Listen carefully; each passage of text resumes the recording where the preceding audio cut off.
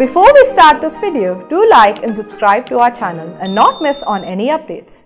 Yes, very good morning, my dear friends. I hope we all are ready. Shall we start the discussion? Already a doubt has come. What is that? Sir, table and chair charged for a single price. Then we'll call it as a mix-up, like obviously because they are not naturally bundled. Yes, clear. Thank you so much, my dear friends. Come on, let's begin. So friends, we have done a discussion about a lot of interesting concepts. Already 4 days we have done our sessions and today is our 5th lecture, my dear friends. So we have done a lot of content already. That is, we are done with the basic concepts. That is the basic concepts under GST law, introduction to GST. Then we are done with discussion about the concept of supply under GST. Then we spoke about some very interesting discussion. That is about composite supply and mixed supply. After that, we have spent some brilliant time on discussion about registration, my dear friends. And I'm pretty confident and sure that we are clear with all these points what we discussed. And now, today, we'll spend some very good time on discussion about another very interesting and fantastic topic, my dear friends. We will talk about the concept of time of supply. So name only says time of supply, and once time of supply is over, based on the time pattern, we will also proceed with value of supply. Based on time, we will see. Okay? Clear, my dear friends? Now, the interesting point is, as I told you that we are going to talk about now time of supply and value of supply. This time of supply is a very interesting and important topic for a simple fact and reason that there is some interesting significance given to this topic of time of supply. And a lot of times a question is coming in multiple choice question for 2 marks from this topic of time of supply. And a lot of times students are getting confused and they are choosing a wrong option, because of which marks are gone. And you all know my standard statement, 59 is different, 60 is different, 39 is different, 40 is different. And it's not 1 mark, it is 6 months.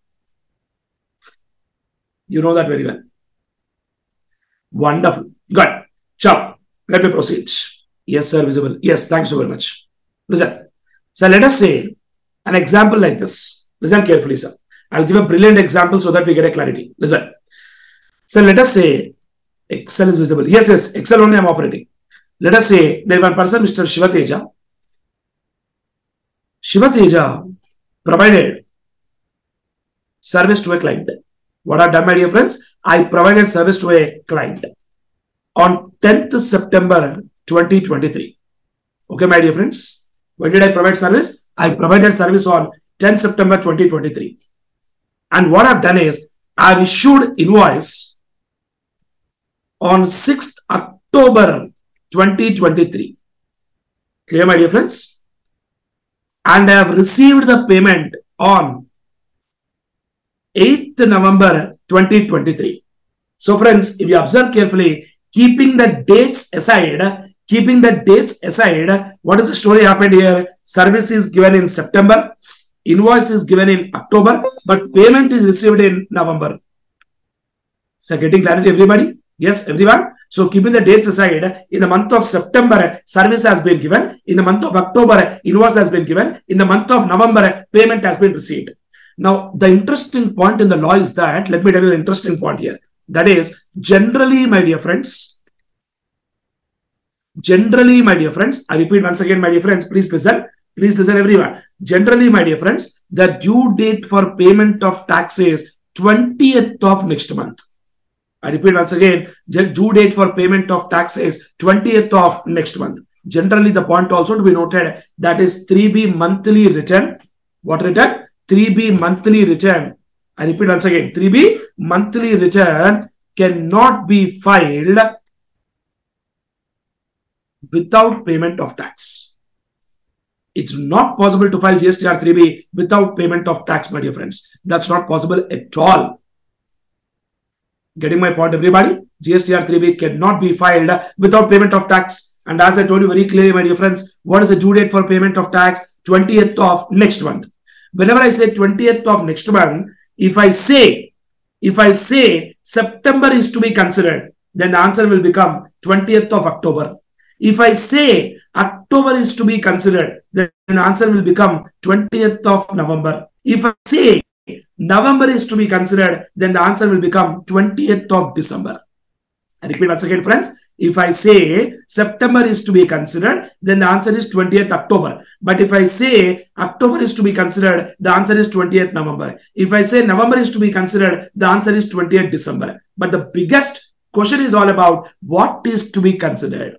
Now, what is to be considered? That concept is given by time of supply. Time of supply does not determine the due date for payment of tax. But time of supply will determine the trigger point. Trigger point for payment of tax. Time of supply will determine what's the trigger point for payment of tax. If time of supply says time of supply is 10th of September, then the due date for payment of tax will become 20th of November. If time of supply answer is 6th of October, then the due date for payment of tax is 20th of November. If time of supply is 8th of November, then the due date for payment of tax is 20th of December. So time of supply will determine the point in time when liability for payment of tax arises. Getting clarity, everybody? Time of supply will determine the point in time when liability for payment of tax arises. The concept is very clear that the due date for payment of tax is 20th of next month. In that, there is no doubt. The due date for payment of tax is always 20th of next month. In that, there is no doubt at all, my dear friends. Always the due date for payment of tax is 20th of next month. But whenever we say 20th of next month, which month is to be considered? That concept is given by time of supply. Are we all getting clarity, everybody? Is the introduction clear for everyone? Please reply. Did we understand what we are going to understand? So friends, what I was saying very clearly is that time of supply will not tell what is the due date for payment of tax. But time of supply clearly specifies when is the trigger point arising. Otherwise, when liability for payment of tax arises, and this time of supply will have an impact on due date for payment of tax. Now listen. We have got two sections to learn, my dear friends. Section 12 deals with time of supply in case of goods. I repeat once again, section 12 deals with time of supply in case of goods. Whereas section 13 deals with time of supply in case of services. And at CA inter level, we have got only these two sections. There is something called section 14, time of supply for change in rate of tax, but that's not there at CA inter level. So don't apply your brains now. Come on. So what are the two sections we have got? Section 12 and section 13. Section 12 is what? Time of supply related to goods. Section 13 is what? Time of supply related to services. 12 is time of supply related to goods. 13 is time of supply related to services. Clear, my dear friends? Good. Section 14 is the CA final level. Yes. Come on, my dear friends. Let me talk about first section 12. What is section 12? Section 12 is time of supply in case of goods, my dear friends. Now, in this context of time of supply in case of goods, 12 is running from 12.1 to 12.6, my dear friends. Come on, see now. Now, what is 12.1? 12.1 says, liability to pay tax shall be determined as per time of supply. Obviously, no, my dear friends, that's what we are talking about. Liability to pay tax shall be determined as per time of supply. That's what we are trying to understand very clearly. Come on, 12.2. The most important concept, that is the general rule. And once upon a time, this was a crazy concept, but now it's not like that. Clear, my dear friends? What is that? Please listen. Now, once upon a time, what they told is, my dear friends, time of supply is date of invoice or date of payment, whichever is earlier. This was the concept once upon a time. Once upon a time, when I'm saying, I'm talking about 2017 up to November and December. This was the concept where they told time of supply is date of invoice or date of payment, whichever is earlier. But subsequently, this point got amended, where they clearly told time of supply is date of invoice. Time of supply is date of invoice. That means date of payment is irrelevant That clearly means that date of payment is what, my dear friends? Irrelevant. Date of payment is irrelevant for determining time of supply. Date of payment is irrelevant for determining time of supply. What is relevant is only date of invoice. What is relevant is only date of what, my dear friends? Invoice. And what they told in the law very clearly here is, my dear friends, which goes like this. Listen carefully, sir. What they told in the law is that when I'm saying very clearly that time of supply is date of invoice. Now, big question is, what is date of invoice? What is date of invoice? That's an important question. Our brain says what? Date of invoice is nothing but whatever is date mentioned in the invoice, sir. But that's not the point. What they told is date of invoice means, listen carefully, guys. Come on. Date of invoice means actual date of invoice or last date when invoice is ought to have been issued under section 31, whichever is earlier. Come on, friends, what is the language used? Date of invoice means actual date of invoice, means whatever is the actual date of invoice, or the last date. Which date? Last date when invoice is ought to have been issued. That means when invoice was supposed to have been issued. When invoice was supposed to have been issued, whichever is earlier. Now, what is the actual date of invoice? Whatever is the date mentioned in the invoice. But second point is a crazy point. When invoice is ought to have been issued. Now, question is all about when is invoice ought to be issued. When is invoice ought to be issued? That is a very, very, very, very important question and a very big question which needs to be answered. That is when invoice is ought to have been issued. Clear, everybody? Yes? Now, when is the invoice ought to have been issued? That concept is given by section 31, my dear friends. With section 31, listen very clearly. What they told in the law is when invoice is ought to have been issued. A very interesting question. Listen. If there is movement of goods on or before, what is the word, sir? When there is what, my dear friends? Come on, please reply. When there is what? When there is movement of goods. When there is movement of goods. Movement of goods means what? Movement of goods means what? Movement of goods is a case where there is a specific movement of goods. It is not a kind of a case where goods are at one place only. Goods are being moved. If there is movement of goods on or before date of removal. On or before date of removal, invoice must be issued. Next. If there is no movement of goods, that means there is no shifting of goods, then on or before date of delivery or make available. That means when the goods are made available by the supplier to the recipient. Come on, friends, what is the first point? If there is movement of goods on or before date of removal. If there is no movement of goods on or before date of delivery or make available. Getting my point, everybody? Next. In case of continuous supply of goods, that means goods are under supply under a contract on recurring basis.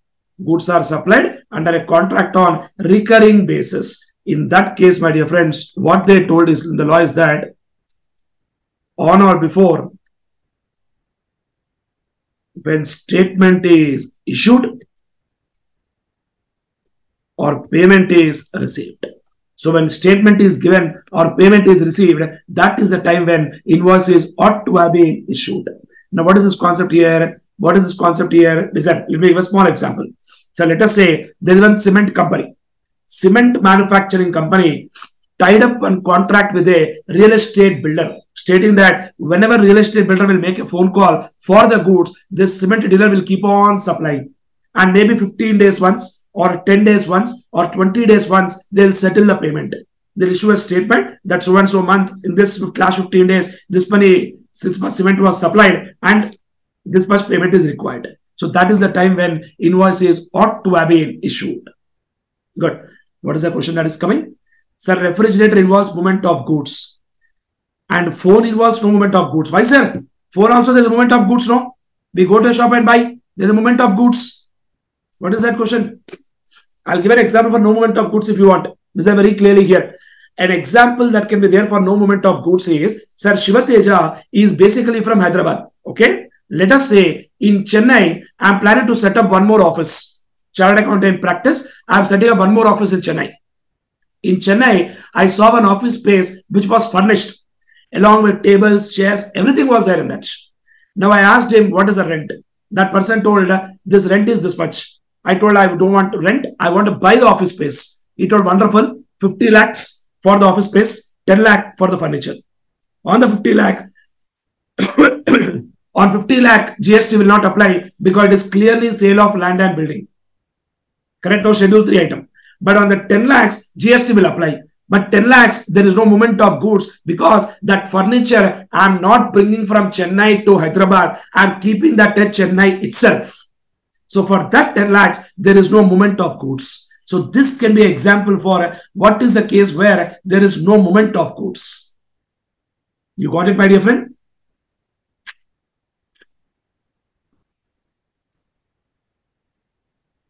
Yes, sir. Clear now. Perfect. So friends, come on. What is the answer? Date of invoice means what? After amendment, what is the time of supply in case of goods, my dear friends? Date of invoice. Date of invoice means what? Date of invoice means actual date of invoice or last day when invoice is ought to have been issued under section 31, whichever is earlier. Now, what is the concept we're learning in 31? If there is movement of goods on or before date of removal. And if there is no movement of goods on or before date of delivery or make available. And in case of continuous supply of goods on a contract and a recurring basis, then on or before when statement is issued or payment is received.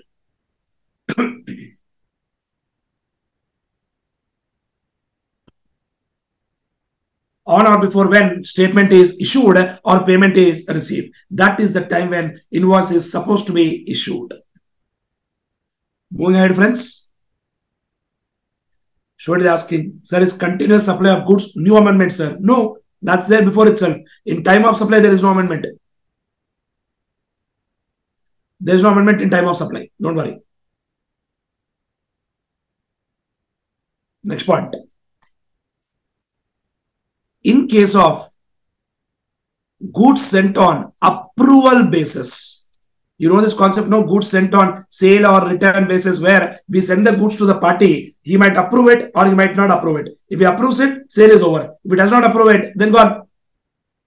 Correct, my dear friends? What they told in the law is that, listen,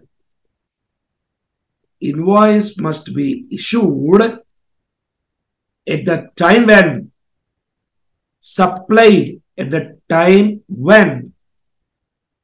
supply takes place. Now, question is, when will supply takes place? Common sense answer, when customer has accepted the goods. Unless he accepts, how will supply takes place? Correct, my dear friends? So, in case of goods sent on approval basis, invoice must be issued. I repeat once again, invoice must be issued at the time when supply takes place or 6 months from the date of removal,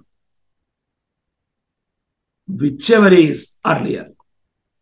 What an interesting point, my dear friends. Come on. Invoice must be issued at the time when supply takes place. That means when customer has accepted the goods. When customer has accepted the goods or 6 months from the date of removal, whichever is earlier. So that is the time when invoice is supposed to be issued. I hope we are clear so far, everyone. I have a question. Listen carefully. Mr. A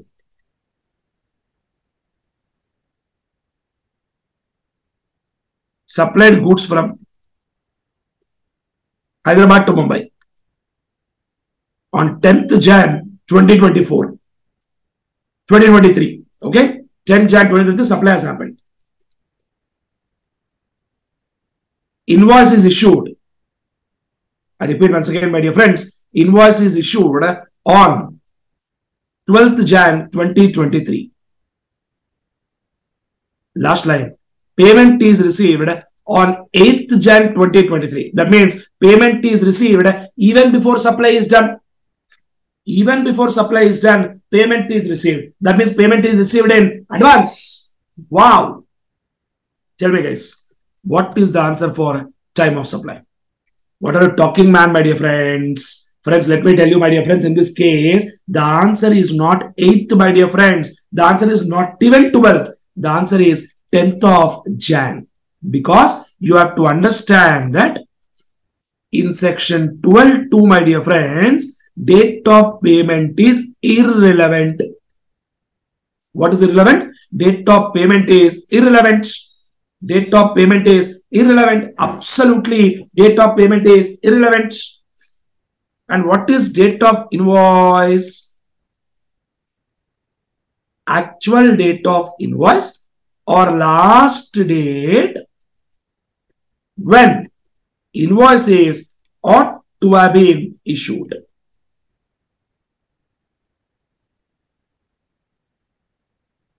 Under section 31. Whichever is earlier. So obviously in this case, my dear friends, what is the answer then? 12th Jan or 10th Jan? Whichever is earlier. The reason because here it's a case where there is a movement of goods, and the moment there is a movement of goods, and the moment there is a movement of goods, invoice must be issued on or before the date of removal. And when goods are removed, the goods are removed on 10th of Jan. Goods are removed on which date? 10th of Jan. So moment of goods is on 10th of Jan. So invoice must be issued on or before 10th of Jan. So the answer is 12th Jan or 10th Jan, whichever is earlier. Time of supply is 10th of Jan.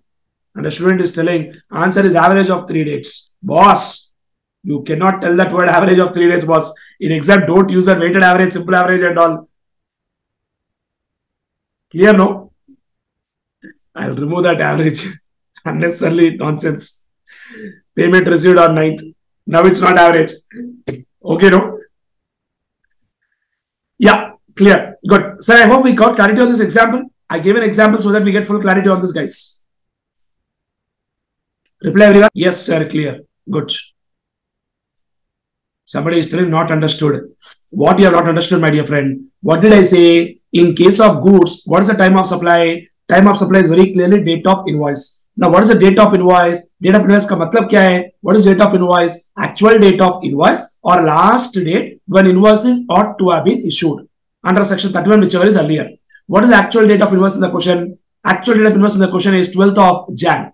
But when invoices ought to have been issued, invoices ought to have been issued on 10th of Jan. Ought to have been issued means when it is supposed to be issued as per section 31. Got it? No. When it is supposed to be issued, whenever there is a movement of goods on or before a date of removal. That means on or before 10th, invoice is supposed to be issued.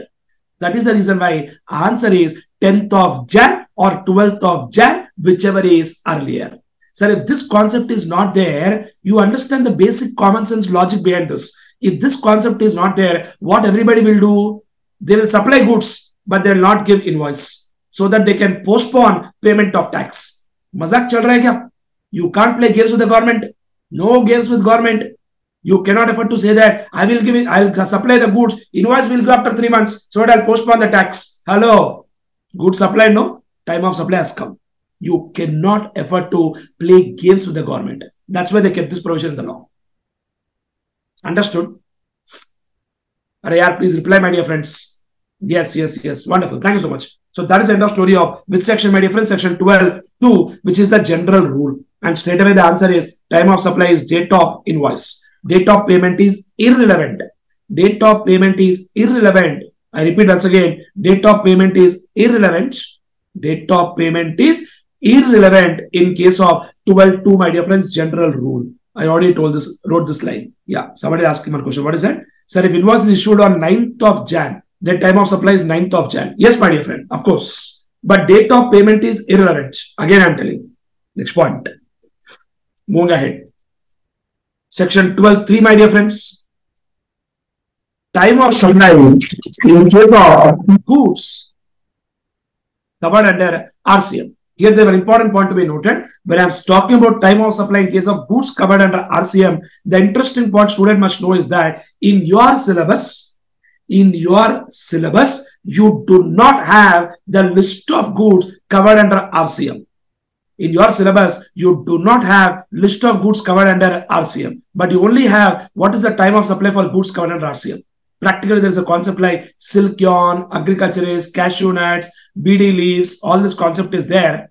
Anyways, don't apply your brains now on what are the goods covered under RCM, but you only know the concept of what is the time of supply for goods covered under RCM. Listen. What they told in the law is earliest of the following dates. What is that word, sir? Earliest of the following dates. First one. Date of receipt of goods. Date of what, sir? Receipt of goods. Obviously, receipt of goods because we are talking from the point of view of recipient. Second one, date of payment. Now, what is date of payment? Date when payment is entered in books. Date when what, sir? Payment is entered in books or payment is debited in bank account. Whichever is earlier. Friends, this is an interesting language. Read that line once again. Come on. Date of payment ka matlab kya hai beta? What is date of payment? Please see that word.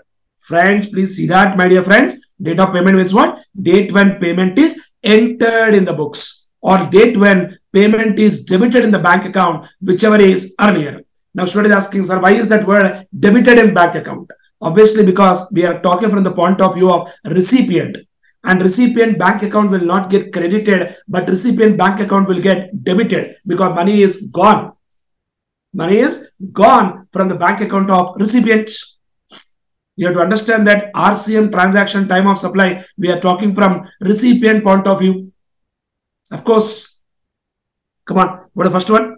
Date of receipt of goods. Come on, get back, my dear friends. What is the first one? Date of receipt of goods. Second one, date of payment. That is, date when payment is entered in the books or date when payment is debited in the bank account, whichever is earlier. The third one is 31st day from date of invoice. What is that word, sir? 31st day from date of invoice. These three, whichever is earlier. Student is asking, sir, whose books, sir? Recipient books. Of course, my dear friend, everything we are talking only from recipient point of view. No doubt in that.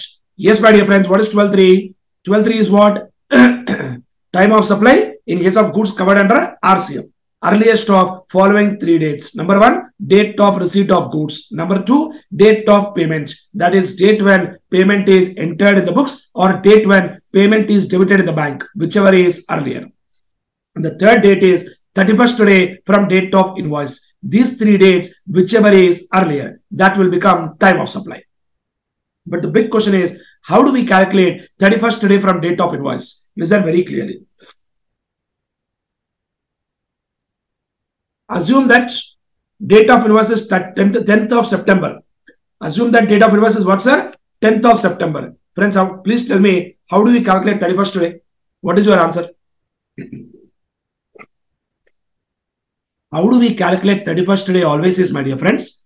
Ignore 10th of September. Now calculate 30 days from there. What is that? 20 days in September. Correct? 10 days in October. 30 days is over. Next day after 30 days is nothing but 11th of October. Very good. Most of them are given right answer. Fantastic. So friends, 12.3 clearly says time of supply in case of goods covered under RCM is earliest of following three dates. Number one, date of receipt of goods. Number two, date of payment. Date of payment is nothing but date when payment is entered in the books or date when payment is debited in the bank account, whichever is earlier. The third one is 31st day from date of invoice. These three dates, whichever is earlier. Clear, my dear friends? I'll give one question. Please look at here. Transaction of goods under RCM. Transaction of goods under RCM. Date of receipt of goods is 10th September. And date of payment, just a second. There is some issue with this sheet. Just 1 second. Is it visible now? Please confirm. Yes, thank you so much. Come on, see this question, my dear friends. Somebody is asking, date of payment is need to be ignored in both goods and services cases. Did I say that? Did I come to services so far? Did I talk about services? I'm talking only about what? Goods. Then why is that question coming up? Relax, wait, control yourself. Services is different concept altogether, which we'll talk in detail. Get back, guys. Date of receipt of goods is 10th of September. Date when payment is entered in the books is 18th September. And date when payment is debited in the bank is 16th September. And date of invoice is 15th of August. Tell me, guys, what is the time of supply? Think properly and give me an answer. Tell me, friends, what is the whole story? First of all, earliest of following 3 dates. Correct? No? What is number 1? Date of receipt of goods. Correct? What is the date of receipt of goods?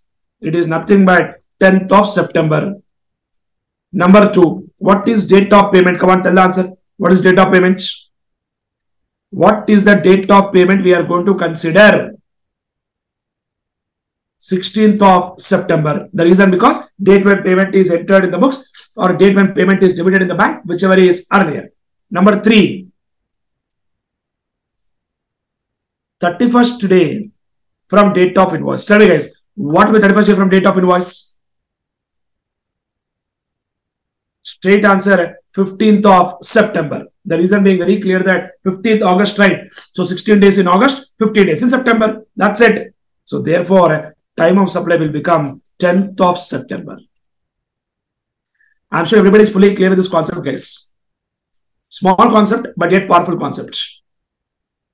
Simple, but still very powerful. Clear? Can I proceed, my dear friends? Can I go on, everyone? Please reply. Good, fair enough. Thank you so very much. So, friends, what is that we have done, my dear friends? Now, come on. What is section 12.1? 12.1 is what? Liability to pay tax shall be as per time of supply. 12.2 general rule. 12.3 time of supply in case of goods covered under RCM. Now let me talk about 12.4, my dear friends. That is time of supply in case of vouchers. What is voucher? Voucher is nothing but a coupon or token which is redeemable. We know this words, no? Amazon voucher, Flipkart voucher, or any other vouchers or coupons. Sodexo, which is very common in practically private jobs. They give ticket restaurant Sodexo vouchers, which can be redeemed against food items. Clear, friends? But we are talking about vouchers which are redeemable against goods, not vouchers redeemable against services. That we'll talk in section 13. Services part we'll talk in 13. Don't worry.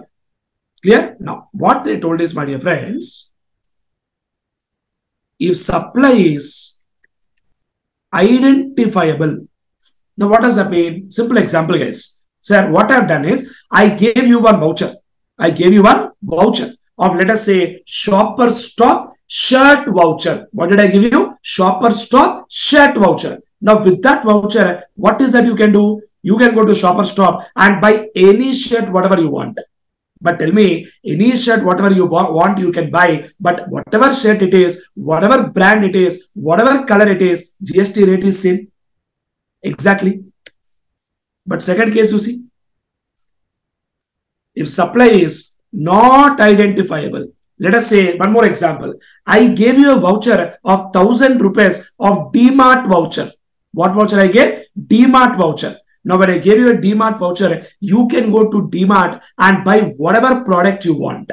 Now, that is a case where supply is not identifiable. Supply is not identifiable. Obviously, supply is not identifiable because I gave you a DMart voucher. You can buy whatever product you want. And for different products, there's a different GST rate. You have to get the basic fundamental logic that voucher does not have a GST rate. Voucher GST rate will depend upon the product GST rate. Student is asking, in case of shirt, value should be specified now, sir. Obviously, voucher will have a value, no? Only that value will be mentioned. Every voucher will carry some value. No doubt in that. If supply is identifiable, my dear friends, time of supply is date of issue of voucher. If supply is identifiable, time of supply is date of issue of voucher. If supply is not identifiable, time of supply is date of redemption of voucher. I repeat once again, friends. If supply is identifiable, time of supply is date of issue of voucher. That means if we know what is the product you will take with that, then the time of supply is date of issue of voucher. And if supply is not identifiable, time of supply will become date of redemption of voucher. Getting clarity, everybody?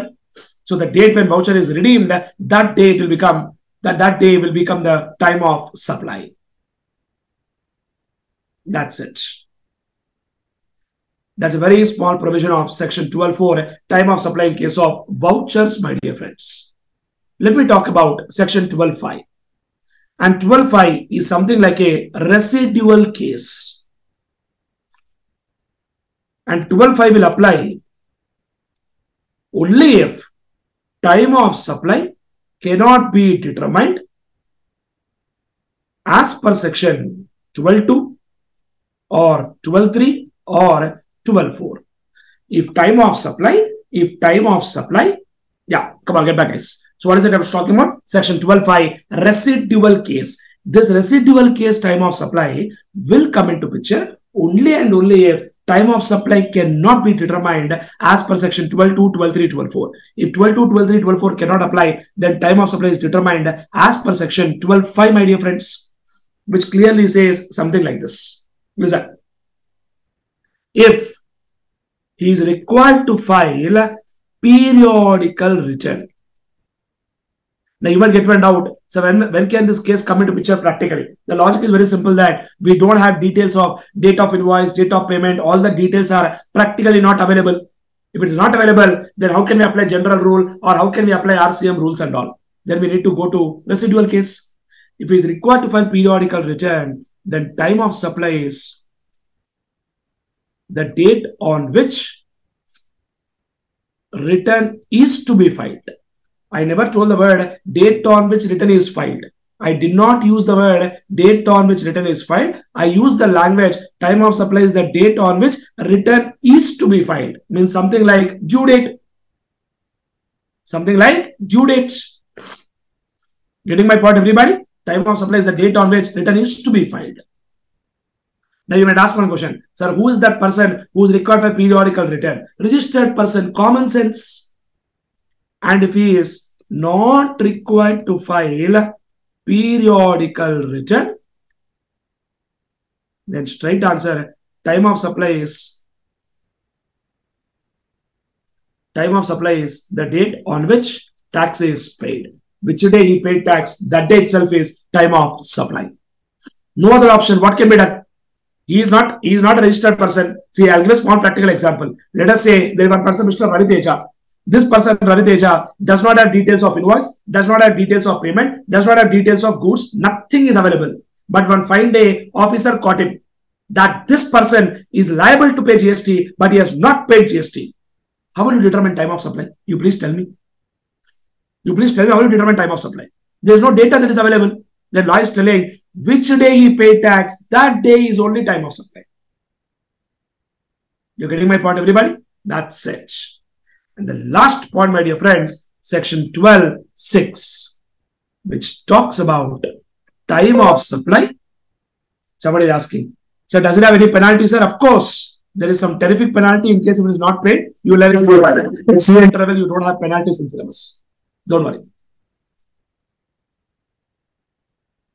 Time of supply in case of addition in value by way of interest, late fee or penalty,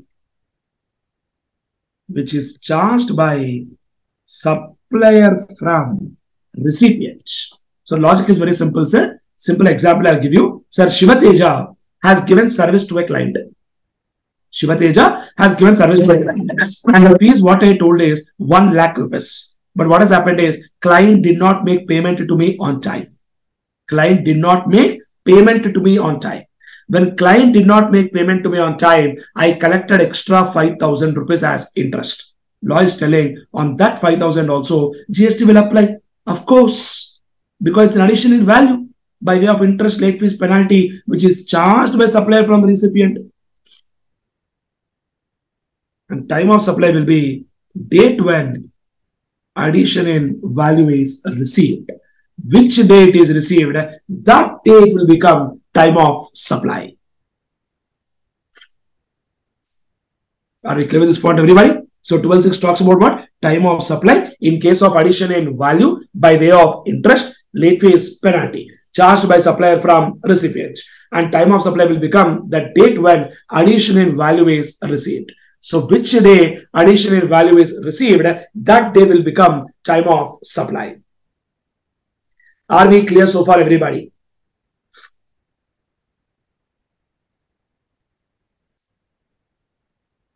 Student is asking, sir, it means that when additional payment is done. Yes, I will not use the word payment is done. Additional payment is received because we are talking from supplier point of view. Got it? That's it. That is the end of story of concept of time of supply in case of goods. I hope we are fully clear, and I request your permission to go ahead with time of supply in case of services. Kindly please confirm, shall I go ahead? Or if you still have some doubts.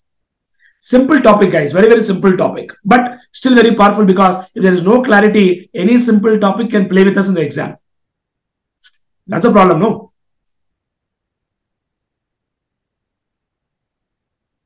Good, fair enough. Thank you so very much. Come on, listen now.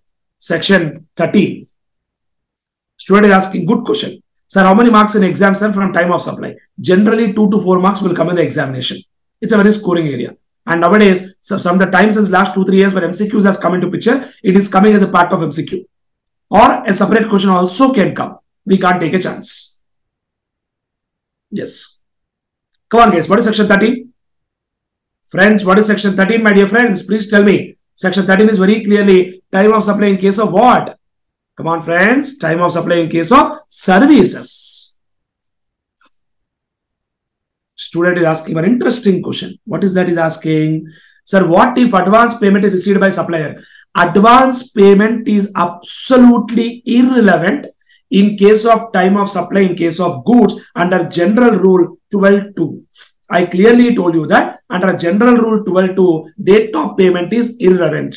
Straight answer is date of invoice. Sir, I already gave an example. If you observe carefully, here, in case of 12.2 example, here if you observe carefully, supply is on 10th, payment received on 9th. That means what? Advance only, no? Advance only, right? Still the answer is not 9th of Jan. Because date of payment is irrelevant in case of section 12.2, my dear friends. Even though advance is received, still time of supply will not come in case of goods, section 12.2 general rule. 12.2 general rule. That too in case of goods, not in case of services. I hope you are clear, my dear friend Venkat. Please confirm. Yes, sir. Thank you so much. Come on. So 13 deals with time of supply in case of services. Come on, my dear friends. 13.1. Same answer. Same as section 12.1. 13.4. Same as 12.4. That means what? Vouchers. 13.5. Residual case. Same as 12.5. 13.6. Addition in value by way of interest, late fees, penalty charged by supplier from recipient. Same as 12.6. Student asking, then in case of service, will it be considered? Control, my dear friend Venkat. Relax. I did not close services so far. Why you are so worried? Wait for some time. Wait for 10 minutes. Your answer will be clarified completely. Don't worry. After services is over, I'll give 2 minutes time and I'll ask you, do you have some doubt? That time you tell if you have some doubts. Okay, yeah, relax, get back.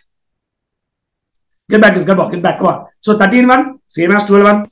13.4, same as 12.4. 13.5, same as 12.5. 13.6, same as 12.6. Now tell me, friends, what is that we have to learn then in services?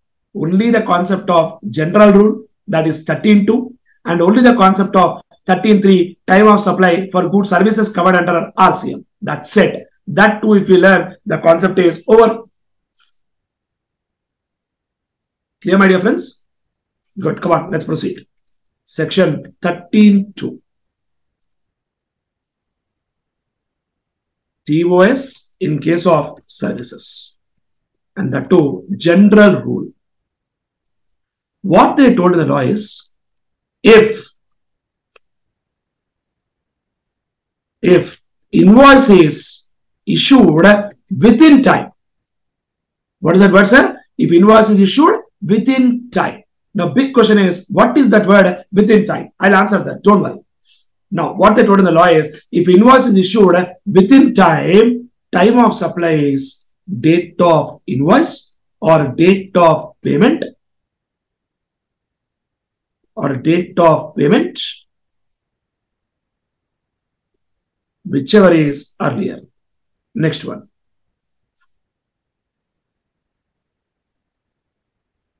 If invoice is not issued within time, then date of completion of service or date of payment, whichever is earlier. Please let me clarify one interesting point here. That date of payment is very much relevant in case of services. Sometime back in case of goods, I clearly told you that date of payment is relevant in 12.2 general rule, but in case of services, date of payment is very much relevant. And they clearly told in the law, date of invoice, date of payment, whichever is earlier. Clear, friends? Now, what is the concept of, what is the meaning of this word, date of invoice? Date of invoice is nothing but the actual date of invoice. And what is the meaning of this word, date of payment? It means date when payment is entered in books or date when payment is credited in bank account, whichever is earlier. Obviously, I'll talk about credited in bank account because we are not talking about RCM case. We are talking about a normal supplier case. And supplier case, bank account payment will get credited, but not payment is debited. From recipient point of view, we always use the word payment is debited. But from supplier point of view, it is always payment is credited, my dear friends. Getting my point, everybody? So date of invoice means what? Actual date of invoice. And date of payment means what? Date when payment is entered in the books or date when payment is credited in the bank account, whichever is earlier. Now listen. What is the meaning of the word invoice is issued within time? That concept is given by section 31, which says, in general, invoice must be issued within 30 days. In general, when invoice must be given, sir? In general, invoice must be given within 30 days. But in case of banks, Shiva is asking 30 days from when, sir? 30 days from completion of service, my dear friends. 30 days from what, sir? Completion of service. Within 30 days from completion of service, invoice must be issued. In case of banks, NBFCs or insurance company, my dear friends, invoice must be issued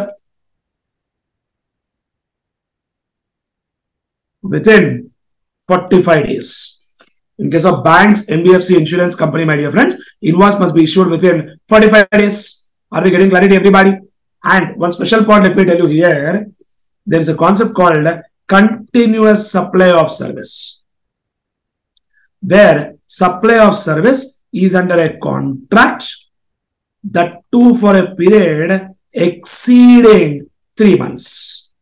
There is no word like this, period exceeding 3 months in case of goods. In case of goods, they only told it is supplied under a contract on recurring basis. But in services, the language used is continuous supply of service means that service which is supplied under a contract for a continuous period exceeding 3 months. Then only we call it as continuous supply of service. In case of continuous supply of service, classic example of continuous supply of service is AMC contract, annual maintenance contract, my dear friends. For example, at home, a lot of people, we all have got water purifiers at home. When we have got water purifiers at home, my dear friends, we take AMC contract for refrigerator or AC or water purifier. And that person every 2 months once or 4 months once, he'll come and do the cleaning and everything.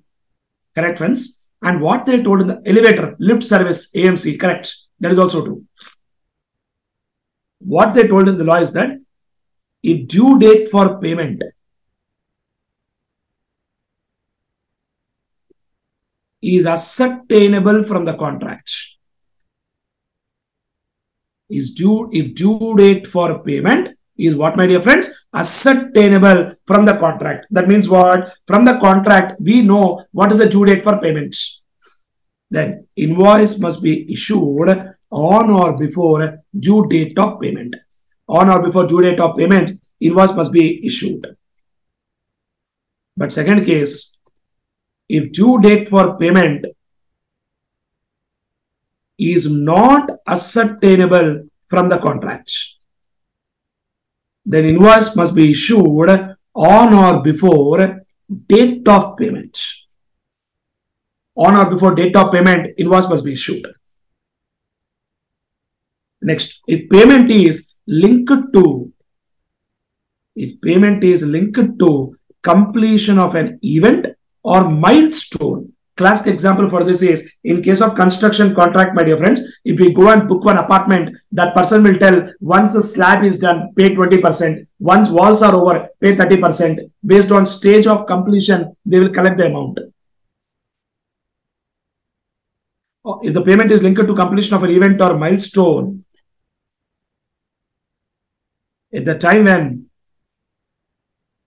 event or milestone is completed. In other words, simple line I can write on or before completion of such event or milestone. On or before completion of such event or milestone. That's it. On or before what, my dear friends? Completion of event or milestone. That is an interesting concept of what, my dear friends? Continuous supply of service. What is the due date for issuance of invoice? Next point, my dear friends. In case of cessation of service before supply, before completion. That means what? Simple logic, my dear friends. I called one painter and asked him to paint this wall. Okay, he has done and we agreed for 1 lakh rupees payment or let's say 10,000 payment. He has done half the job, but it was ridiculous, atrocious work what he has done. And I told him, nonsense, you stop doing the work. And whatever work you have done till now, up to that, I'll make the payment go. Invoice must be issued at the time of cessation. Invoice must be issued at the time of what, my dear friends? Cessation, to the extent of value of service completed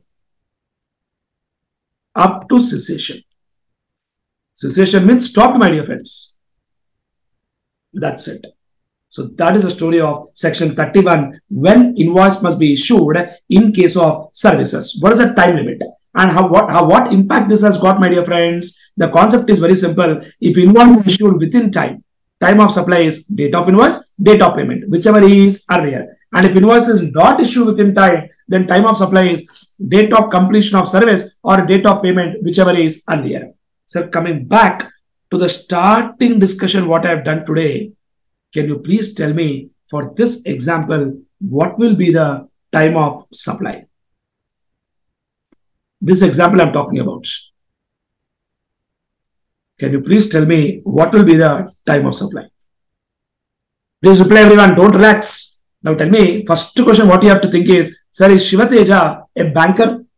No. Is Shiva Teja NBFC? No. Is Shiva Teja insurance company? Again, the answer is no. Then what is the time limit for Shiva Teja to give invoice? Time limit for Shiva Teja to give invoice is within 30 days. from completion of service. When did I provide service? On 10th of September. When did I give invoice? 6th October. That clearly signifies what? I have given invoice within 30 days. Now, when I gave invoice within 30 days, what is the time of supply? Date of invoice, date of payment, whichever is earlier. So, straight answer is 6th of October. Lot of people have given right answer. Fantastic. Except 1 and 2. Lot of people have given right answer. Good. I hope we are fully clear. Yes. Can I ask one more question? Will you tell the answer? Please listen, friends. Service provided on 10th August. Invoice issued on 3rd September. Payment received on 4th August. Tell me guys, what will be time of supply? Is invoice issued within time? Answer is yes. What is the answer then? Date of invoice, date of payment, whichever is earlier. Straight answer is 4th of August. Sir, date of payment can become time of supply. Date of payment, I repeat once again, date of payment can never become time of supply in 12(2) general rule. But in 13(2) general rule, date of payment can become time of supply. Because date of payment is relevant, but in 13(2), date of payment is very much relevant. Are you all getting clarity, everybody? Yes, good. Fair enough. Next question. I'll ask one more question.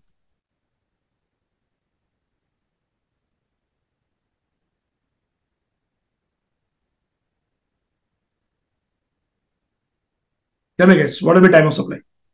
Still the answer is 4th of August. No doubt in that, my dear friends. Let me ask next question.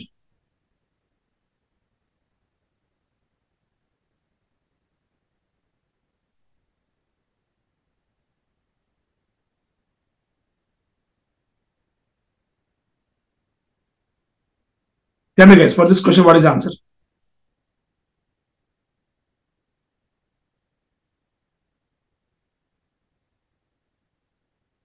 Come on guys, what is the answer for this question?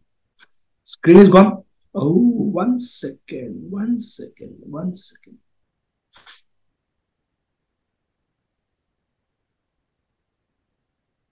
I think now visible? Yeah.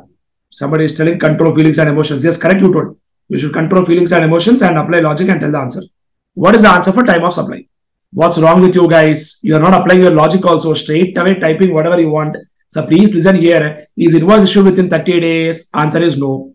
When invoice is not issued within 30 days, what is the time of supply? Date of completion of service or date of payment, whichever is earlier. What does that mean? 10th August or 12th August, whichever is earlier. The answer will become 10th August. Then why the hell are you telling 12th August? Some friends are directly typing 12th August, 12th August, 12th August. Date of payment is date of payment or date of service, whichever is earlier, my dear friends. Yes, Hariharan, you are still typing 12th August. What's wrong with you? Sir, please understand basic logic. Is invoice issued within 30 days? Yes, Sujal, reply. Is invoice issued within 30 days? Answer is no. If it is answer is no, then what is time of supply? Date of completion of service or date of payment, whichever is earlier. That means what? 10th August or 12th August, whichever is earlier. So straight away, my time of supply will become 10th August.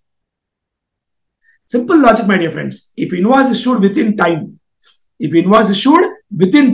then time of supply is date of invoice, date of payment, whichever is earlier. I open the concept once again. If you want, you can see once again. Come on. See here. If invoice issued within time, date of invoice, date of payment, whichever is earlier. If invoice is not issued within time, date of completion of service or date of payment, whichever is earlier. And all explanation I gave, what is within time and what is invoice, what is payment, everything. Are we fully clear? Please, I expect an answer. Come on, everyone, please reply. Are we fully clear? Everyone, please reply, my dear friends. So many examples I'm giving for your clarity of thought, so you can't take it for granted, please. Then, thank you so much. Let me ask one more question. Listen. Service provided on 10th August. Invoice issued on 12th September. Payment entered in books on 12th August. Payment credited in bank account on 9th August. Tell me guys, what is the answer for time of supply? Good. This time students have become very, very sharp. Everybody is giving the right answer. Very good. The answer is 9th of August.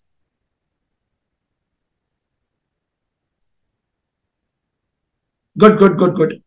Now our last question, my dear friends. With this, I'll close this concept. Service on 10th August. Invoice on 8th September. Payment is entered on 12th September. And payment is credited in the bank on 11th September. By seeing majority answers, I understood that you understood the concept. That is, invoice is given within 30 days. Then what is the answer? Date of invoice, date of payment, whichever is earlier. And date of invoice is 8th September and date of payment is 11th September. 11th September because 11th or 12th, whichever is earlier, it is 11th. So answer for time of supply is what? Answer for time of supply is what? 8th or 11th, whichever is earlier. So time of supply is 8th of September. That's it. I think we are done. Yes, fully clear? Everybody come on, please reply.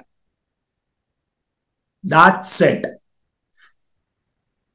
That is the end of story for section 13.2, my dear friends, which is the general rule in case of services. Glad that everybody is clear. Thank you so much, sir. Thank you. Thank you. Somebody asking again, ought to have been issued means what, sir? What, my dear friend? Why is that question coming again and again? Ought to have been issued means when invoice is supposed to have been issued. When invoice is supposed to have been issued. In Hindi language, invoice kab dena chahiye tha? Now, which language should I tell? I don't know. You understand, my dear friend? Done. Telugu language. Oh my God. Now, if I tell in Telugu, now somebody will ask in Tamil next. Next, they will ask in Kannada also. What can I do?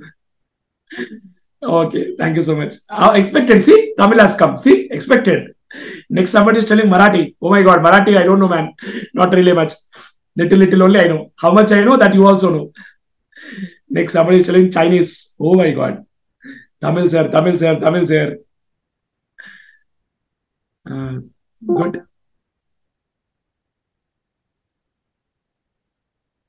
Fair enough. Arey, Tamil sollada ba. Get back. Next, Kannada, Bhojpuri. Bhojpuri. Oh my God. Bhojpuri. Get back, man. Back to work. Come on. Leave this discussion, please. Come on, please get back. I know. I really understood that this is difficult situation. Somebody is telling what? Seems, sir, your biggest fan base is in Tamil people. Arey, thank you so much, man. Thank you. I mean, I've got a lot of students at different locations. That's how the reaction is. Thank you so much. Thanks, guys. Thank you.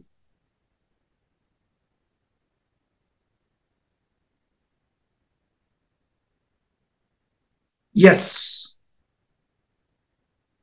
Now somebody is telling buy in MP2. And now don't fight, man. Don't fight where students are there for me. Please get back to work, please. Let's not get into discussion now. Because the moment you tell MP now, our friends are there who will tell Maharashtra. See, I expected next Maharashtra will come. And then Pune will come. Wonderful.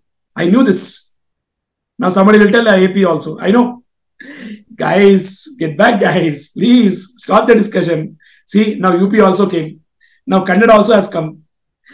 Thank you so much, guys. Thank you so much for all your love and affection. Really means a lot. Thank you so much. Let's get back to work. Thank you. Thank you so much. Yeah. Somebody said Hyderabad only. Localite. Wonderful. Shiva sir, local place. Okay. Thank you so much. Thank you. Thank you. Thank you. Finally, good answer has come. All are in India only, sir. Thank you so much. That is most important. Brilliant. Thank you so very much for all the love and affection. Really means a lot. Thank you, guys. Get back. So, friends, we are done with section 13.2 general rule. That is time of supply in case of services. Let me summarize once again for everyone's benefit. That is, in case of time of supply for services general rule, which clearly says if invoice is issued within time, What is that language, sir? If invoice is issued within time. If invoice is issued within time, time of supply will be date of invoice or date of payment, whichever is earlier. And if invoice is not issued within time, time of supply will be date of completion of service or date of payment, whichever is earlier. Good. Get back, guys. Let me talk about now section 13.3. In fact, this will be the last section in time of supply, because I'm sure you know that 13.456 is same as 12.456. Time of supply in case of services covered under RCM. Come on, friends, what is the time talking? Time of supply. Time of supply in case of services covered under RCM. Classic example for service covered under RCM is insurance agent to insurance company, recovery agent to banker, and you would have heard about GTA service. We'll talk in detail. Again, it will come. We'll talk once again about RCM services. Don't worry. Okay, music composer, music company. So many are there. Sponsorship service, lawyer service. So many points are there. Please get back. Come on. Time of supply in case of services covered under RCM. Let's talk about time of supply. Earliest of the following dates. Earliest of what, friends? Following dates. Number 1. These are very clearly. First one is, my dear friends, date of payment. Now, what is date of payment, my dear friends? Date when payment is entered in books, or date when payment is debited in bank account. Whichever is earlier. Obviously debited for a simple reason, because we are talking from receiver point of view. Whenever we talk from supplier point of view, we use the word payment is credited. But when we talk from recipient point of view, it is always payment is debited. Getting my point, everybody? So date of payment means what? Date when payment is entered in the books, or date when payment is debited in the bank account, whichever is earlier. Second one, 61st day from date of invoice. So you observe carefully, in goods, what we had, in goods, what was the point? In goods, the point what we had was 31st day from date of invoice. I repeat once again, in goods, we had the point of 31st day from date of invoice. But in services, it is 61st day from date of invoice. That is important to be noted. That in goods, it is 31st day from date of invoice. But in services, it is 61st day from date of invoice. I'll give one question. I want an answer.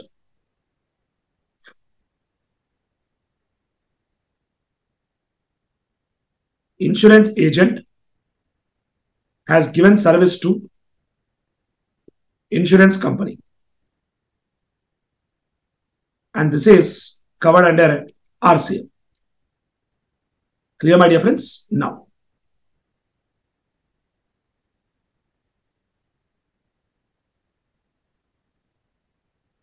just a second. I'll open the Excel once again.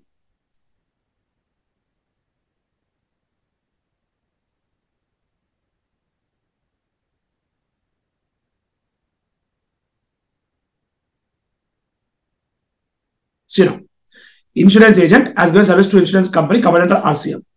Date when payment is entered in the books is 10th of August. Date when payment is credited in the bank account is 12th of August. And finally, date of invoice. Date of invoice is 14th, or let us say 8th of June. Once again, small change. Payment is debited in the bank, because we're talking from RCM, right? Yeah. Tell me, guys, what is the answer for time of supply? Think properly and calculate. 1, 2 students are typing June 8th. I don't know with what logic they are typing June 8th. That's a ridiculous answer, I'm telling you. Because I'll show you the concept once again. What is time of supply? Date of payment or 61st day from date of invoice. Correct, no? Please, come on. First of all, my dear friends, What is date of payment? Relax. Tell me, what is the answer for date of payment? What is the answer for date of payment? Date of payment is 10th of August. Next, what we want? 61st day from date of invoice. 61st day means what? 8th June, no? Forget 8th June. How many days still are there in June? 22 days are there in June. Sir, please understand. 22 days in June, 31 days in July. 22 days in June, 22 days in June, 31 days in July. How many over? 53 over. Correct? But we want which day? 61st day. So how many days more we want? 8th we want. So answer will become 8th of August. Will become 61st day from date of invoice. And time of supply will become 8th of August. Sir, I'm giving so many brilliant examples so that you get complete clarity, my dear friends. Are we getting clarity on this? Can I go ahead and discuss one more question, my dear friends? Will you tell the answer? Or you are fully convinced already? Okay, one more question. Good. Let me ask. Director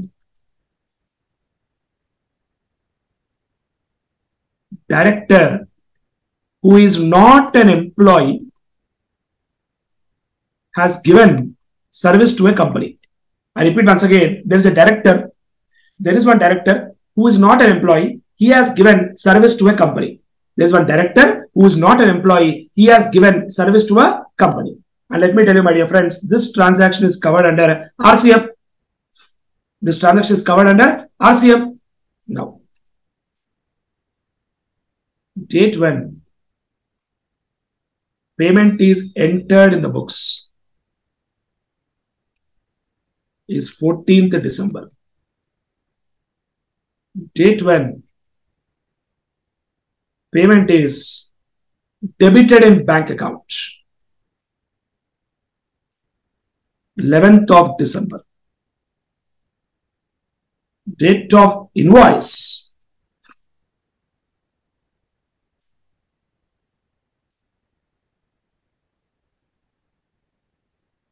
9th of October. Determine time of supply, my dear friends. Please just don't type whatever you like. Think logically and tell the answer. Think conceptually, tell the answer. Tell me, my dear friends, first of all, what will be the date of payment? Date of payment will be 11th of December.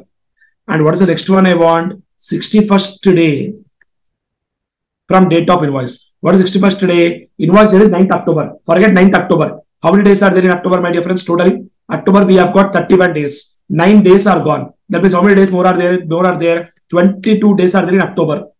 November, 30 days. How many days we have got? 52. But I want 61. So I'll take 9 days. So it will become 9th of December.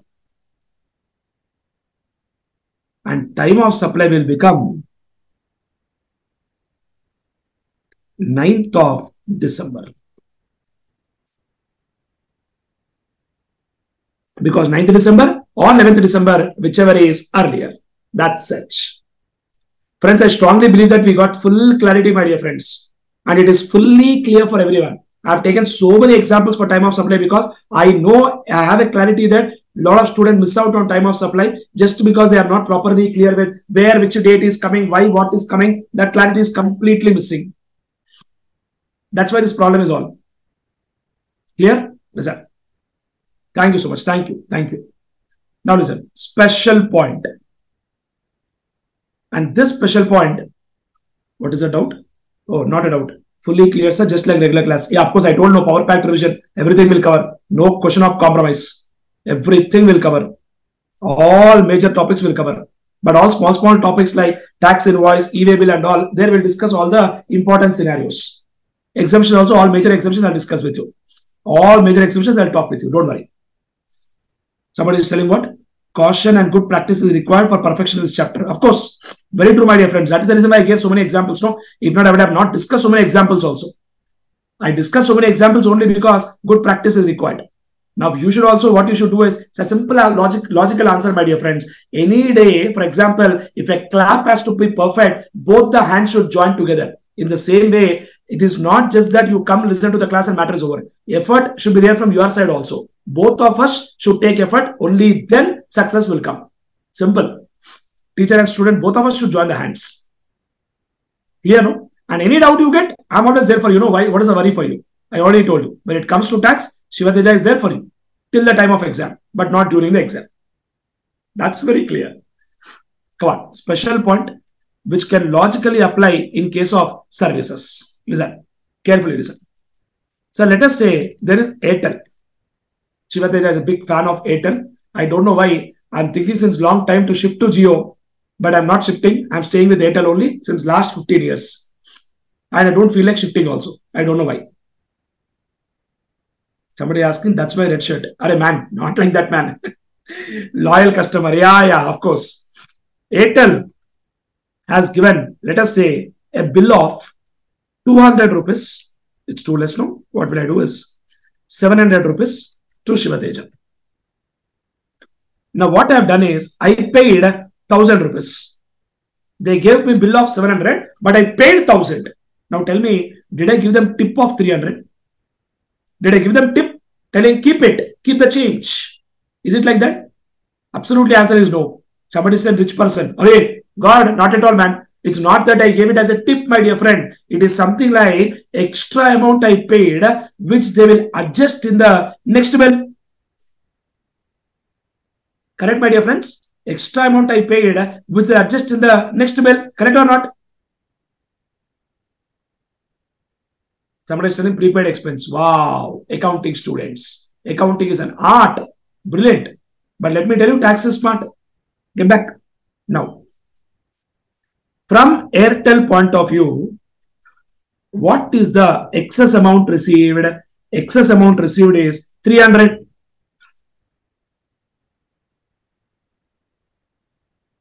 Which will be adjusted in next invoice. Friends, in case of services, what is the time of supply? If invoice is issued within time, date of invoice, date of payment, whichever is earlier.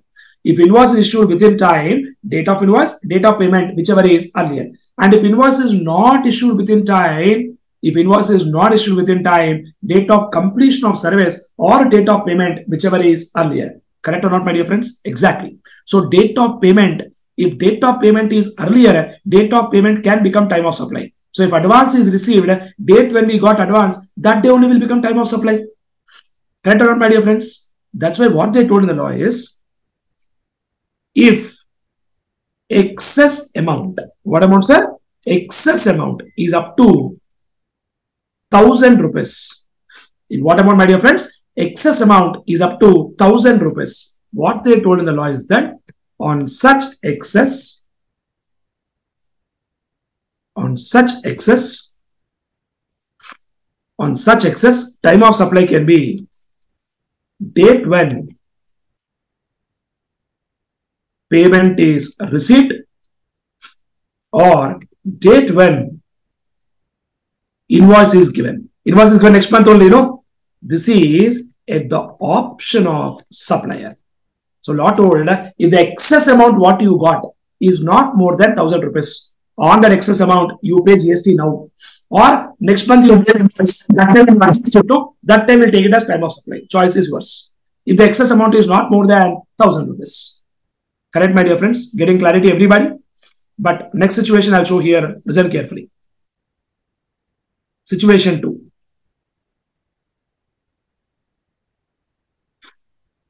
See here, case 2. I paid 2000 rupees. Then what will happen, my dear friends? Excess amount is equal to 1300. And for this 1300, time of supply is the date when payment is received. That's it. They are not giving the option of deferment. That option of deferment is only in case where excess amount is up to 1000. And I told logically this point will apply only for services for a simple reason, because in case of goods, under general rule, date of payment is irrelevant. In case of goods, under general rule, date of payment is irrelevant. That's why I told logically this concept will apply only for services. Are we clear with this? Everybody, please reply. Please confirm everyone. Are we clear?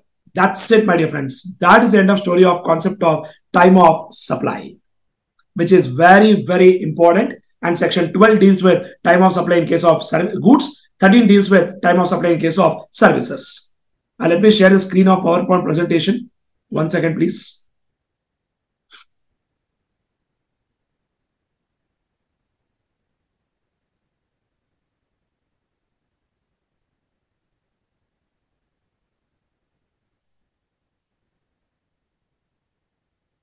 Is the presentation visible for everyone? Yes, visible. Come on. Section 12 and section 13 of what, my dear friends? Section 12 and 13 of CGST Act. Obviously, my dear friends, there is one act called IGST Act also. That's not much relevant for you at CA inter level because IGST Act deals with the concept of place of supply and all. Clear? No, that's an IGST Act. But we are talking about CGST Act. See you next. Section 12.2. Time of supply in case of goods. Actual date of invoice or last day when invoice is ought to have been issued. Under section 31, whichever is earlier. Now, when invoice is ought to have been issued, in case where there is a movement of goods, my dear friends, at the time on or before date of removal. No movement of goods on or before date of delivery. Continuous supply statement is issued or payment is received. Next one, sale on approval basis when it becomes a supply or 6 months of the date of removal, whichever is earlier. And obvious common sense, when it will become supply, when recipient has accepted the goods. Next one. Prior to November 2017, it was date of invoice, date of payment, whichever is earlier. And hence, with effect from 15th November, no GST is required to be paid on advances received for supply of goods. I already told you this point. Clear, no? This point you understood, right? I already told you this point. Date of payment is irrelevant in case of goods under 12.2. Yes or no, my dear friends? Please reply. Please reply, everyone. Are we clear?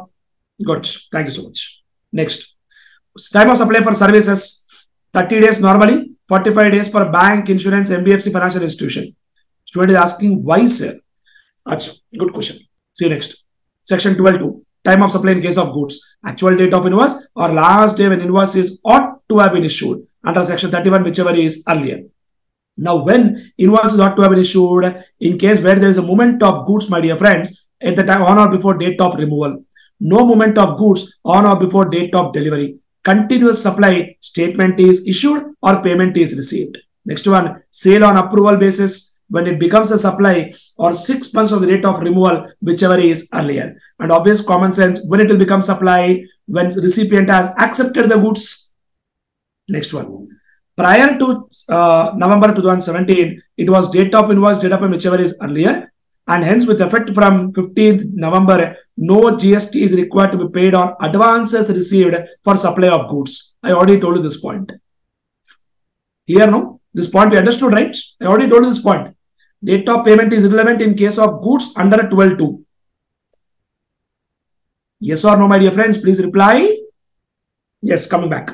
So, if invoice issued within time, date of invoice, date of payment, whichever is earlier. And if invoice is not within time, date of completion of service or date of payment, whichever is earlier. And if both does not apply, the answer is date on which. If both do not apply means something like invoice only is not given. Date on which recipient shows receipt of services. This is important line. If both do not apply, then time of supply will be date on which recipient shows receipt of services in his books of account. Next line. Payment is received in advance. Supplier shall issue a receipt voucher and not tax invoice, but shall be required to pay GST. Services, no. On services advances, you have to pay GST. Then 1,000 rupees concept. I just told you, my dear friends. Example of Airtel. Shiva Teja is paying bill. Next. Time limit for issuance of invoice. If supply of service ceases before completion, invoice is issued at the time of cessation, painting of wall. Remember that? To the extent of supply made before cessation. Continuous supply of service for a period more than 3 months. If due date is ascertainable on or before due date of payment. If it's not ascertainable, on or before date of payment. If it's linked to an event or milestone, on or before completion of such event or milestone. Example, construction companies, slabs, walls, everything. Next. 12.3, 13.3. That is goods and that is services. You can see here, in case of goods, it is 31st today. In case of services, it is 61st today. And there is a concept called date of receipt of goods. That is only in case of goods. In goods, we have got 3 dates. In goods, we have got 3 dates. Date of receipt of goods. Second one, date of payment. Third one, 31st day from date of invoice. But in services, we have got only 2 dates. Number one, date of payment. Number 2, 61st day from date of invoice. These two, whichever is earlier. In goods, we have 3 dates. Service, we have got 2 dates. Clear, everyone? Good. Vouchers. If supply is identifiable. If supply is what? Identifiable. If supply is identifiable, date of issue of voucher. And if supply is not identifiable, date of redemption of voucher. Next. Residual provision. 12.5, 13.5. If it is required to file periodical return, due date for filing of such return. If it is not required to file periodical return, date on which tax is paid. Next one, 12.6, 13.6. Addition in value by way of interest late phase penalty. In that case, my dear friends, time of supply is the date when addition in value is received. You can see the language very clearly here. Date on which, what is that line, my dear friends? Come on, please see that line. Date on which, I repeat once again, friends, date on which supplier receives addition in value. Which day he receives addition in value, that day will become time of supply. Thank you. That is the end of story of concept of time of supply, my dear friends, under GST law, dealt by Section 12 and Section 13 of CGST Act. Section 12 deals with time of supply in case of goods, 13 deals with time of supply in case of services. Yes, very good morning, my dear friends. I hope I am visible to everyone. Visible, audible, both. Please confirm. Wonderful, fantastic. Thank you so very much, my dear friends. Thank you. Good. So, friends, already we completed our 5 sessions, and today is our 6th session, my dear friends. And today's date, we'll spend some very good time on discussion about the concept of value of supply. And also we'll do a small discussion about the concept of block credits under GST law given by Section 17.5. And next session, that is tomorrow, we'll complete the balance part of input tax credit and close with the topic of input tax credit, so that all the major topics will be done. Then we can spend time on composition scheme, exemptions, few small topics like payment of tax, few small points are there. That also will spend some time and complete. Clear, friends? I think the way forward plan is clear for all of us.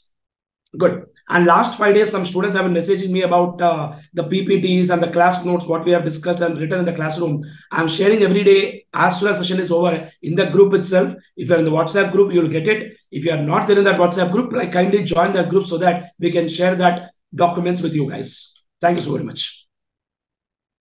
Recordings are being updated. One of our faculty, Suraj, is there in that group. So he's looking after that recordings. He's updating that. Don't worry. Okay. So you can message in the group. He'll respond. Don't worry. Thank you so very much, guys. Shall we start off? Are we ready? Yes, sir. Wonderful.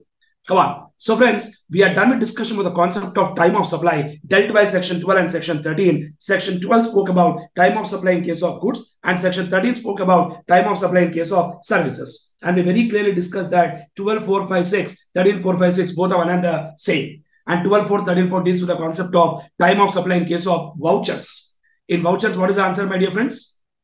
Come on, friends. Vouchers, what is the answer? When supply is identifiable, date of issue of voucher. Supply is not identifiable, date of redemption of voucher.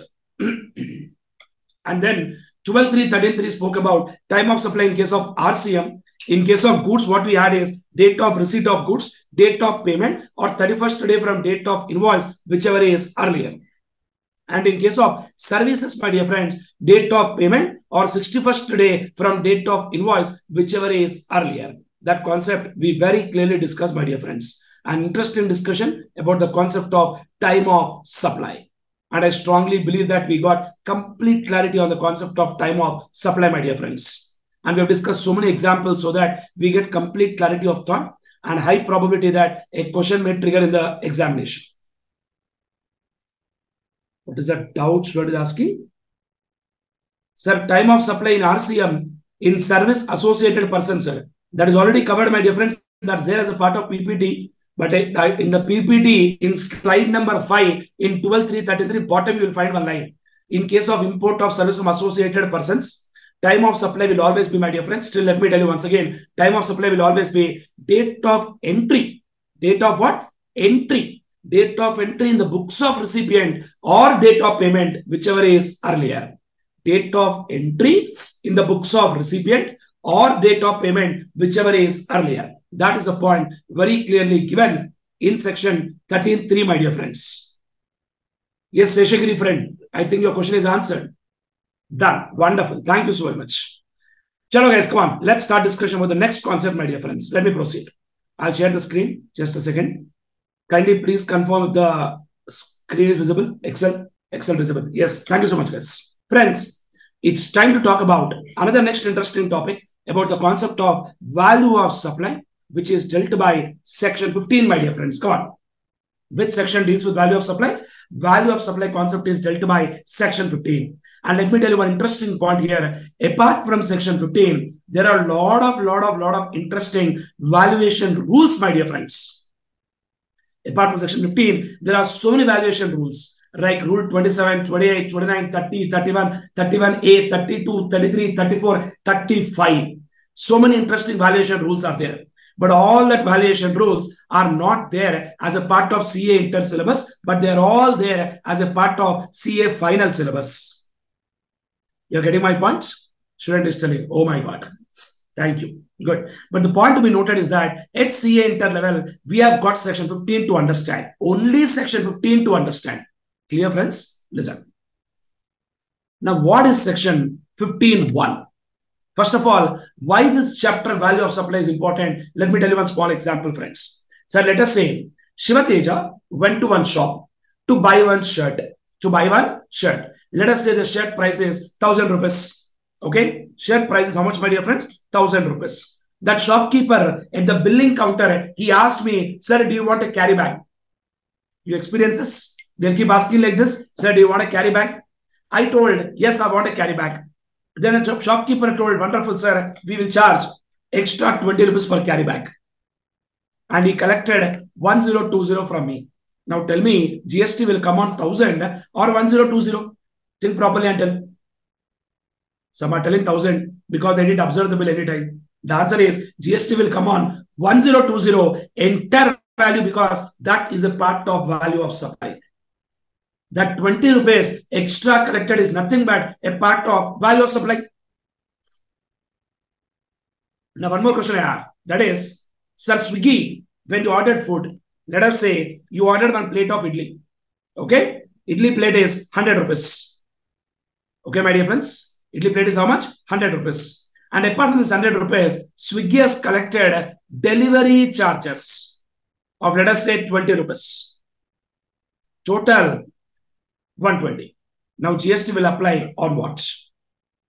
Friends, let me tell you, GST will definitely apply on 120 because you have to understand that on delivery charges also, Swiggy is paying GST. But what Swiggy is doing is that on delivery charge, separately they are not taking GST from customer, but whatever amount they have taken from customer, they are treating it as inclusive of GST. They are treating it as what? Inclusive of GST. That directly or indirectly means that GST is being paid on delivery charge also. That directly or indirectly. That directly or indirectly means that on delivery charge also GST is being paid. There is no second thought about it. There is no doubt about it. Are we getting clarity, everybody here? Yes, sir. Exactly. That is the reason why I told you that we are going to discuss this beautiful topic called value of supply, where we are going to understand what all we are going to add in the value of supply, what we are not going to add in the value of supply. Come on, friends. 15.1 says value. 15.1 says value shall always mean transaction value. Value shall always means what, my dear friends? Transaction value. That is price paid or payable. This word is important. Price which is already paid or it is payable. If it is not paid and if it is not payable, it will not be a part of value of supply. Student is asking, sir, what does that mean? So for example, I'll give a small situation here. So let us say I gave some service to a client and I told the client the fees is 1 lakh. Client told, sir, my situation is very difficult, sir. I cannot pay 1 lakh. Give me some concession. I told, okay, my dear friend, no problem. Don't cry. Pay me 80,000. Now this 20,000 is no more paid or payable. So that will not be a part of value of supply. Because what will be a part of value of supply is only the transaction value. And transaction value is nothing but price paid or payable when price paid or payable when supplier and recipient. Somebody is asking, sir, is it like trade discount? Yes, you can say it as like trade discount, or we have waived it off for some reason. Yeah. When supplier and recipient are not related. Now, who are related persons? Already we know this point, my dear friends. Remember this concept, no? 26% or more and 25% or more. And we spoke about the concept of employer-employee, legally recognized partners. One is controlling another. Other one is controlling us. We both are controlled by third person. Both are controlled by third person. And we both are together controlling a third person. Remember all this? Exactly. Get back, yes. So, price paid or payable when supplier and recipient are not related and the price is sole consideration. That's it.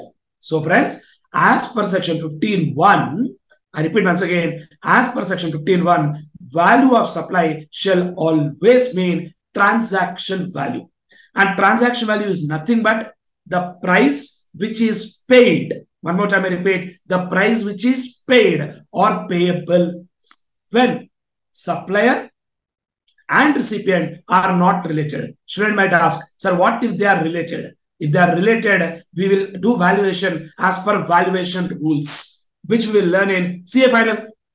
Now, student will ask, sir, what if price is not sole consideration? There is some other non-monetary consideration. If there is some other non-monetary consideration, how do we do valuation? Is given by valuation rules, which is there in CA final. You got my answer? Everybody, that's where at CA interlevel, this is a very, very simple topic. Not much of discussion. Clear, friends? Good. So what is section 15.1? 15.1 says value of supply shall always mean transaction value, which refers to price paid or payable when supplier and recipient are not related.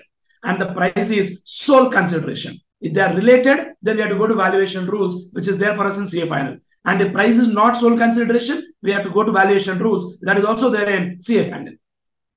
Next. Section 15.2 talks about inclusions to transaction value. Other words, what all will include in transaction value. We have 5 points to talk in this. We'll talk in detail. 15.3 is exclusions from transaction value. What all will reduce from transaction value. We have got 2 points there. That also we'll talk in detail. Next. 15.4, if transaction value is not acceptable. Now, common sense you apply and please tell me when will transaction value is not acceptable in case where they are related person or in case where price is not sole consideration. Now, see my answer. If transaction value is not acceptable, valuation is to be done. Valuation is to be done as per rules. And the rules are not there at CA interlevel. You're getting my point, everybody? Next section, guys. 15.5. In case of certain notified supplies. Come on, my dear friends. Which section, my dear friends? 15.5. In case of certain notified supplies. There are some notified special supplies like betting, gambling, lottery, money changing activity, air travel agent. Some special points are there. That also, valuation is to be done as per rules. And the moment I say valuation is to be done as per valuation rules, that means I'm not going to teach you now. I'm going to teach you in future very soon when you guys come to CA final, but not now. Clear, no friends? At CA final level, I'll talk with you in detail. And I wish that very soon you guys get into CA final. And all these valuation rules we'll learn in CA final. Don't worry. There's some amazing concepts and fantastic, brilliant concepts are there, which we'll talk in detail in CA final, my dear friends. Not to worry much. Good. Wonderful question. What is the student asking? With this fees only, sir? Wonderful. With this fees only for revision batch, not for regular batch. What, my dear friend? What is that joke you're asking? That revision batch also will conduct just before the exam. Crazy students, crazy questions. Revision batch is only to support you. The whole idea is that only. And whatever time investment we do and sit with you guys, nothing. Simple. The only point is that we take these sessions only to help you out. That's the only reason, nothing else. You understand that point, right? Yes.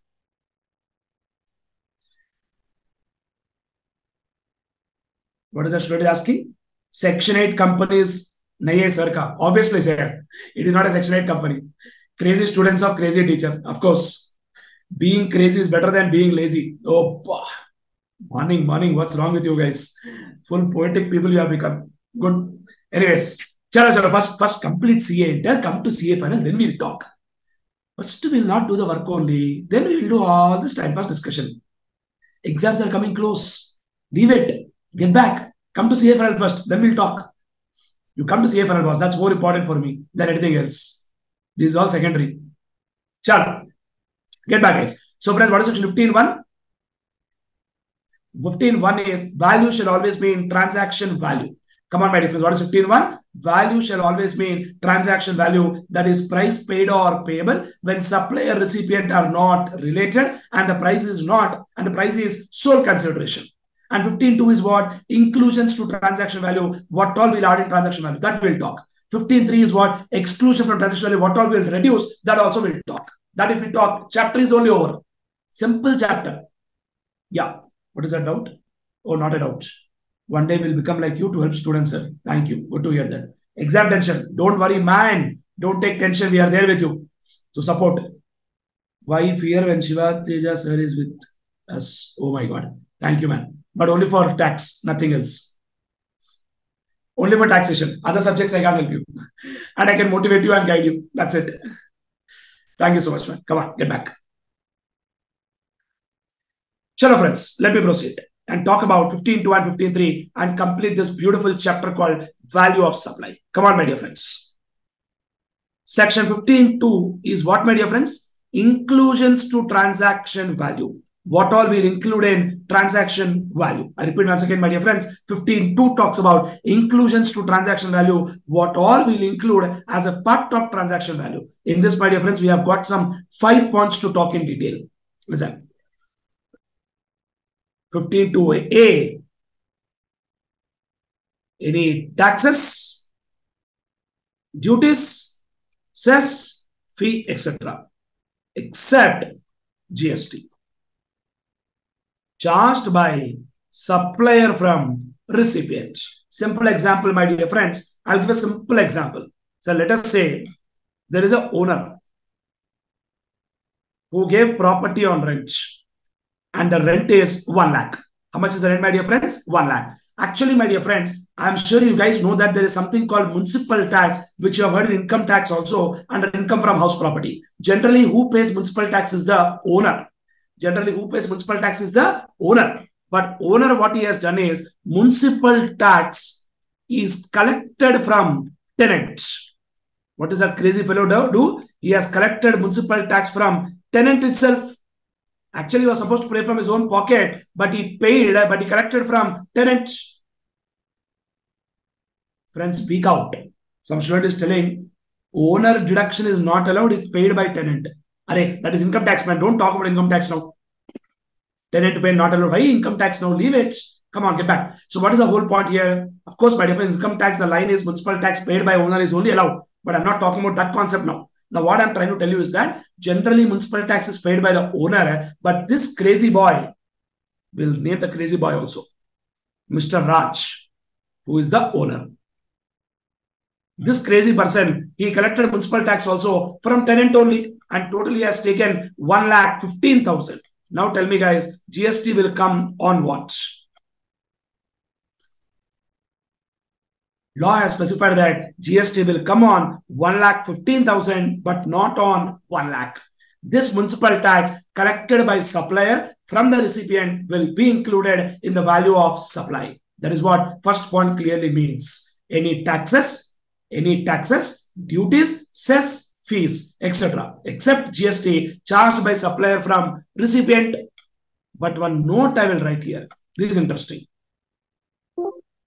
Student asking transaction value. So transaction value is 1 lakh, but to that 1 lakh we will add this 15,000. Yeah. What is that note? TCS under income tax. TCS under income tax charged by supplier from recipient shall not be included in the value of supply. Come on, my dear friends. What is that line? TCS under income tax.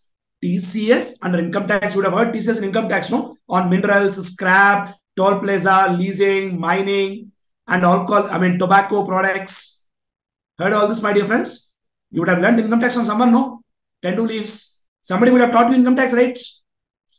And some of them are my students only for income tax here. Tell me, guys, heard about this income tax, right? Friends, I hope we are clear with this point, everybody. All of us. Brilliant. Good. So TCS under income tax charged by supplier from recipient shall not be included in the value of supply.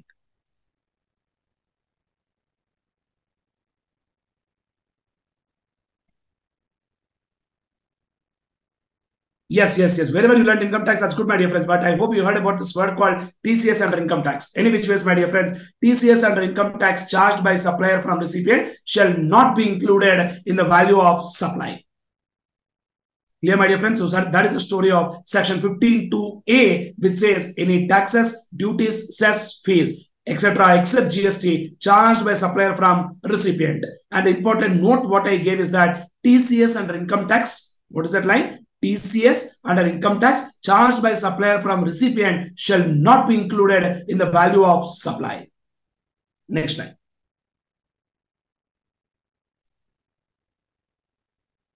Section 15(2)(b). What is the student asking? Sir, what if duties or cess is refundable or where credit is available? Sir, when we talk about any taxes, duties, cess, fee, when I talk about duty, of course, I'm not talking about GST. I'm talking about basic customs duty. And basic customs duty, we anyways can't take input tax credits. Getting clarity, everybody? Of course, when we are talking about those kind of taxes only, where credit is not available. Pure logic.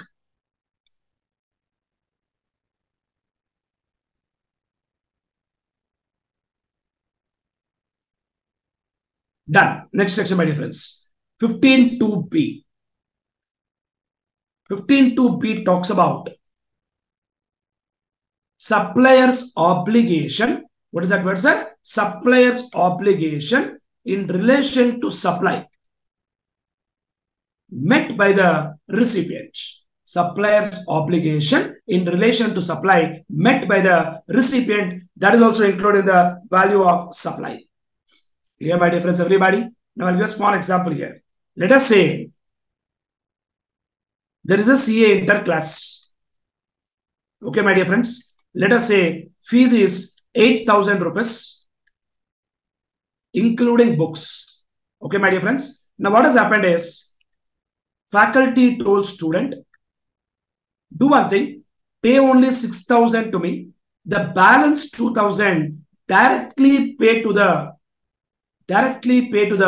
printing guy, printing person, because faculty thought anyways 2,000 rupees will directly go to the books only. Do one thing, you give me 6,000, pay 2,000 directly to shopkeeper only. But tell me one basic fundamental logic, my dear friends. Printing person will give invoice on faculty name. He will not give invoice on the name of student. He will give invoice on the faculty name. Now tell me one basic fundamental logic. When printing person is giving invoice on the faculty name, who is liable to pay that 2000? Who is liable to pay that 2000 is the faculty. Who is liable to pay that 2000 is the faculty. Who is liable to pay 2000 is the faculty, but who is meeting that obligation is the student. Correct, my dear friends? Obligation is on the faculty, but it is met by the student. In this case, my dear friends, GST will come on what value, my dear friends? GST will come on 8,000. The reason being very clear that supplier's obligation in relation to supply met by recipient. Are we getting clarity, everybody? Friends, come on, please reply.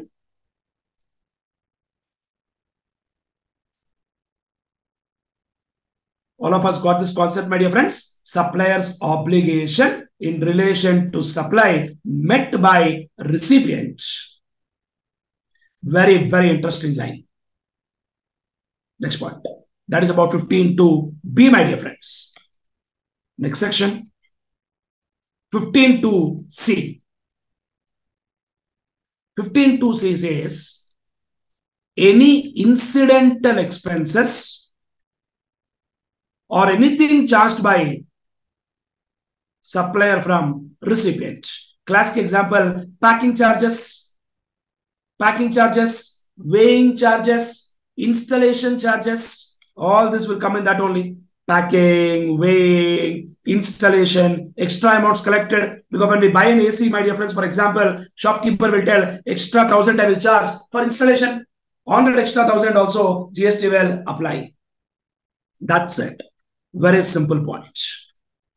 Next point, very interesting, very important. 15.2d, my dear friends. Lot of time the point has come in the examination. 15.2d.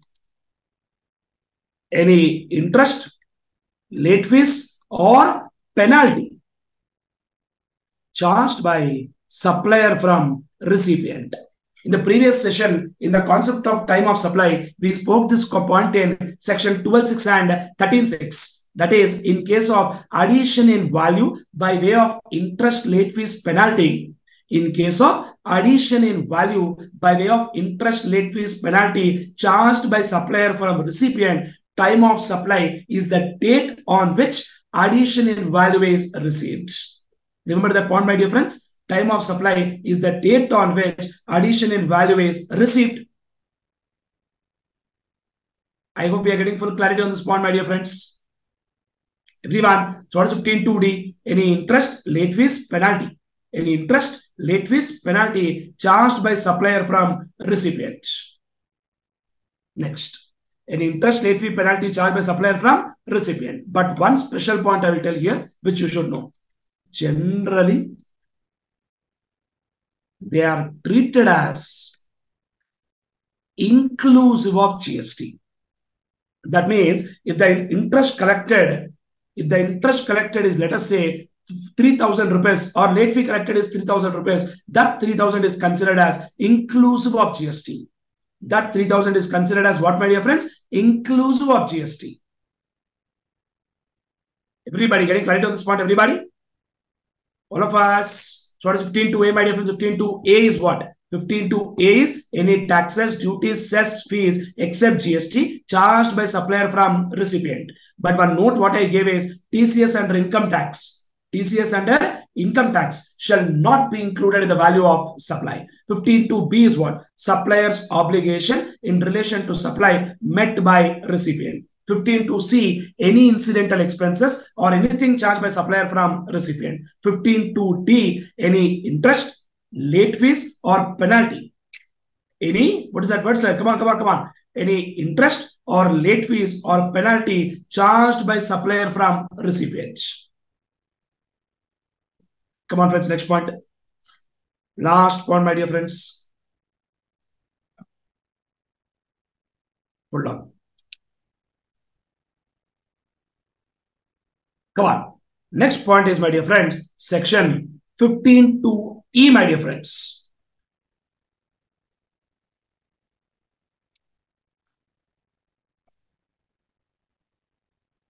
Yeah.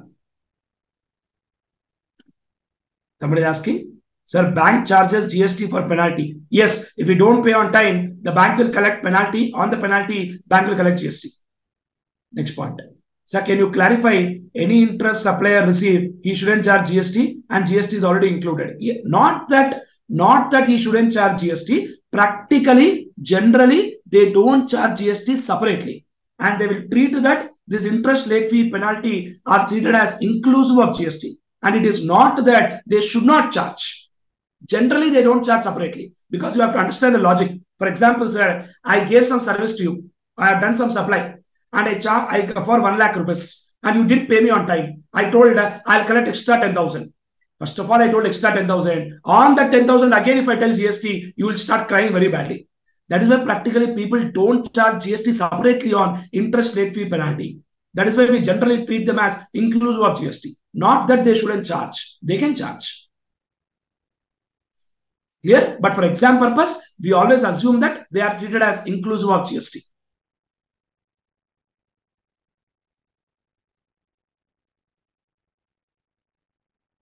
I hope we are fully clear.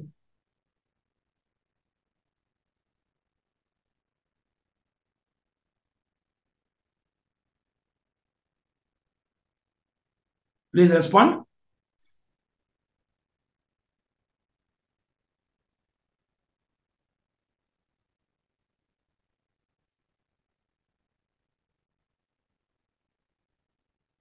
Everyone.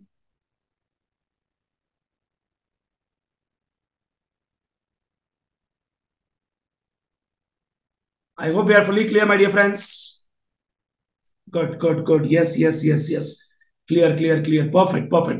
That should be the participation. So 15.2a is what? Any taxes, duties, cess fee except GST charged by supplier from recipient. 15.2b, supplier's obligation in relation to supply met by recipient. 15.2c, all incidental expenses or anything charged by supplier from recipient. 15.2d, any interest, late fees, penalty charged by supplier from recipient. And finally, last point, my dear friends, 15.2e, any subsidy linked to price. Any subsidy, what, sir? Any subsidy linked to price, except subsidy from central government or state government. Any subsidy linked to price, except subsidy from central government or state government. If subsidy is coming from central government or state government, we will not include that in the value of supply. But if it is other than central government or state government, we will definitely include that in the value of supply. I hope we are getting complete clarity on this point, my dear friends. Yes, any subsidy linked to price except subsidy from central government or state governments. That's it. That is the story of what are all the inclusions we will do in the value of supply to the transaction value that is given, which is given by section 15.2. Should is asking, sir, any example for 15.2e, sir? Yes, my dear friend, I'll give, no problem. So let us say Shiva Teja has got laptop stored. Okay, my dear friend. And the laptop price is, let us say, 1 lakh rupees. And what has happened is, one person, Mr. A, has asked me for 40% discount. And Shiva Teja replied, fixed price, nothing doing, I'll not give 1 rupee also discount. Now, what has happened is, Mr. A approached Ratan Tata. He approached Ratan Tata for some concession. Correct, my dear friends? And what Ratan Tata has done is, don't worry, I will give you laptop. Mr. A told, no, sir, I don't want laptop from you. I'm buying from Shiva Teja. I want you to compensate the balance amount. Now, what has happened here is, Ratan Tata paid me 40,000 and Mr. A paid me 60,000. In that case, GST will apply on 1 lakh only because it is subsidy coming from Ratan Tata, not from government. Imagine that 40,000 rupees is not coming from Ratan Tata, but it is coming from central government or state government.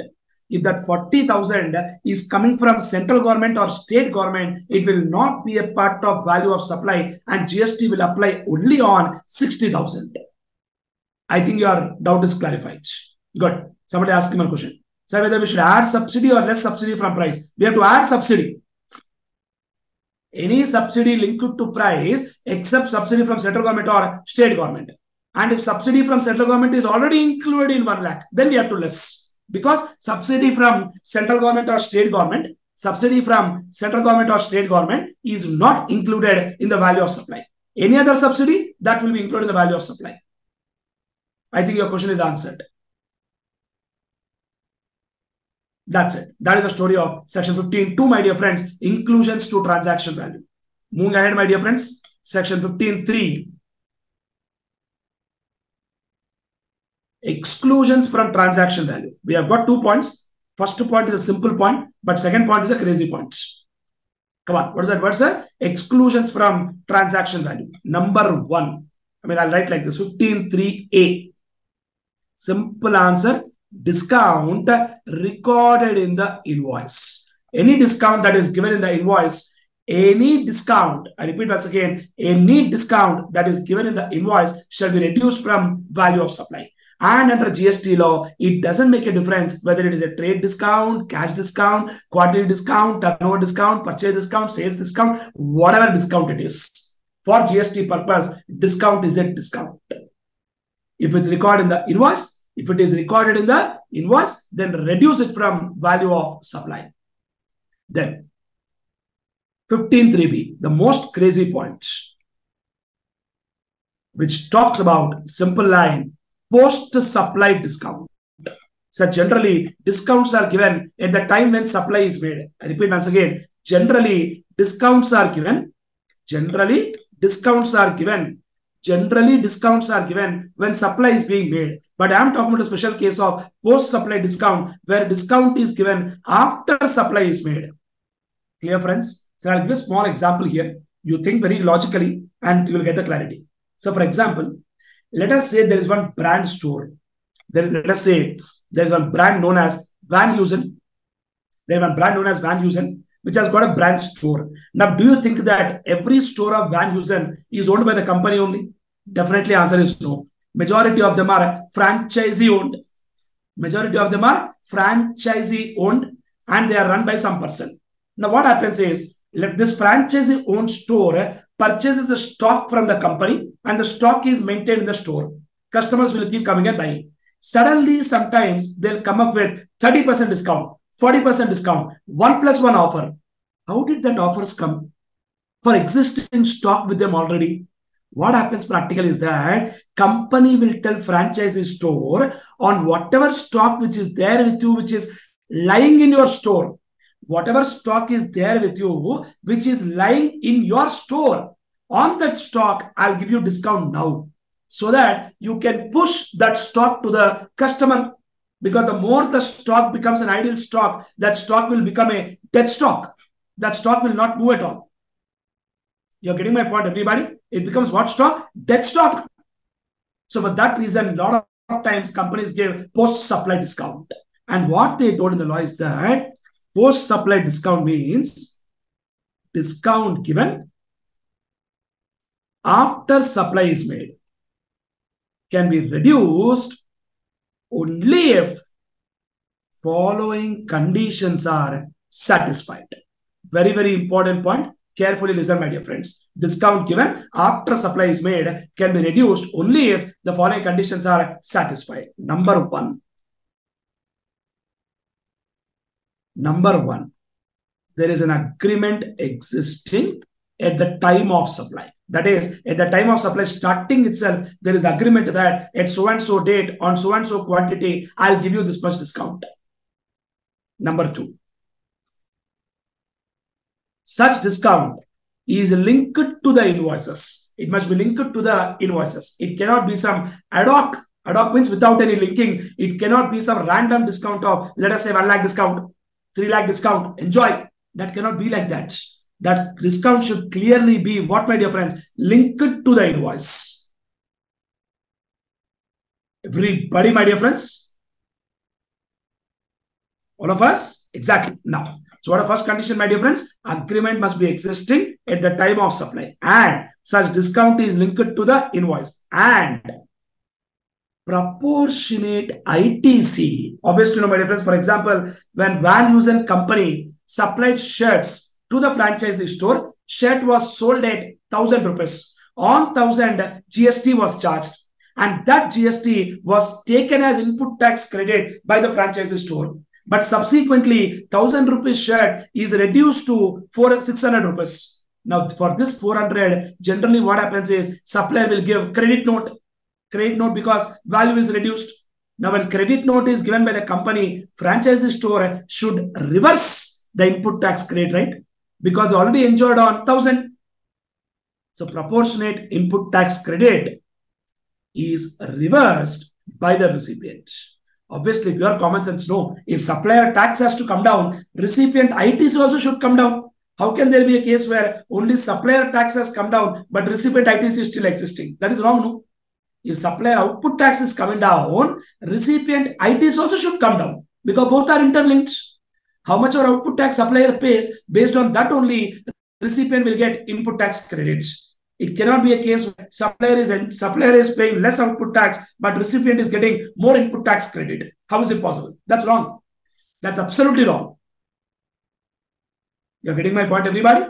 100%, my dear friends. Very good. So discount is given after supply is made can be reduced only if the following conditions are satisfied. Number one, agreement is existing at the time of supply. Number two, discount is linked to the invoice. Number three, proportionate ITC is reversed by the recipient.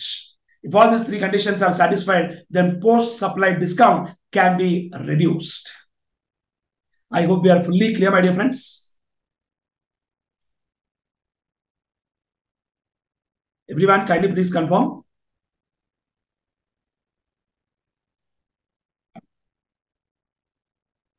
That is an interesting story of section 15.3b, my dear friends, which talks about an important concept. 15.3a is very simple, discount record in the invoice. That's not a big point. But 15.3b is very interesting, which talks about discount given after supply is made based on agreement existing at the time of supply, and that discount is linked to the invoice and proportionate credit is reversed by the recipient.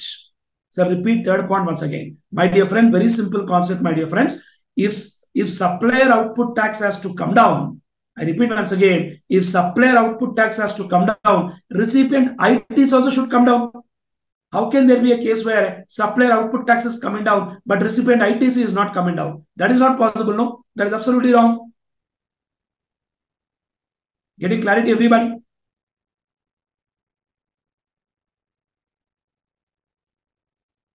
All the three conditions should be satisfied. Then only we can reduce the input tax credit. If not, there is no question of reducing input tax credit. There is no doubt in that. Clear? Everyone? Can I proceed, my dear friends? Please confirm. No doubt about it. Wonderful. Thank you so very much. Please proceed, sir. Yes. I'll open the presentation once now. Hold on. We'll revise everything once again in value of supply. I'll just open the presentation.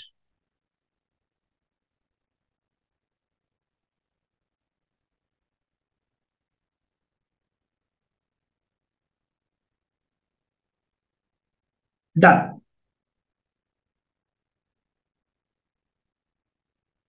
Presentation visible for all of you? No. I'll reconnect once again. Somebody is asking, sir, if invoice is on 29th September and it is filed on 11th October, but the discount is given on 21st October, how to reverse the discount, sir? So generally that discounts are, you're talking from a supplier point of view. Supplier point of view means supplier will generally give a document known as credit note when he's giving a discount, assuming all conditions are satisfied. Assuming all three conditions are satisfied, supplier gives a credit note, which is a documentary evidence for the discount given. And that credit note can be reported in next month. And that can be adjusted towards next month outward supplies made. That can be adjusted towards next month outward supplies made. What is the problem? I'm sure you know about what is credit note. Credit note is reduced from outward supplies. Credit note is a document given whenever there is a reduction in value of supply. Yes, my dear friend Maria, I think your question is answered. Okay, sir. Wonderful. Thank you. What happened to this presentation, man? Why this is not opening? Hold on. Let me check. No problem. It will come. It will come. If it doesn't come, we'll not keep quiet, right? Yeah. Now, please confirm.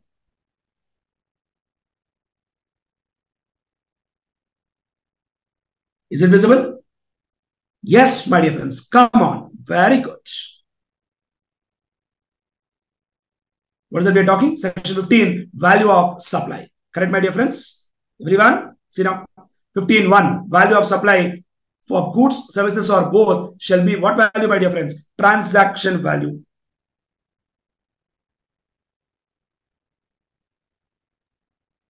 Shall be transaction value, which is price actually paid or payable for the said supply of goods or service or both, where supplier and recipient of supply are not related. That is important. And again, don't ask me a doubt, sir, what if they are related? If they are related, valuation rules are there, say final. And price is sole consideration for the supply. The student is asking again, sir, what if there is non-monetary consideration? We have got valuation rules. CA final. At CA enter is one very simple chapter. Yeah, any tax, duty, cess, fee charged by supplier from recipient, except that GST component. And an interesting point I wrote here, please see that TCS, that means tax collected at source, shall not be included since it is only an interim levy not having character of tax. Interim levy because the recipient will again take credit in income tax. No, in income tax, when you calculate tax payable, we will reduce the TDS and TCS. In income tax, when we calculate tax payable, we'll reduce the TDS and TCS. Matter is over. Make sense, everyone? Good. Next. Any amount that supplier is liable to pay in relation to supply, but which has been incurred by the recipient. I already told you this line, supplier's obligation in relation to supply met by recipient. Next point, 15.2c, any incidental expenses, including commission, packing, charged by supplier, and see this line, and any amount charged for anything done by supplier in respect of supply of goods or services or both at the time of or before delivery of goods or supply of services. Next, 15.2d, any interest, late fees, or penalty charged by supplier from recipient. 15.2e, subsidies directly linked to price, excluding subsidy provided by central government and state government. Next, 15.3, discount. First one, discount recorded in the invoice. This line is important. Discount has been duly recorded in the invoice. Second part, extremely important, discount given after the supply. That means what? Post-supply discount. And the conditions are what, my dear friends? Number one, discount is established in terms of an agreement entered and it is specifically linked to the invoice. And the third condition, input tax credit as attributable to the discount on the basis of document given by supplier. That I told credit notes. Credit note is given by supplier, has been reversed by the recipient of supply. Strictly speaking, not something very difficult chapter, very simple at CA enter level. 15.4, determined in such manner as may be prescribed. That is rules. 15.5, special supplies as per rules. That's it. Over. Chapter is done. You're getting my point, everybody? That's the reason why I told you that this topic is a very simple, comfortable topic which deals with the concept of value of supply dealt by section 15. Clear, friends? Now, student asking one question. For interest calculation, there is a formula given in the module, sir. My dear friend, it's not a formula. Listen very clearly. I'll give an example. Don't worry. Our job is not yet over in this chapter. Hold on. What is that I'm trying to tell you here is, listen. Sir, let us say supplier charged some interest, late fee, or penalty. The point is what? That is included in the value of supply. And what did I say? Generally treated as inclusive of GST. I told this point to you already. Correct, my dear friends? Let us say the amount collected is 5,000 rupees and the GST rate is 18%. Now, what is included? What is included in value of supply is equal to, what is included in the value of supply is equal to that figure is treated as inclusive of GST. So what we'll do is 5,000 into 100 divided by 118. 5,000 into 100 divided by 118. The reason because 5,000 is inclusive of GST. That is why we'll do 5,000 into 100 divided by 118. We'll get the working. Yes, my dear friend Abhishta, got your answer? Good. One more student is asking. Sir, please give some examples when the discount is provided in the agreement, but discount is given post-supply. A classic example, man. Simple example. I told you that, no? Shopkeeper example, that shirt shop. Or let us say one more example. There is one Asian company known as Asian Paints. There is a dealer. Asian Paints, let us say, supplied 1,000 boxes at 300 rupees each. And to the dealer, and starting only there is an agreement. There is an agreement stating that if stock is not sold within 3 months, 100 rupees additional discount will be given. That means what? Starting only there is an agreement and that is linked to the invoice. 100 rupees additional discount is given. Now what has happened? Let us say within 3 months, let us say 800 boxes are sold. Now, what is unsold? 200 boxes. That into 100 rupees each box discount. Correct. Now, which is equal to 20,000. Now, what will supplier do? Now, what will company do very clearly? For 20,000 rupees, they will give credit notes. They will give what not? Credit note. That too at 18% GST. Once credit note is given, what will they do with the credit note? They will reduce from their outward supply. Now, what dealer should do? Dealer should reverse ITC of how much? 20,000 into 18%, which is nothing but 3,600. That's it. I hope your example is answered, my dear friend Venkat. Are you clear, my dear friend Venkat? Please confirm. Friends, are we getting complete clarity on this concept? Everyone, please reply. Everybody, I'm waiting for your answer. Yes, good. Wonderful. Thank you so very much, my dear friends. Come on. Now, I'll share one screen. Please look at that.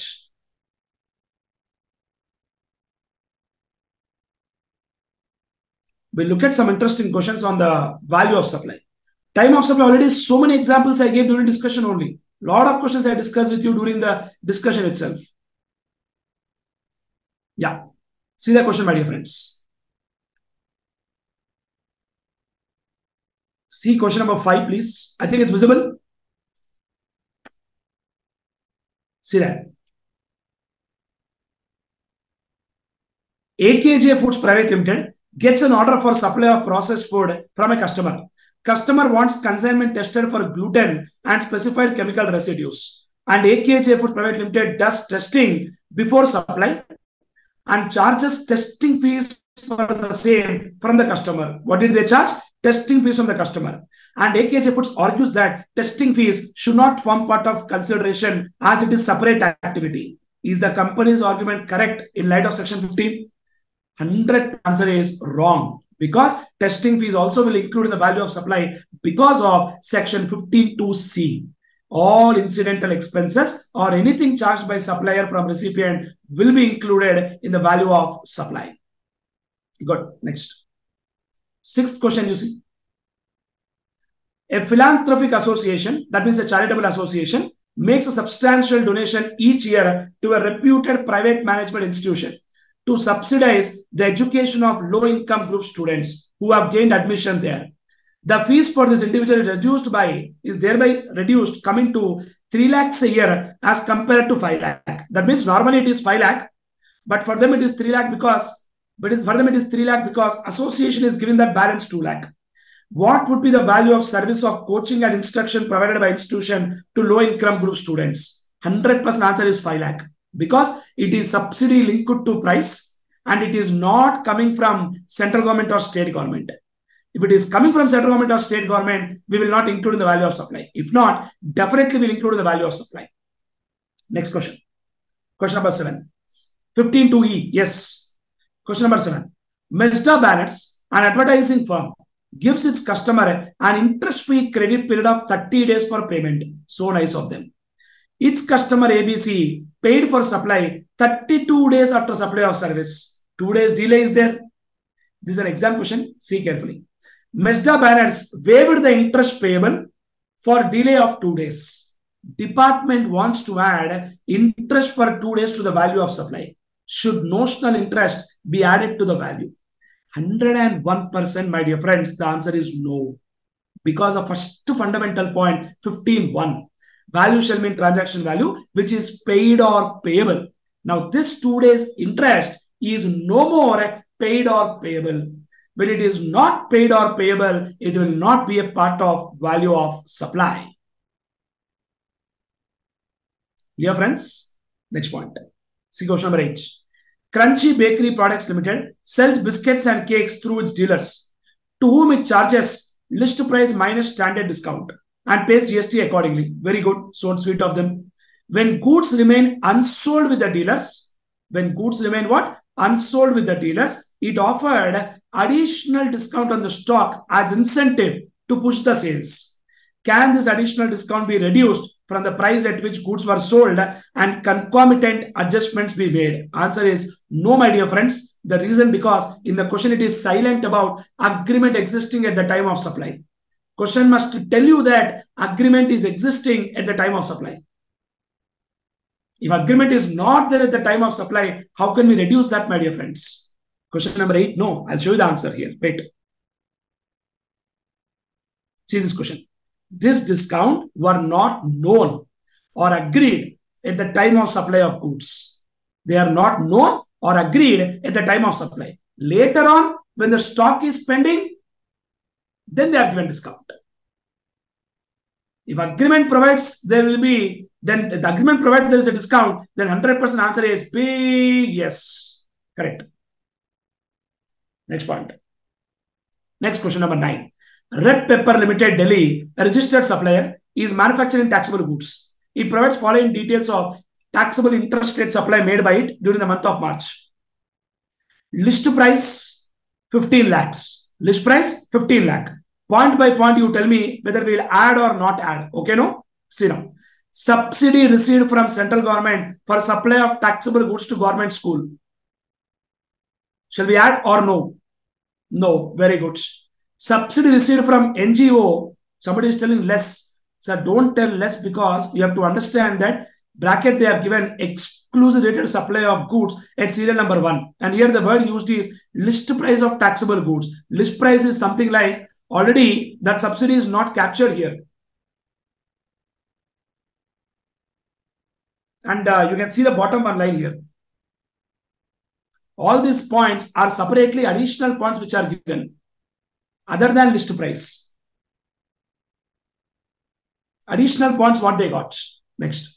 Subsidy from NGO for supply of taxable goods to the old age home. What do you do, my dear friends? Add. Taxes levied by municipal authority. Add.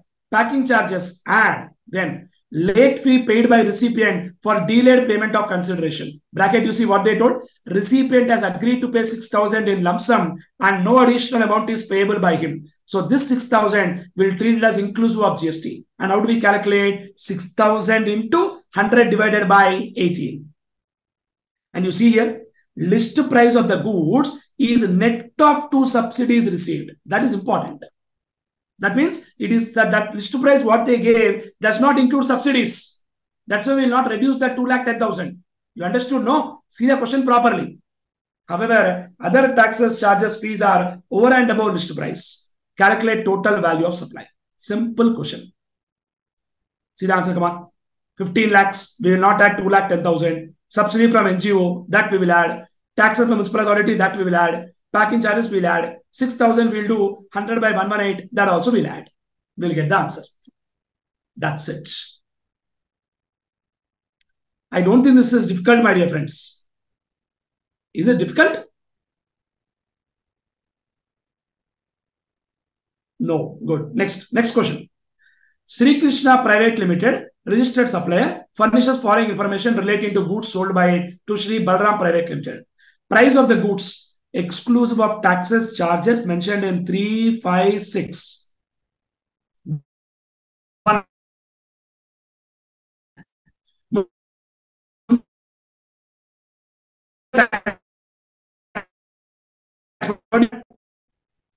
Inspection charges, what do you do? Come on, reply. Inspection charges, what do you do? Am I audible? Guys, reply, guys.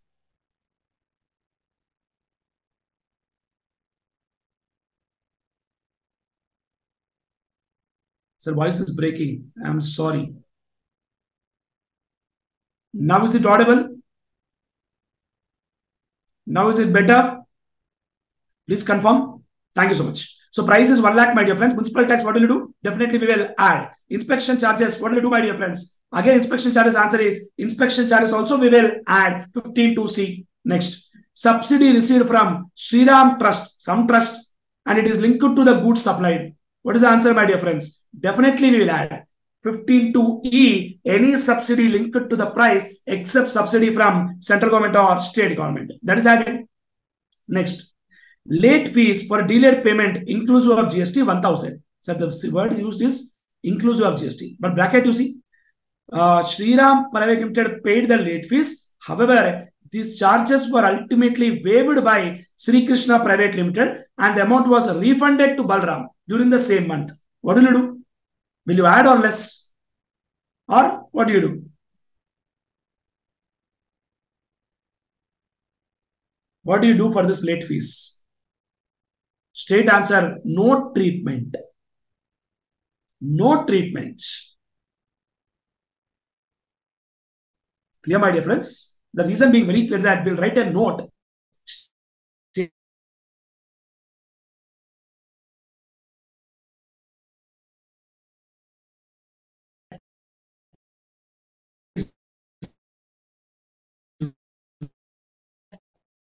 It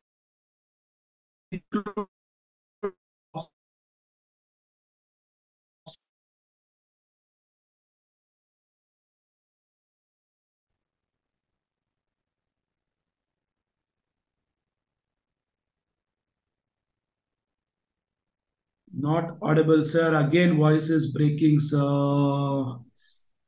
Shit, I'm sorry. Let me check once again. Now I'm audible. Everyone, now totally clear? Yes, thank you so much. I think slightly internet is unstable, I guess. That's where the problem is like this. Okay, I'll repeat. Last point, what I was talking, I'll repeat once again. Weightman charges, bracket what they gave is, such charges were paid by Shri Balram Private Limited to Radhe Private Limited on behalf of Sri Krishna Private Limited. Now tell me guys, what is the tax treatment for this 2000? What is the tax treatment for this 2000? Definitely we will add. But my next question, as per which section? That also you tell. Correctly, I want an answer. As per which section?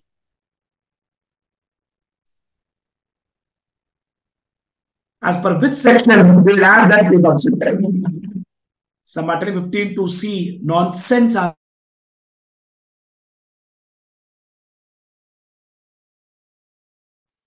Answer is 15(2)(b), my dear friend. By receipt. See the bracket very clearly. Charges were paid by Balram to Radhe, some third party, on behalf of Sri Krishna. When it is paid on behalf of them, that means what? Supplier's obligation in relation to supply met by recipient.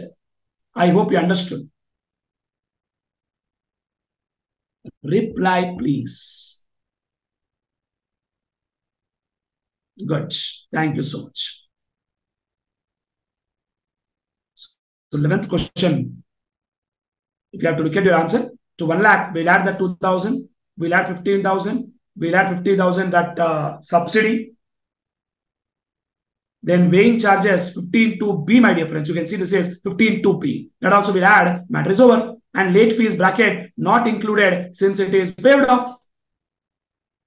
That's it. And let's see one more last question and close this. Kohli Limited, a registered supplier, has supplied one machine to Giza Limited, same state. It provides following details. Price of machine 5,50,000. Part fitted in the machinery at the premises of Giza. Bracket what they gave. Amount has been paid by Giza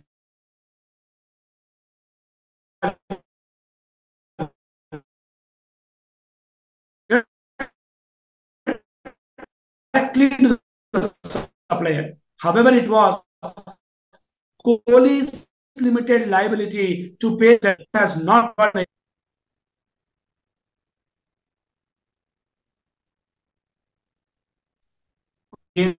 The voice is breaking. What's wrong with this man? Sir, I just connected to another internet Wi-Fi connection. Am I audible now? I connected to another internet connection. Am I audible now? Yes, sir. I'll repeat the question once again. Kohli Limited registered supplier has supplied a machine to Giza Limited. It provides following details. Price of machine 5,50,000. Second point, part fitted in the machinery at the premises of Giza. Amount has been paid by ability to pay the amount, and the said amount has not been recorded in the invoice. So what is that we are talking about? We are talking about the last question in that, right? Let me open that once again. Yes, please see that, my dear friends. So question number 12. Can I go ahead? Please reply, everyone. Thank you so much. Please see that, my dear friends. Come on. Kohli Limited, a registered supplier, has supplied what, my dear friends? Supplied a machinery to Giza Limited, a supplier registered in the same state. It provides the following particulars. It provides what, my dear friends? The following particulars regarding the same. See the first point, come on. Price of machinery exclusive of taxes and discount, 5,50,000. Next part. Part fitted in the machinery at the premises of Giza Limited, 20,000 rupees. See bracket what they have given. Amount has been paid by Giza Limited directly to the supplier. However, it was Kohli's limited liability to pay the said amount, and the said amount has not been recorded in the invoice issued by Kohli Limited. Now tell me, guys, what is the tax treatment for this 20,000? Do we add or not? 100% we will add. Can you please tell me as per which section we will add? Tell me, guys, what's the which section we will add? 15(2)(b), obviously, because it is supplier's obligation met by recipient. Next. Installation and testing charges for machinery not included in the price. Definitely we will add 15(2)(c). Discount at 2% on price of machinery mentioned in serial number 1, that is recorded in the invoice. If it's recorded in the invoice, directly we will reduce as per section 15(3)(a), my dear friends. Discount recorded in the invoice. Next point. Kohli Limited provides additional discount. See that line, no? Additional discount at 1% at year end based on additional purchase of other machinery for which adjustment is made at the end of financial year without any change in individual transaction. That is not acceptable because discount should be linked to the invoice. See the line, come on. See question number 12. First is 1 lakh. We have added 2,000, 15,000 we'll add. No, this is 11th question, no? 5,50,000, 20,000 we have included. Testing installation, 25,000 we have added. Discounted 2%, 11,000. That is clearly reduced, my dear friends. Additional discount, see that line. Nil, why? See that. Though additional discount, agreement is there. Agreement is there at the time of supply. But the problem is what? It is not linked to a specific transaction and is adjusted by the parties at the end of financial year. I clearly told you 3 conditions. 1, agreement should be there at the time of supply. Number 2, discount is linked to the invoice. Number 3, my dear friends. Come on. What is number 3? Proportionate credit is reversed by recipient. So if the discount is not linked to the invoice, it cannot be reduced, my dear friends. That's a very clear-cut condition. And if you see the question very clearly, adjustment is made at the end of financial year without any change in individual transaction. That means it is not linked to the invoice. That's it. That is the end of story of the questions what I wanted to discuss, my dear friends. And that is the end of story of the brilliant topic called value of supply. So friends, with this discussion, we are done with the basic concepts. We are done with basics means introduction to GST. We are done with the concept of supply. We are done with time of supply. We are done with value of supply. Correct, friends? And we have also done with one more brilliant topic called registration, on which we have spent a lot of time already. Very, very important chapter. Clear, friends, everybody? That's it. So now, without delay, my dear friends, today, let's start discussion about a brilliant topic called input tax credit. But of course, input tax credit details and all, we will talk in detail tomorrow's discussion. Next session, we'll talk a lot about input tax credit. But today, in this session, in this discussion, we will talk about the concept of block credits.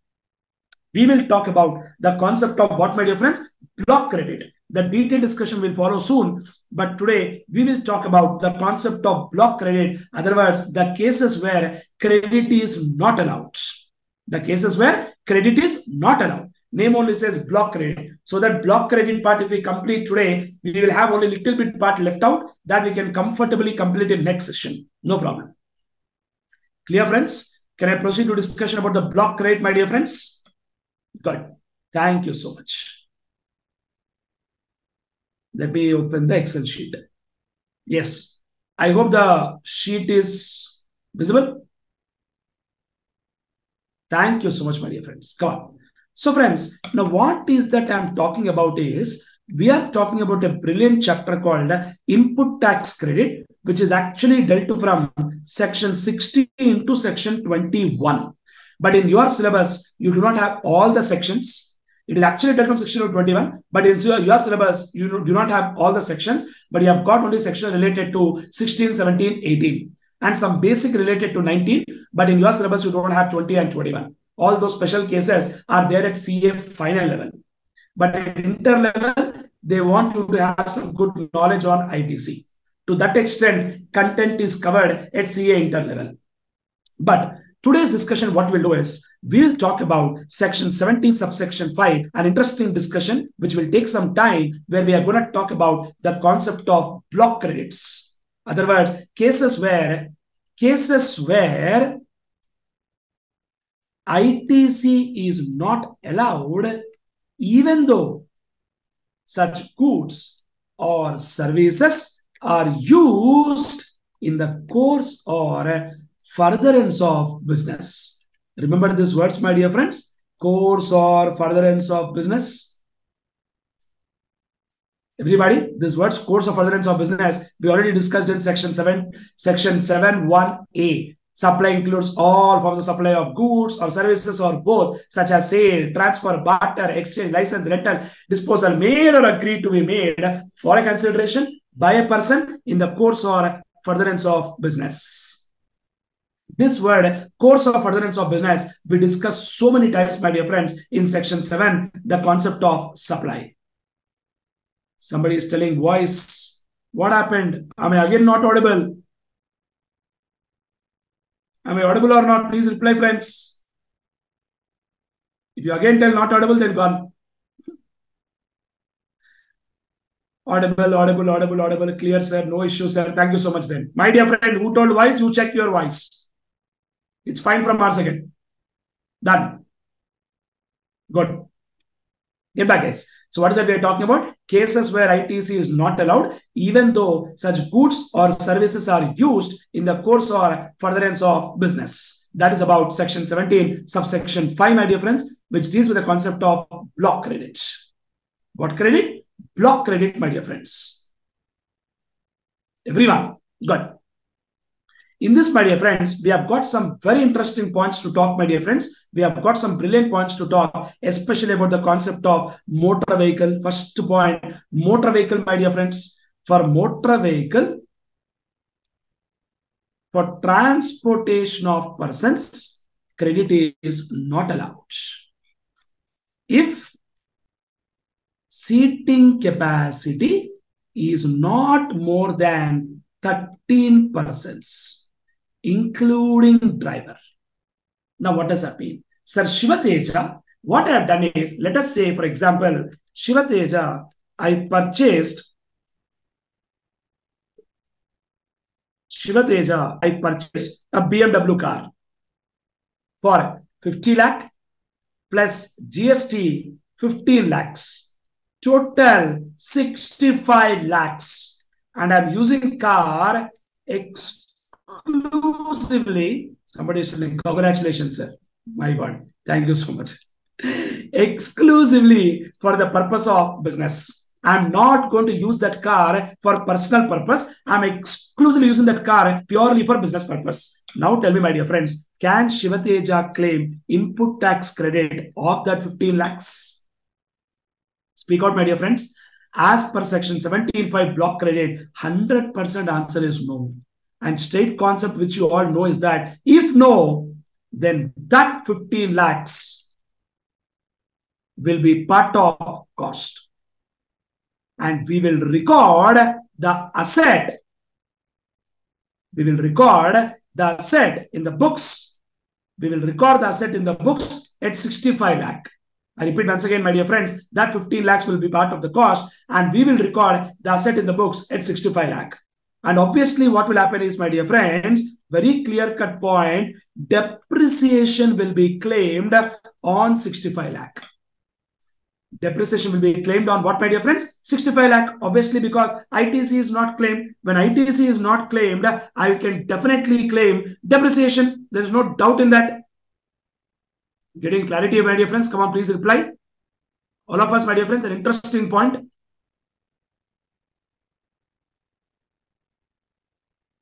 Everyone.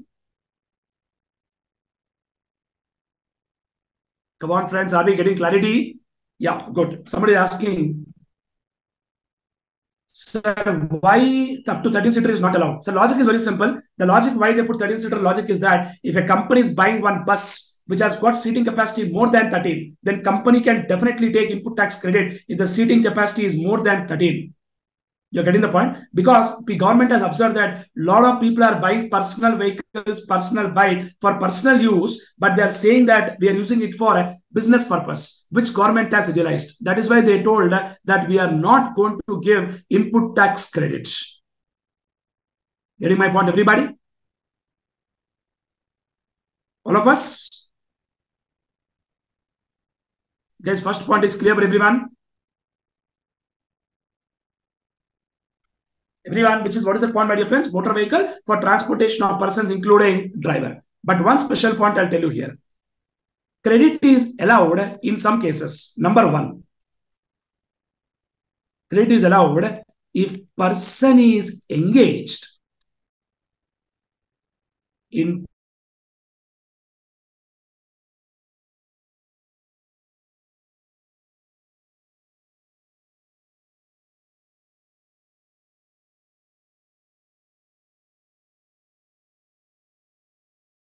tax credits. Number two, he is engaged in the business. Number two, he is engaged in the business of transportation of passengers. I repeat once again, my dear friends, he is engaged. Somebody is still not able to hear. Voice is not audible. Oh my God. What's happening today, man? What's wrong? Am I audible now? Now clear. Thank you so much.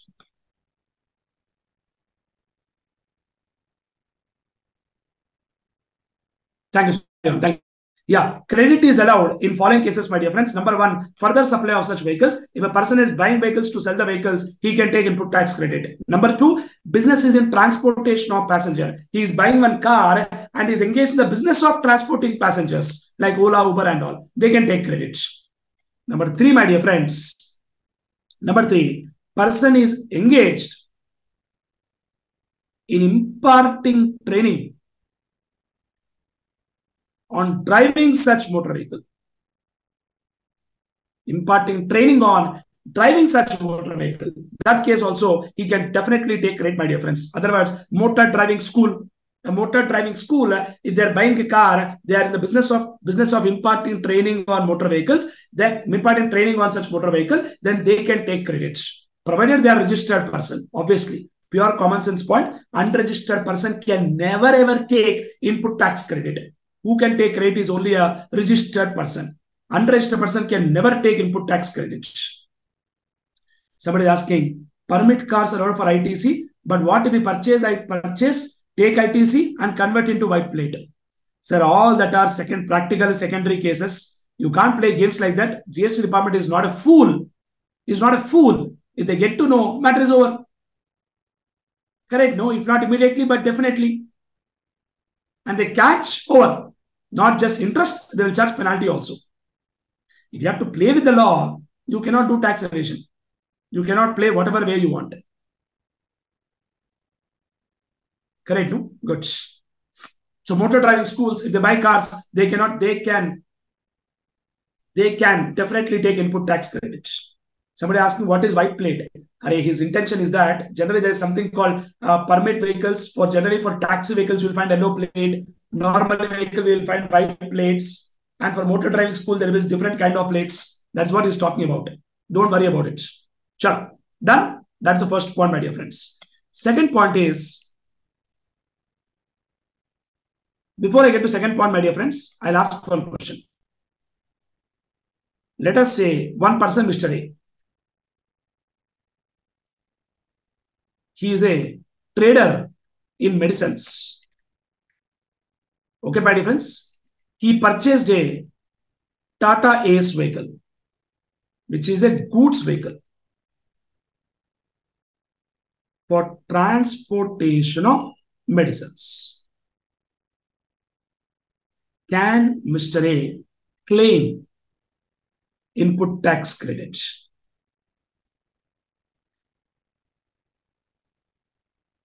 101% answer is yes, my dear friends.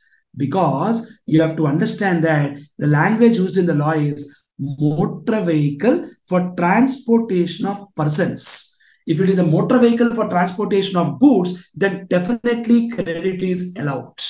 Now, student will get one doubt. Sir, what if BMW car is used for transportation of goods? Sir, there is a difference between goods vehicle and passenger vehicle. When you buy a vehicle, when you get a registration certificate, RC document, on that it is very clearly mentioned whether it's a goods vehicle or it is a passenger vehicle. If it is passenger vehicle, you can't take input tax credit. If it's a goods vehicle, then definitely ITC is allowed. Getting my point, everybody? All of us, my dear friends? Exactly, sir. Done. So that is the story of the first point, my dear friends, which is about goods vehicle. Clear, no? If it's a goods vehicle, then definitely credit is allowed. I think this point is a interesting point to everyone, which you got a clarity, guys. Good. Second point is, my dear friends. Second point is vessels and aircrafts. Even on vessels and aircraft, credit is not allowed. But credit is allowed if engaged in taxable supply of what? Number one, same like previous point, further supply. Number two, what is number two, my dear friends? What we discussed already. Come on, what is number two? Engaged in the business of transportation of passengers. Number three, imparting training on, don't tell the word driving. We don't drive the aircraft. Flying or navigating such aircraft or vessel. In case of motor vehicle, we use the word driving. Aircraft, we use the word flying. In case of vessel, we use the word navigating. Clear my difference, everybody? This is a very, very interesting point.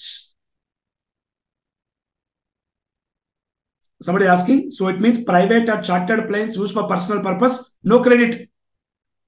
No credit. Somebody asking one more doubt. Sir, motor vehicle seating capacity more than 30-seater ITC is allowed. Yes, my dear friend, more than 30-seater, definitely ITC is allowed. No doubt in that. Somebody asked one more question. If it is used for transportation of goods, not what it is used for, it should be goods vehicle, then definitely credit is allowed.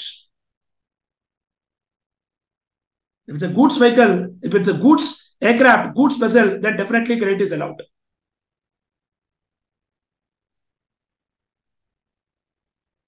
Done. Clear my difference, everybody? Can I proceed and go ahead? All of us, please reply. Next point. Somebody asked me a question.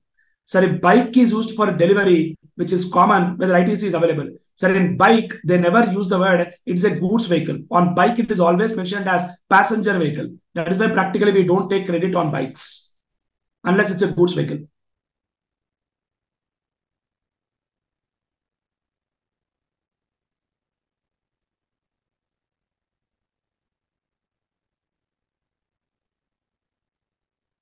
Next question. So a lot of courier agencies use bike for delivery of goods. Sir, it's all in your hands. How do you prove that it's a goods vehicle? That's the whole point. But that's why I told you practical answer. Exam perspective, they'll clearly tell whether it is a passenger vehicle or it's a goods vehicle. I mean, they clearly tell whether it is for transportation of goods or not for transportation of goods. Yeah. Can I proceed, everyone? All of us, can you please confirm that we are clear so far with the 2 points what we discussed?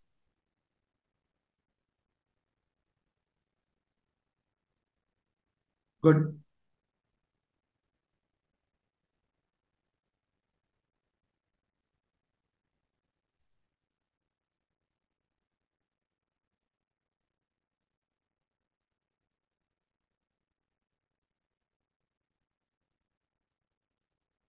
Yes. What is the next doubt that is coming? Sir, what if Swiggy owner provides scooty or bike for a delivery of goods? Food delivery. First of all, the basic logic you forgot. That food is not a goods. Food is a service. Correct? No. Food item is not a goods. I already told you that. And I already told you one more point that Swiggy owner provides scooty or bike. The whole point is logically very simple. If it is for supply of goods, you have to prove that it is for supply of goods. That's the whole point. Clear? Got it. Thank you so much. Next point, my dear friends. Food and beverages, outdoor catering, beauty treatment. What treatment, my dear friends? Beauty treatment, health services, including cosmetic and plastic surgery. Then definitely, my dear friends, credit is not allowed. You're getting my point, everybody? All of us, my dear friends, what does the point mean? Food and beverages means what? If Shiva Teja is sitting in office and one client has come to my office, for the purpose of client, I ordered some food. Law is telling in that case also, credit is not allowed. Even though it is official food, still credit is not allowed. Getting clarity, everybody? Food and beverages, outdoor catering, beauty treatment, health services, including cosmetic and plastic surgery. Next point. Life and health insurance, that case also, my dear friends, credit is not allowed. Next point. Renting of such motor vehicle. Renting of such motor vehicle or vessel and aircraft. When I say renting of such motor vehicle, what does that mean? Renting of motor vehicle where seating capacity does not exceed 13%. Then credit is not allowed. Getting clarity, everybody? All of us, my dear friends, understand this point, everybody? Next point. Membership of club. Membership of club. Health and fitness center, my dear friends. This case also, credit is not allowed. For example, you have a gym. In gym, you paid membership fees. Or membership fees, you paid GST. That GST cannot be taken as credit. Finally, travel benefits given to employees, such as LTA, leave travel assistance or leave travel concession. LTA or LTC, that case also credit is not allowed. Somebody is asking, membership of club, is it new amendment, sir? No, my dear friends, old point only. And next you see, in all above cases, credit is allowed if, number one, inward supply is taken for providing same outward supply. What does that mean? Simple example, my dear friends. Food is purchased to supply the food, then credit is allowed. For example, supermarkets are buying food items to sell the food items. The supermarket can take input tax credit. They're not for consumption. Correct, friends? Number two, Ola or Uber has taken vehicles on rent to give the vehicles on rent. When they have taken vehicles on rent to give the vehicles on rent, they can take input tax credit. Getting my point, everybody? All of us, my dear friends? Wonderful. Next point. Second point. If they are provided by the employer as a statutory obligation, not as company policy. If it is a company policy, then credit is not allowed. If it's a company policy, credit is not allowed. Practical example, my dear friends, lot of times companies, what they do is they take life insurance, health insurance for employees. Companies, lot of times what they do is they take life insurance, health insurance for employees, for which companies paying premium to the insurance companies. And when they are paying premium to the insurance companies, they are paying insurance premium along with GST. They are paying what, sir? Insurance premium along with GST. One more time, I repeat, my dear friends, they are paying insurance premium along with GST. And that GST, they can take it as credit only if that insurance, they can take it as credit only if that life insurance statutory obligation. That GST, what they paid on the life insurance,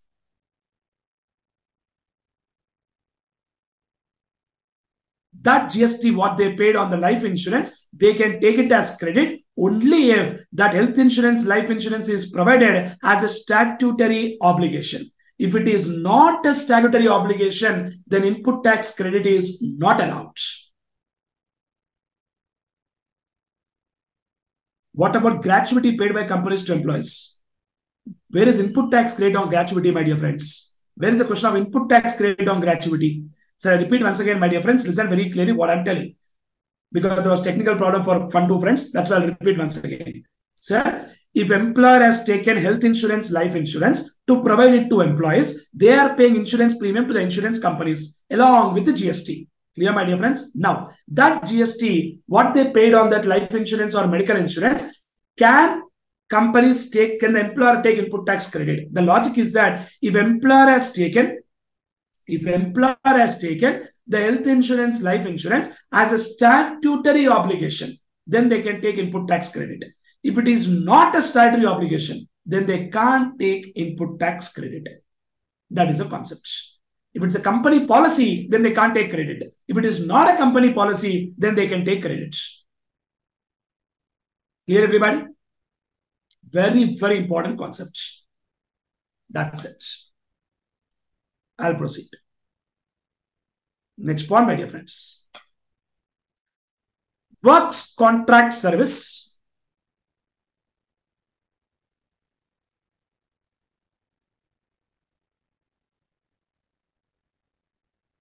Next point, my dear friends. Works contract service for construction of immovable property. What is that line, my dear friends? Works contract service. Screen is not visible. So many problems today. What is the issue, man? See that, my dear friends? Come on. Works contract service for construction of. Come on, friends. What is the line I wrote? Works contract service for construction of immovable property. And what is works contract service? I already told. Works contract service is a case where there is element of service as well as goods. And under GST law, it is regarded as service. Under GST law, it is regarded as what, my dear friends? Service. Getting clarity, everybody? Friends, come on, please reply. What is the point I wrote? Works contract service for construction of immovable property. Now, one special point I'll tell, sir. However, credit is allowed in two cases. Number one, input works contract service taken for providing output works contract service. Input works contract service is taken for providing output works contract service. So getting clarity, everybody? All of us, my dear friends, we have taken works contract service to provide works contract service, then credit is allowed. Second point, my dear friends, works contract service taken for construction of plant and machinery, then definitely credit is allowed. Now, what does that mean? Example I'll give. I'm coming there. Hold on. What is the meaning of this word plant and machinery? Plant and machinery means any equipment or apparatus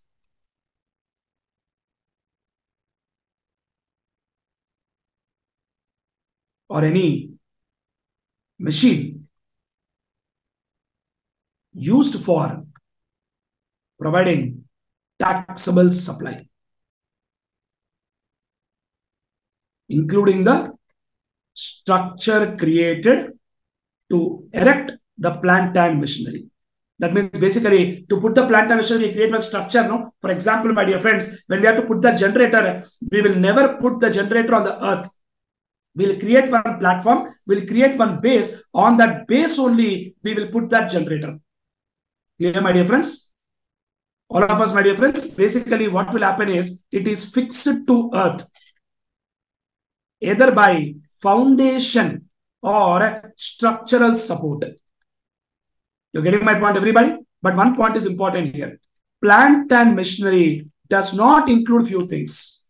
Plant and machinery does not include few things. That is civil structures like land, building, everything. They are not covered in plant and machinery. Civil structures are not covered. Number two, telecommunication towers. Telecommunication towers are not covered in plant and machinery. If they are not covered in plant and machinery, that means credit is not allowed.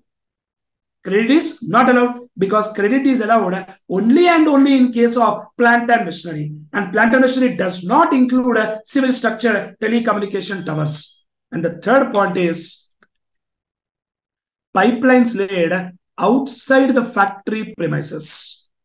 If it is pipelines laid outside the factory premises, then also credit is not allowed, because you have to observe that these three are not covered in plant and machinery. If these three are not covered in plant and machinery, then for these 3 points, credit is not allowed, because credit is allowed only in case of construction of plant and machinery.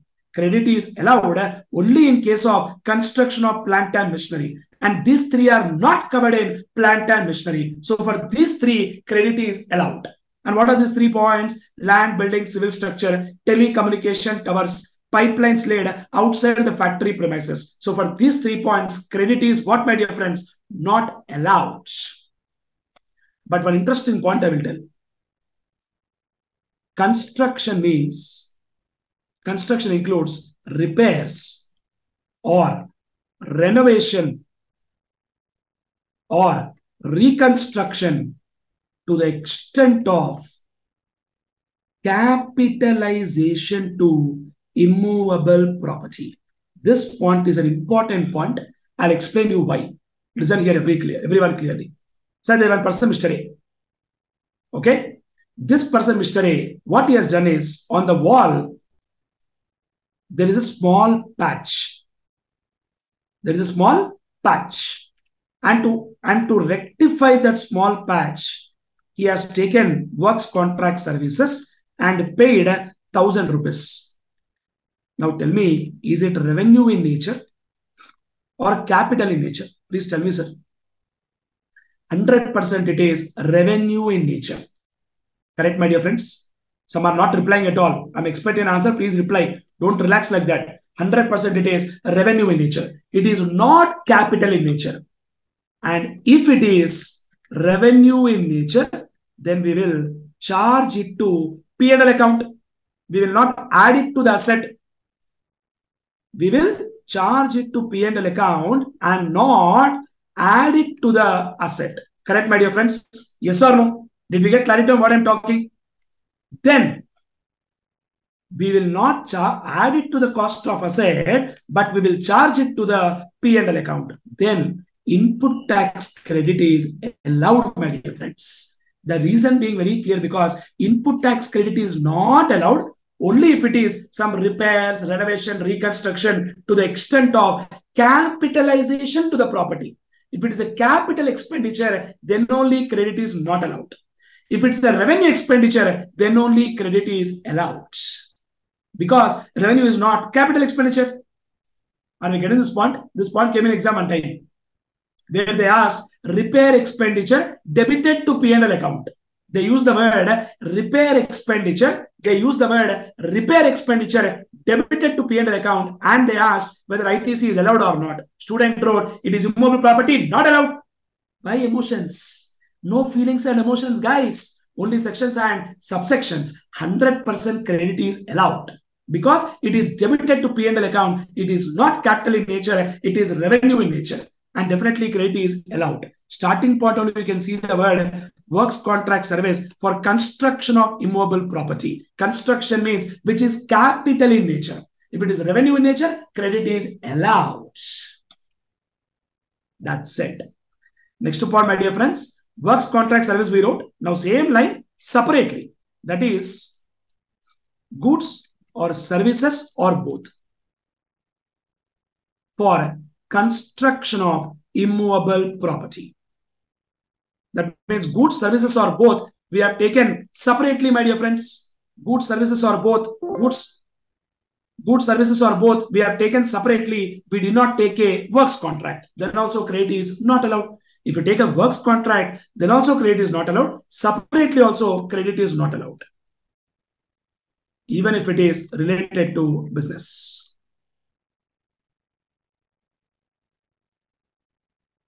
However, one line answer I will tell.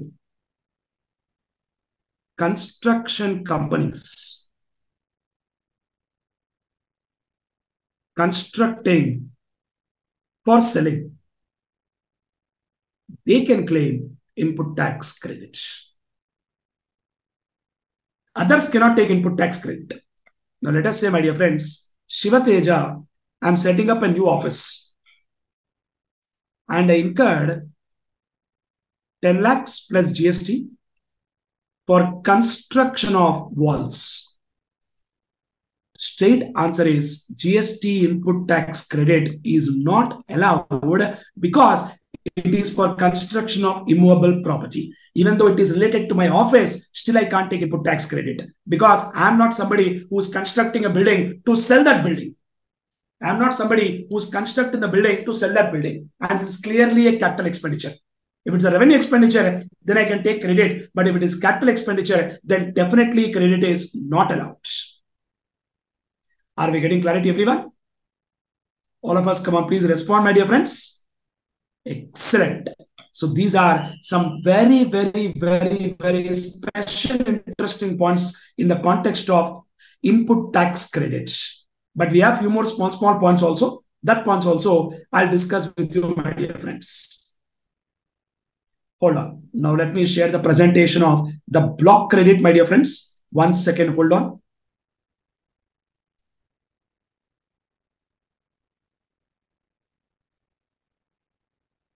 So please confirm whether screen is visible. Done. Visible. Thank you so much. Input tax credit, block credit under section 17(5) of CGST Act. See now. Motor vehicle for transportation of persons, credit is not allowed. See that line, come on. ITC on motor vehicle for transportation of persons having approved seating capacity of not more than 13, including driver, is not allowed. If seating capacity is more than 13, then definitely credit is allowed. If Shiva Teja is buying one bus for business purpose, credit is allowed. Example, software company is buying one bus for transportation of passengers and seating capacity is more than 13, then credit is allowed. And also, my dear friends, credit is allowed if it is further supply of vehicle, transportation of passenger, or training for driving such vehicles. Then also credit is allowed. Next one, what is motor vehicle? More for knowledge, mechanically proper vehicle adapted for use upon roads, whether power of propulsion is transmitted thereto from external or internal source, and includes a chassis, engine chassis to which a body has been attached, but does not include what is not covered in motor vehicle, a vehicle running upon fixed rails, or a vehicle of a special type adapted for use only in a factory. Sometimes in factories, people buy small battery operated vehicles. You know that, my dear friends? That small battery operated vehicle, where battery operated vehicle which is used in any enclosed premises, or a vehicle having less than, so please, vehicle special type adapted for use only in a factory or in any other enclosed premises, or a vehicle having less than 4 wheels, two-wheeler or three-wheeler, with engine capacity not exceeding 25 cc. then definitely credit is allowed. Sometimes special battery fitted vehicles will use in factory. That battery fitted vehicles, which is the three wheels vehicle and all, that cases credit is allowed. Next. Hence, railways, two-wheeler or three-wheelers with engine capacity up to 25 cc, bicycle would not fall in definition of vehicle. If it is not falling in definition of vehicle, then credit is allowed. Next point. Vessels and aircraft, already I told you this point, there also credit is not allowed. But in further supply or transportation of passenger or flying or navigating, then definitely credit is allowed. Next point. Services of general insurance. Services of what, sir? General insurance. Servicing, repair or maintenance. In so far they relate to that motor vehicle. That means what? Shiva Teja purchased BMW car. Is credit allowed? Answer is no. That BMW car, I sent it for servicing. Servicing. And the service center charged me GST on the servicing bill. So on that service charges, whatever GST I paid, that also I can't take input tax credit. So I can't take credit on vehicle. I can't take credit of insurance, repairs, maintenance, servicing. Pure common sense. When vehicle GST you can't take, how can you take vehicle insurance, servicing, maintenance as credit? Next point. Provided that ITC in respect of such services, which services? Insurance, repairs, maintenance is allowed if motor vehicles are used for purpose specified therein. That means further supply, transportation of passenger, imparting training on driving such vehicle. Second, where they are engaged in manufacture of such vehicle.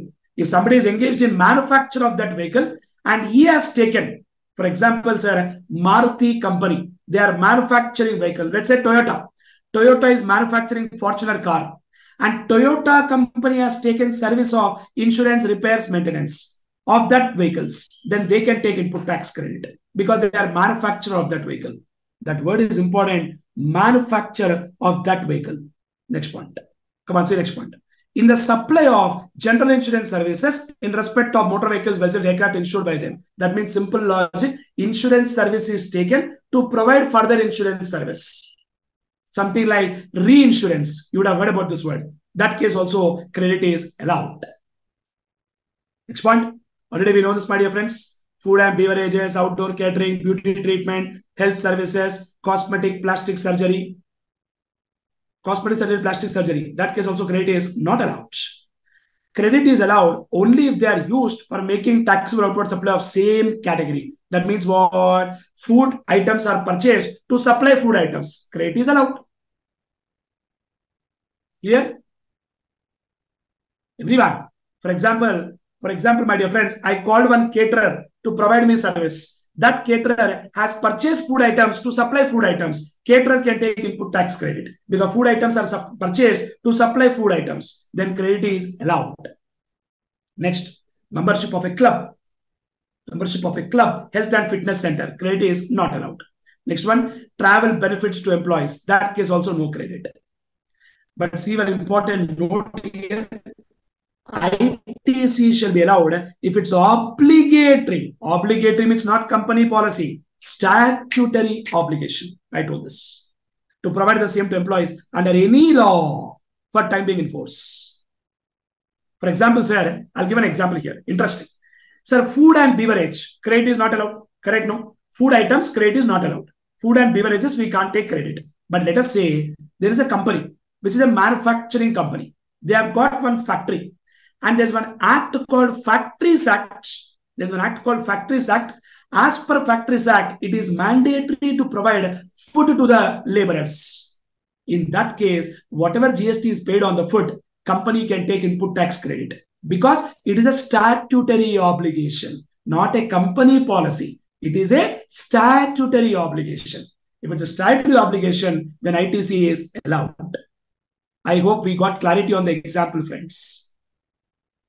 Please respond. Yes, sir. Thank you. Next point. 17.5C, block credit, works contract service, except where it is input service for further supply of works contract service. Works contract taken to provide works contract, like construction companies. And goods services separately taken for construction of immovable property on own account, even when used in the course of furtherance of business.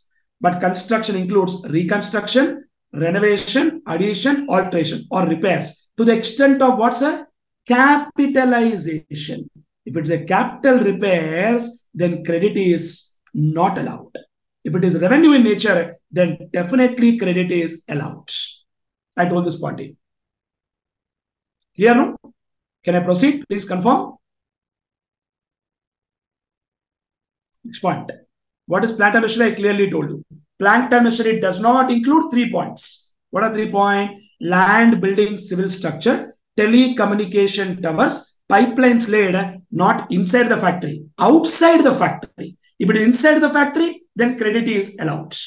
Only 3 cases are not covered in plant and machinery. If it is plant and machinery, credit is allowed. But plant and machinery does not include 3 cases. That means these 3 cases, credit is not allowed. What are the 3 cases? Land, building, civil structure, telecommunication towers, pipelines laid outside the factory premise. That means these 3 cases, credit is not allowed. Next point. Other points in block credit, guys. Please see, come on. Goods, services, or both on which tax has been paid under Section 10. That is composition scheme. Very soon we'll talk composition scheme. Composition person can never take input tax credit. He can never pass on credit because he will pay tax at a very, very small percentage. How much? We'll talk in detail soon. Good. Next point. Goods or services or both received by a non-resident taxable person. Remember NRTP? Ching Chang Ping Pong. I told this to you in registration chapter. Who's coming to India for exhibition and all. So goods, services are both received by NRTP except on goods imported by him. Except on goods imported by him, he cannot take input tax credits. Next point, simple point. Goods or services are both used for personal consumption. If it is personal use, obviously you can't take credit, sir. If it is personal, how can you take credit? Next line, goods lost, gone, stolen. Sir, lost and stolen, there is a difference. Lost means we missed it. We missed it, man. Stolen, somebody has shown their talent. Simple. That is also talent only. Goods lost, stolen, destroyed, gone, destroyed, destruction, or written off or disposed of by way of gift or free samples. So, for example, if Shiva Teja purchased, let us say, I purchased some shirts. I purchased some shirts to give it as gift to my clients. To give it as gift to my clients. I cannot take input tax credit. You're getting my point? One more example. I purchased one bus, more than 13-seater. Can I take credit? Yes. But let us say the bus is destroyed in accident. Law is telling reverse the credit. Why did I give you credit? Because you use it for business purpose. If it is destroyed, your credit is gone. So what is the last point, guys? Goods lost, stolen, destroyed, or written off, or disposed of by way of gift or free samples. It is not free supplies, it is free samples actually. Free samples. Samples is basically your pharma companies gives free samples, no? Then they can't take input tax credit. Clear? Last point. Any tax paid in accordance with section 74, 129 and 130. So this concept is there in detail at CA final level, but if it's a fraud case, detention, seizure case, confiscation case, you have done some fraud, goods have been seized, goods have been confiscated because you have done some violation of law. And in accordance with that, you paid some tax. First of all, you made a mistake.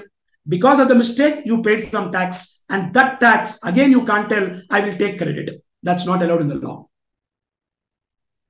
Finally, thank you, my dear friends. Yes, very good morning, my dear friends. Good. Chalo, let's begin the discussion and let's start, guys. Sorry for delay because of the technical issues. I couldn't connect properly because yesterday we have seen a couple of internet issues were there. I strongly believe that that should not be there today. So without any delay, let's proceed, my dear friends. So friends, we have been discussing the topic of input tax credit. In fact, we are done with the topic of introduction to GST. We have spoke about the concept of supply. We discussed about time of supply. We discussed about value of supply. Then after that, my dear friends, we're also done with discussion about one more brilliant topic called registration. And then after that, my dear friends, we started discussion about the concept of input tax credit.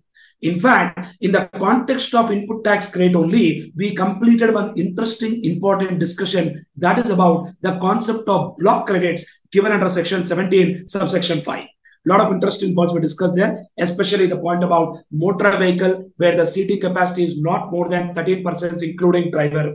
The next one we had about vessels and aircrafts. And after that, my dear friends, we also had a point about food and beverages, outdoor catering, beauty treatment, health services, including cosmetic and plastic surgery, membership of a club and fitness center.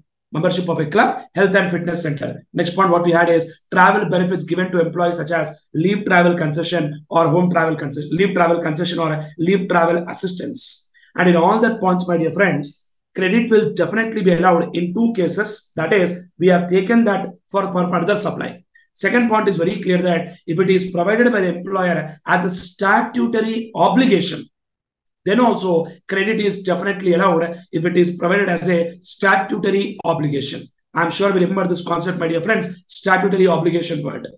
Good. One more point what we had there was life insurance and health insurance. Good. After that, we spoke about works contract service for construction of immovable property. The next point is goods services for construction of immovable property. Construction is to the extent of capitalization. So it is revenue in nature, then definitely credit is not allowed. If it revenue in nature, credit is allowed. If it is capital in nature, then only credit is allowed. I strongly believe that we remember this concept, my dear friends. Student is asking, sir, one example for general insurance business can claim ITC on such vehicle. Classic example, I already told you, reinsurance. If insurance company is taking insurance for providing reinsurance, then credit is allowed. Should I ask us, sir, capital not allowed? Of course, and no. Construction very clearly means what? Construction is repairs, renovation, alteration to the extent of capitalization. Are we clear, everybody? Good. Very good. Fantastic. Come on, my dear friends. And in that context, we also spoke about a few more interesting points like tax paid under composition scheme, goods lost, stolen, destroyed, or disposed of, or written off by way of gift or free samples. Then finally, we had a point about a case where tax is paid under fraud. If it is a fraud case, first of all, you made a mistake. Because of that, you paid the tax. Again, the tax you are telling, I take tax credit. Lost. What nonsense you are talking. We are not going to give credit like that. Getting my point, everybody? And that point is important. Goods lost, stolen, destroyed, disposed of, or written off by way of gift or free samples. So if goods are given as gift, then credit is not allowed. That's why, my dear friends, let me give a small example. Every year in my office, we purchase some gift items for Diwali and give it to our staff. And whatever GST we paid on the gift items, we never take input tax credit because it's not allowed. You might ask, sir, how will the officer get to know? If audit comes and if he gets to know, it's gone. See, how will they get to know is different. Correct, my dear friends? Now you might ask one question. Sir, what is the guarantee I will not pass? What is the guarantee you will pass? It depends, no? It all depends on the effort, what you take to succeed. In the same way, it all depends on the effort of tax officer to find out where is the issue. I think your question is answered. Good. Somebody asking if it's under employment contract.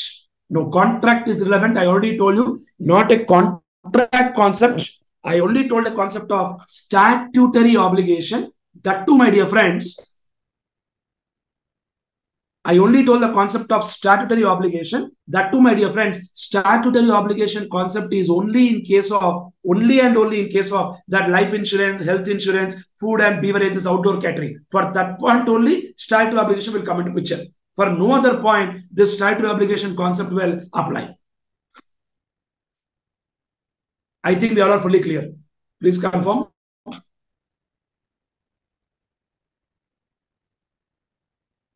Can I proceed? Please reply.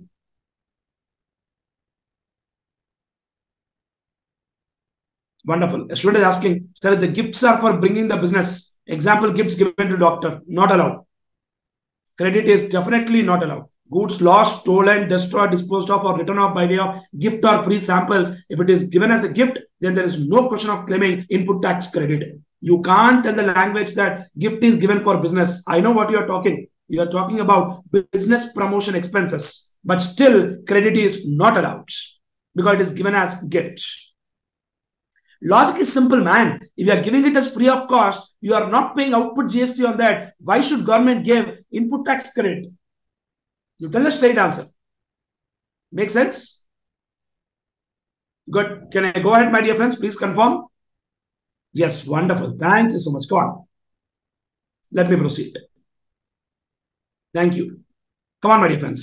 So, friends, we are going to talk about the balance points in this concept of input tax credit. Something very brilliant topic and an interesting chapter, my dear friends. And I'm sure everybody knows here that from input tax credit topic, 101% question will come in the examination. Clear, my dear friends? And input tax credit, my dear friends, 2 discussions are already over. The 2 discussions that are over are, number 1, utilization of input tax credit. In the first chapter itself, I taught you this concept of utilization of input tax credit. Correct, my dear friends? Where I told you about how do we use input IGST, how do we use input CGST, how do we use input SGST. And their special points I told, we can't use CGST for SGST or SGST for CGST. One more point I told is that CGST, SGST credit to be utilized only after IGST credit is fully exhausted. Next, the student is asking, how many marks weightage, sir? Sir, weightage will generally be around 6 to 8 marks. Yeah, that's about utilization of input tax credit, which is already over. Second part, which is also over, is the concept of block credits, which is given by section 17, subsection 5. Which is given by which section, my dear friends? Section 17, subsection 5, which deals with the concept of block credits. I hope this is making sense for everyone. Come on, friends, please reply. Yes, very good. Thank you so much. So these 2 interesting concepts are already over. One is utilization of input tax credit. Second is the concept of block credits. Now, my dear friends, moving ahead, the interesting concept is that this concept of input tax credit is dealt from section 16 to section 21. Section 16 to section 21. Yes, section 16 to 21. And we also have some rules known as Rule 86A and Rule 86B. Some special points to talk, my dear friends. Everyone, getting clarity, everybody? So Rule 86A and Rule 86B. Now, the interesting point is that even though I told you that we have got section 16 to section 21, my dear friends, in your syllabus at CA inter level, at what level, my dear friends? CA inter level, we only have section 16, 17 and section 18. Section 16, 17 and 18. Whereas section 19, 20, 21 is there at CA final level. And let me tell you that section 19 deals with input tax credit availability in case of job work. And section 20 and section 21 deals with the concept related to input service distributor. Input service distributor. These concepts are there at CA final level. So don't worry now. Now don't apply your brains. So what you have to learn at CA inter level is only your section 16, 17 and 18. That's it. Are we clear, everyone? Does this point make sense for all of us?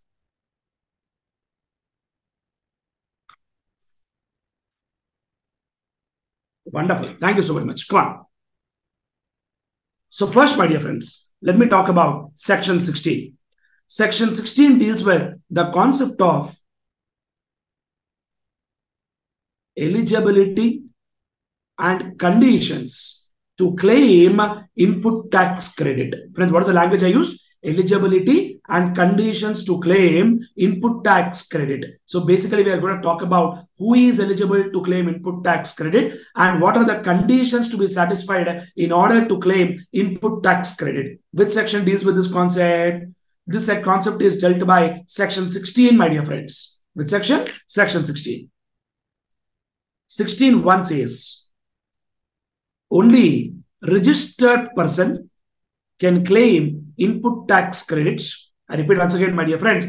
Only what person, sir? I repeat once again, come on. Only registered person can claim input tax credit if the goods or services or both are used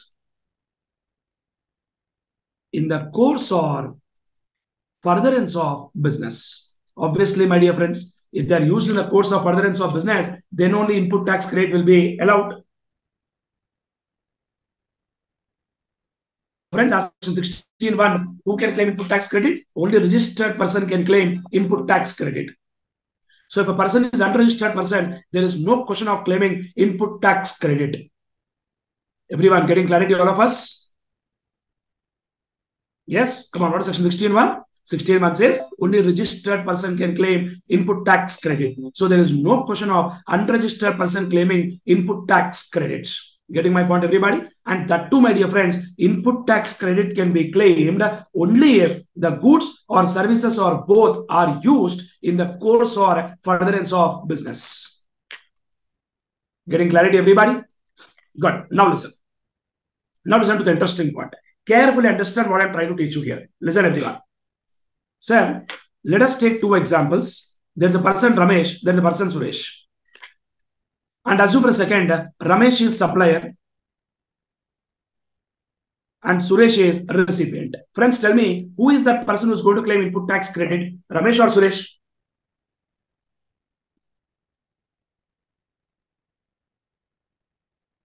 Who is that person who's going to claim input tax credit in my example?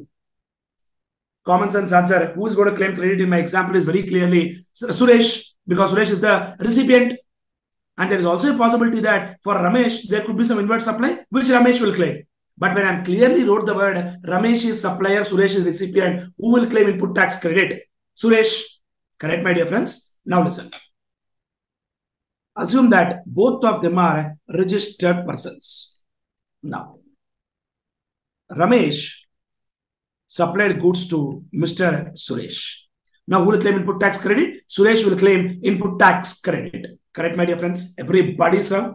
Now, let me tell you one interesting concept here. Listen very clearly. Please carefully concentrate. Listen, all of us. Sir, our friend Mr. Ramesh, I repeat once again, my dear friends, our friend Mr. Ramesh will file GSTR 1. Other words, instead of writing will file, I will write the word should file GSTR 1, which is a statement of outward supplies. Do you agree to that? Yes, my dear friends? Exactly. So Ramesh should file GSTR 1, statement of outward supplies. Now listen very clearly, sir. Generally, the due date to file GSTR 1 is 11th of next month. What is that date, sir? 11th of next month. Now, if Ramesh files GSTR 1 within the due date, then credit will reflect reflect to Mr. Suresh in GSTR 2A, and listen to this concept very, very clearly, my dear friends, will reflect in GSTR 2A and GSTR 2B. Now, if Ramesh files GSTR 1 after the due date, my dear friends, credit will reflect to Mr. Suresh in GSTR 2A, but not GSTR 2B.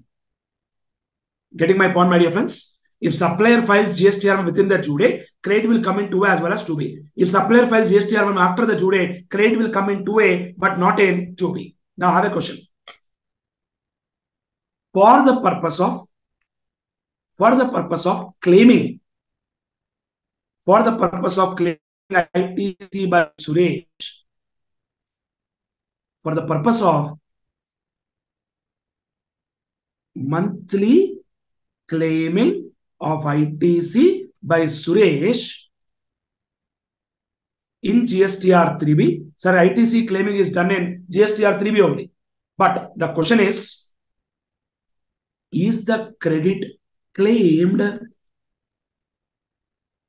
as per GSTR 2A or GSTR 2B? That's my question. I think you got my question. Sir, ultimately, my dear friends, recipient is going to claim credit in GSTR 3B only. But the question what I'm asking is, should he claim credit as per GSTR 2A or should he claim credit as per GSTR 2B? Come on, my dear friends, reply. 101% answer is GSTR 2B.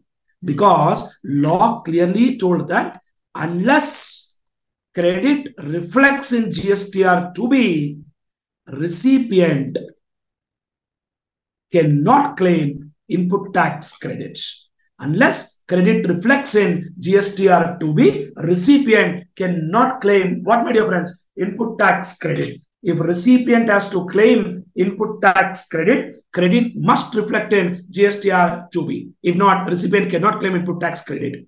In fact, my dear friends, once upon a time, that means for previous attempt, what was allowed is 105% of credit reflecting in GSTR 2B. But this concept has been amended now. For November 2023 attempt. I repeat once again, my dear friends, for November 2023 attempt, one more time I repeat, for which attempt, my dear friends? For November 2023 attempt, what credit can be claimed? For November 2023 attempt, what credit can be claimed? Maximum is 100% of credit reflecting in GSTR 2B. We cannot claim credit more than what is reflecting in GSTR 2B. We can claim credit only to the extent of credit reflecting in GSTR 2B, but we cannot claim credit more than what is reflecting in GSTR 2B. I'm sure this concept is clear for all of you guys. A student is asking, sir, what is the difference between GSTR 2A and 2B? I already told you, my dear friends. 2A and 2B, the only difference is that if supplier files GSTR 1 within the due date, credit will reflect in 2A as well as 2B. But if supplier is filing after the due date, credit will come in 2A but not in 2B. And law told for claiming monthly credit, you should claim as per GSTR 2B. You might ask, then what is the purpose of GSTR 2A, sir? For yearly reconciliation for the whole year, for checking what all suppliers have filed, which all suppliers not filed. For verification purpose, GSTR 2A is useful. But for monthly claiming of credit, GSTR 2B is important. So in short, government is telling, boss, Mr. Suresh, if you want to claim input tax credit, you please talk to Ramesh and ensure that Ramesh has filed GSTR within the due date. You fight among yourself. That is what government is telling. You fight among yourself. If you want input tax credit, you talk to Ramesh and ensure that Ramesh will file GSTR within the due date. Then only you will get your input tax credits. Are you clear? Good. Now, listen here, my dear friends. Apart from this, there is some interesting section called section 16.2. Very, very, very, very important. Conditions to be satisfied in order to claim input tax credits. So what is that we are talking, my dear friends? For the purpose of claiming input tax credit, what are the conditions that need to be satisfied? There is some doubt. What is the doubt? Sir, if you purchase certain goods from a supplier and the supplier gets GST raid and the GST number gets cancelled, then how will be ITC claimed? Nothing can be done. You have to talk to your supplier and get it resolved. Government is telling, we are not bothered. You fight among yourself, do whatever you want, but we are not helpless. So government is telling, if supplier GST raid is done, we are not concerned about it. Supplier GST raid is done means what? Supplier has done some mistake. Then why are you dealing with that kind of supplier? That's what government is telling. I hope your question is answered soon.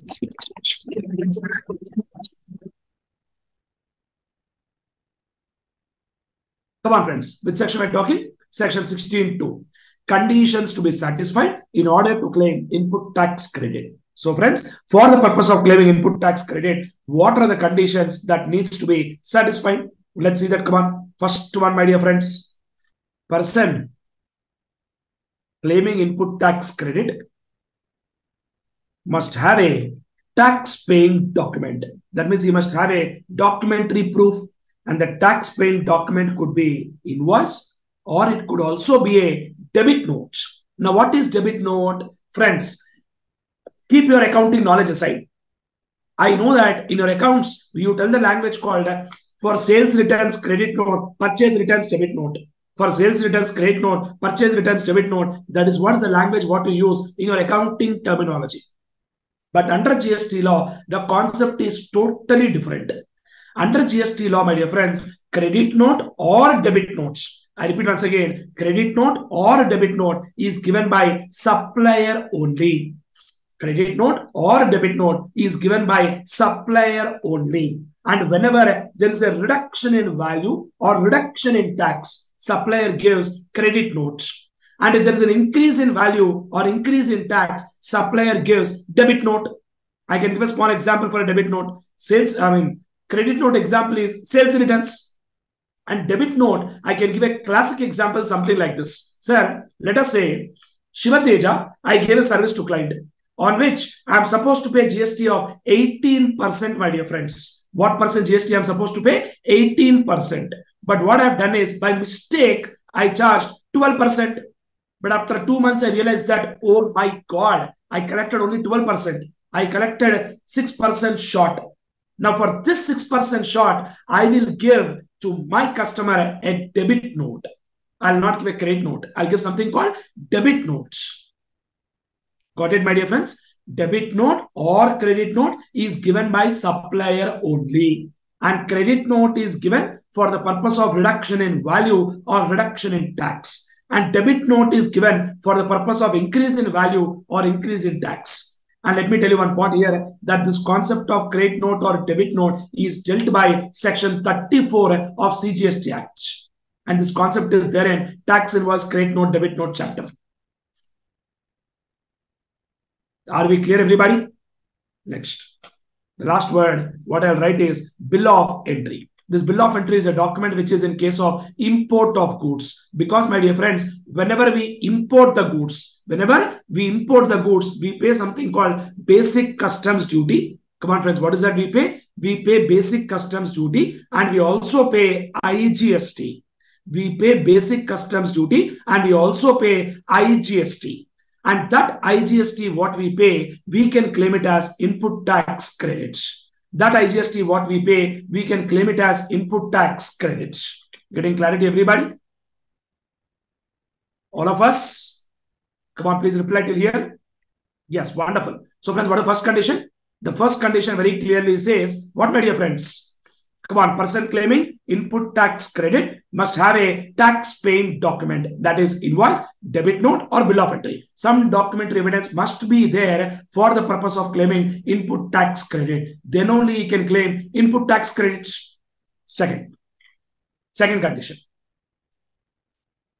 Goods or services or both must be received. In other words, must be what, my dear friends? Received. Goods or services or both must be received. If they are not received, there is no question of claiming input tax credit. And one interesting point I will tell you, my dear friends, in case of bill to ship to model, goods are treated as receipts. Now, what is this word, my dear friends? In case of what, sir? Bill to ship to model, goods are treated as received. Now, what is this bill to ship to model? Listen very clearly, my dear friends. Listen. What is this bill to ship to model? Simple logic example, I'll tell you, sir. Listen very clearly here. Sir, Shiva Teja has got registration in 2 states. Let us say I've got registration in 2 states. One is in Telangana, one is in Maharashtra. I repeat once again, I've got registration in 2 states, Telangana and Maharashtra. Now, from Telangana, I contacted one person in Tamil Nadu. For supply of some goods. And I told that Tamil Nadu person, you raise invoice in the name of the Telangana GST number. You raise invoice in the name of Telangana GST number, but send the goods to Maharashtra. You raise invoice in the name of Telangana GST number, but send the goods to Maharashtra. That is called bill to ship to model. Billed on one name, but shipped to another place. build it to one place and ship it to another place. Getting clarity, everybody? Got it, everybody? That's called what model, my dear friends? Build to ship to model. Fantastic. I hope we are fully clear, my dear friends. What is the first condition? Person claiming input tax credit must have a tax paying document.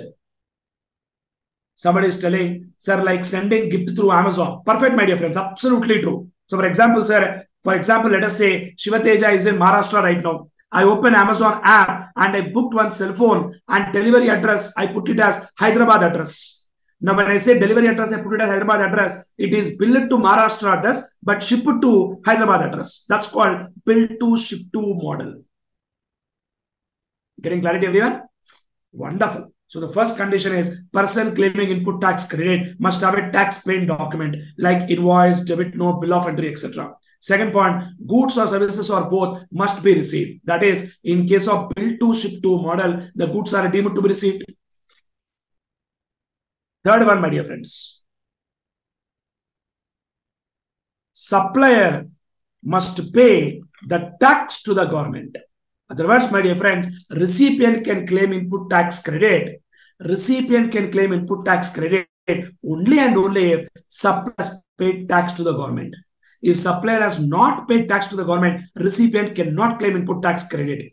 In our example of Ramesh and Suresh, Suresh can claim. In our example of Ramesh and Suresh can claim input tax credit only and only if Ramesh has paid tax to the government. If Ramesh has not paid tax to the government, Suresh cannot claim input tax credits. Fourth condition, recipient must file a return under section 39.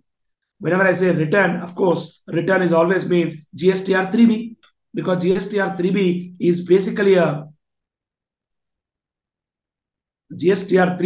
is basically a summary return where details of both outward and inward are declared,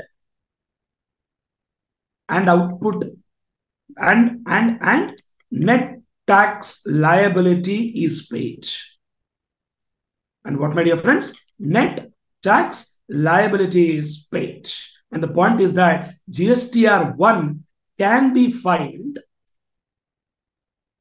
without payment of tax, but GSTR 3B cannot be filed without payment of tax. Because the reason being, GSTR 1 is only a statement. GSTR 1 is a statement, but whereas GSTR 3B is a return, my dear friends. So what they told in the law is that GSTR 1 can be filed without payment of tax, but GSTR 3B cannot be filed without payment of tax, because GSTR 1 is a statement of outward supply, but GSTR 3B is a return. I hope you are getting clarity. So friends, the conditions to be satisfied in order to claim input tax credit is that the person claiming input tax credit must have a tax paying document, which could be invoice or a debit note or bill of entry. Number two, goods or services or both must be received. That is, in case of build to ship to model, the goods or services are deemed to be received. Third one, supplier must pay tax to government. Unless supplier pays tax to the government, recipient cannot claim input tax credits. And point number 4, my dear friends, recipient must file return under section 39. Unless recipient files GSTR 3B, how can he claim input tax credit? If credit has to be claimed, recipient has to file GSTR 3B, no friends. Without filing GSTR 3B, how can recipient claim input tax credit? That's not possible, right? I strongly believe that we are fully clear with 16.2, friends. Please reply, everyone. And of course, one more special point, which I just told you sometime back, my dear friends, that is credit must reflect in GSTR 2B in order to claim input tax credits. I told this point to you that credit can be claimed only if it reflects in GSTR 2B. If not, there is no question of claiming input tax credits. I strongly believe that we are fully clear with this concept, my dear friends. Kindly please confirm. Good. Now a question. Think properly and tell me here.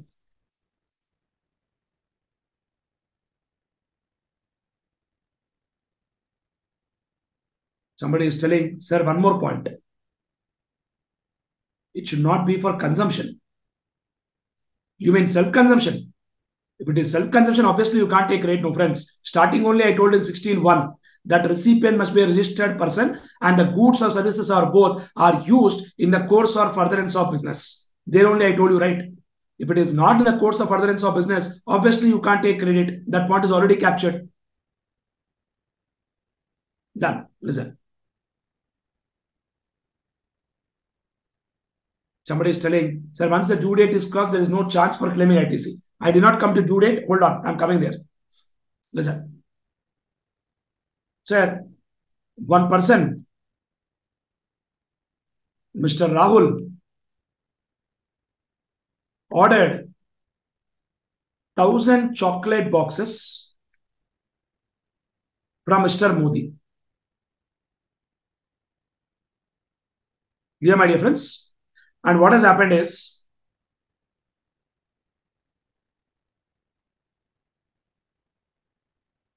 student is telling, supplier is not filing before the due date, he can't take credit. Yes, he can't take credit in that month, but next month he can take credit. No, what is the problem? Once it comes in GSTR 2B, you can take it credit. It will come in next month GSTR 2B, my dear friends. Don't worry. It will definitely come in next month GSTR 2B. If it is filed late, it will come in next month GSTR 2B. If it is not filed at all, then it will not come in 2B. You got point one, my dear friend, Mr. Jack? I think your question is answered, Jack. Good. Now, where are we? Rahul and Modi ji are waiting. Please see now. Rahul ordered 1,000 chocolates from Modi ji. 500 boxes were delivered in the month of August. 300 were delivered in the month of September. And the balance 200 boxes were delivered in the month of October.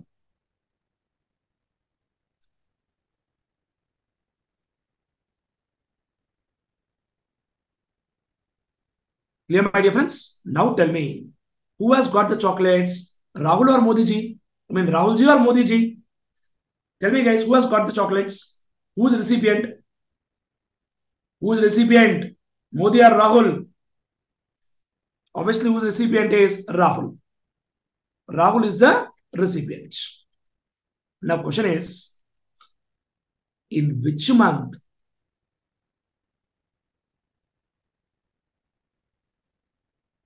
and Modi has given invoice for 1,000 chocolates in August itself. He gave invoice for 1,000 chocolates in August itself. But 500 boxes in August it was delivered. 300 boxes it was delivered in September. 200 boxes they were delivered in October. But when is the invoice given? Tell me, guys. Invoice was given in the month of August itself. Now, question is, in which month Rahul can claim input tax credit? That is the question. Different students are giving different answer. Sir, the concept is goods are received. Should be asking, sir, does Modi ji file GSTR1? Yes, he filed. Assuming he filed. Okay. If goods are received in lots or installments,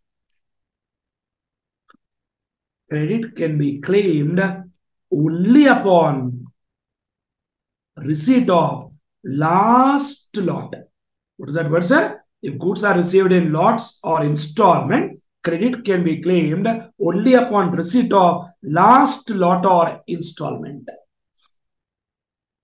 Getting clarity, everybody, my dear friends? If the goods are received in lots or installment, credit can be claimed only upon receipt of last lot or installment. If you cannot tell that goods are coming in parts, I will claim credit in parts. That is not allowed in the law. In the law, they clearly told that if goods are received in lots or installment, then credit can be claimed only upon receipt of last lot or installment. You cannot afford to say that if it is coming in parts, I will claim in parts. That's not allowed in the law. In the law, they clearly told that if goods are received in lots or installment, credit to be taken only upon receipt of last lot or installment. And this point is very clearly given by first proviso. Proviso is something like an exception. First proviso to section 16(2) very clearly says this. Getting my point, everybody? Very interesting concept, my dear friends, which clearly says that if goods are received in lots or installment, credit can be claimed only upon receipt of last lot or installment. This point is given by first proviso to section 16(2). And when do we say lot or installment is only in a case where, when do we say lots or installment is only in a case where invoice is given already in full? Only in a case where invoice is given already in full, but the goods are coming in parts. Invoice is given already in full, but the goods are coming in parts. Then only we say this word called goods are received in lots or installments. Getting clarity? That is the story of first proviso to section 16(2). Now listen. Next point. An interesting point, my dear friends. Very, very important. If recipient fails to make payment to the supplier, payment means, when I say payment, I'm talking about value plus GST. Correct, my dear friends? So you have to understand my logic here that recipient supplied goods to supplier supplied goods to the recipient. Recipients got satisfied all the 4 conditions. Number 1, recipient had an invoice. Number 2, recipient received the goods. Number 3, supplier paid tax to government. Number 4, recipient filed returns. And credit is reflecting in GST and 2B. All conditions satisfied. But supplier did not get the payment so far. Government is telling, what nonsense is this? We will also protect the interest of supplier also. For that reason, what point they brought in the law is that if recipient fails to make payment to the supplier within 180 days from the date of invoice, then the ITC claimed should be paid or reversed. And I'll write one word, proportionately. Proportionately means if part amount is paid, only part ITC is reversed. If full amount is paid, nothing is reversed. If nothing is paid, entire ITC to be reversed, along with interest at the rate of 18% per annum. And such credit reversed can be reclaimed. Can be what, sir? Reclaimed after payment is made to supplier. That credit can be reclaimed. That credit can be reclaimed after payment is made to supplier. Getting clarity, my dear friends? But there are some cases where above concept will not apply. Number 1, transaction is covered under RCM. If it is covered under RCM, recipient himself is liable to pay GST. Number 2, deemed supplies without consideration. Deemed supplies without consideration, which are given under Schedule 1. We know this point, my dear friends. Transactions regarded as supply, even though there is no consideration. Now, when there is no consideration, where is the question of making payment to the supplier? When there is no consideration itself, then where is the question of making payment to the supplier? Third point, supplier's obligation. What obligation? Supplier's obligation in relation to supply is met by the recipient. Supplier's obligation in relation to supply is met by the recipient. So whatever amount supplier is liable to pay, that is paid by recipient. Already we discussed this in value of supply chapter, section 15(2)(b). That means recipient already paid to some other person. Then there is a question of this 180 days condition telling he has not made the payment. It's already made to some other person, right? So in these 3 cases, this 180 days concept will not apply. And let me tell you, my dear friends, this 180 days concept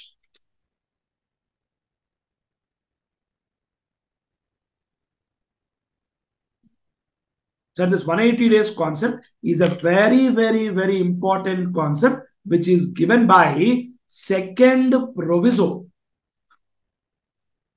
Second proviso to section 16(2).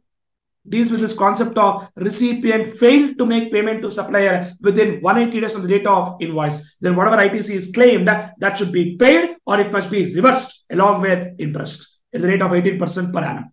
and that credit which is reversed can be reclaimed after payment is made to the supplier. Very, very important concept. I strongly believe that we are fully clear with this. Kindly please reply. Good. Next section, my dear friends. Listen. Next section, section 16.3. Which section, guys? Section 16.3. Listen. So let us say Shiva Teja purchased a laptop. And Shiva Teja registered person under GST law. I purchased one laptop. And the laptop value is, let us say, 1 lakh rupees. And GST at the rate of 18% is coming to 18,000. Total cost 1,18,000. Now tell me, can I claim depreciation under income tax? Definitely answer is yes. There is no doubt in that. But my question is, depreciation under income tax on what value? That's the question. Depreciation under income tax, I'll claim on what value? There is no second thought about it, my dear friends. Depreciation under income tax, one more time I repeat, my dear friends, depreciation under income tax, I can claim. Depreciation under income tax, I can claim. But the question is all about on what value I will claim. I'll claim it only on 1 lakh. Because Shiva Teja has claimed input tax credit of 18,000 already. Section 16.3 says,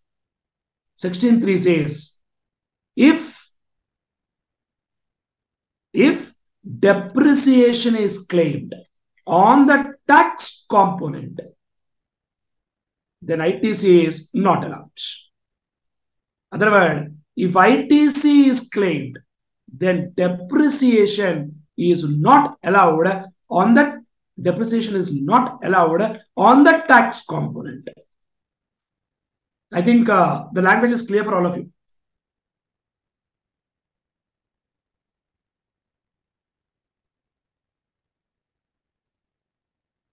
Make sense, everybody? Good. Next point. Next section, my dear friends, section 16.4, the last point in section 16. So, for example, my dear friends, Shiva Teja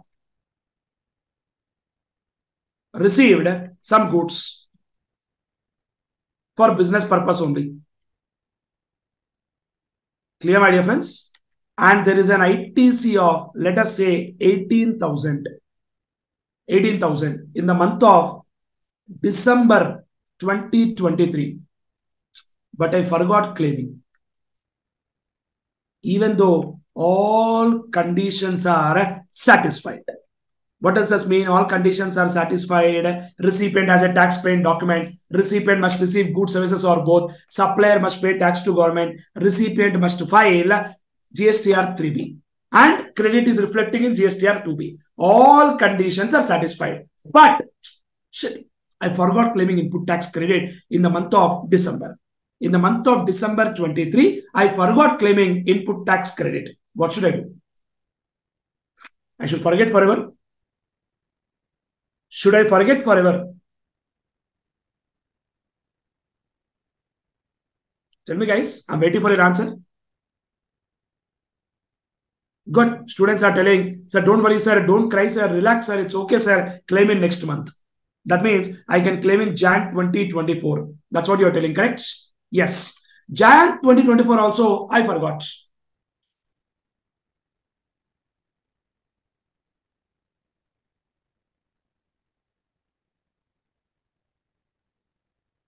Somebody said, don't know, sir. Horrible. We can claim in Feb. Feb also we forgot. We can claim in March. March also we forgot. Claim in April. April also forgot. May. May also forgot. June. June also forgot. July. July also forgot. August. August also forgot. September. September also forgot. October. October also forgot. November. November also forgot. Forget forever. Forget forever. Somebody is telling, share up to September. This point is amended, my dear friends. Latest provision I will tell, which is very, very, very, very important. It is not 20th November also. the latest provision is, my dear friends, maximum time limit to claim. Listen, very, very important. Maximum time limit. It's a very important provision, my dear friends. Maximum time limit to claim input tax credit is 30th November following the end of financial year. 30th November following the end of financial year, or the date of filing annual return. So annual return is basically GSTR 9, which is filed by every registered person whose turnover is more than 2 crores. They file GSTR 9, annual return. Clear, my dear friends? So 30th November following the end of financial year, or date of filing annual return. Somebody is telling audio is low. Is it low for everyone? Please respond. Come on. Maximum time limit to claim input tax credit is 30th November following the end of financial year. 30th November following the end of financial year, or date of filing annual return, whichever is earlier. Whichever is what, my dear friends? Earlier. Sir, very, very, very, very important point. No games at all. Something extremely important. Please understand that point, my dear friends. Okay, sir. Now, thank you so much. Sir, let me repeat once again. Very, very important. We may get MCQ based question on this. Highly possible, my dear friends. So, I repeat once again, my dear friends. Section 16.4. I repeat once again. Carefully, please listen to my point. Section 16.4 basically talks about maximum time limit to claim input tax credits. And the latest amendment clearly says the maximum time limit is up to 30th November following the end of financial year. Following the end of financial year, or date of filing annual return, whichever is earlier. That is the time till which we have got in order to claim input tax credits. And this time limit is not for utilizing input tax credit. This time limit is only for claiming input tax credit. You can utilize whenever it's possible. Law will never fix time limit for utilization of credit. Law will always fix time limit for claiming input tax credit. So what is the maximum time limit, my dear friends? 30th November following the end of financial year, or the date of filing annual return, whichever is earlier. But one special point.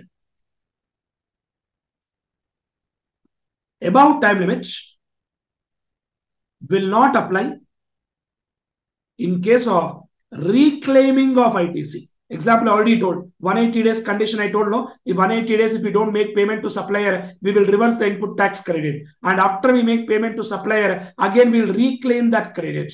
In case of reclaim of that credit, I repeat once again, my dear friends, in case of reclaim of that credit, the time limit provisions will not apply. Clear? Everybody, please confirm. Did you understand 16.4 amendments? Important provision, my dear friends.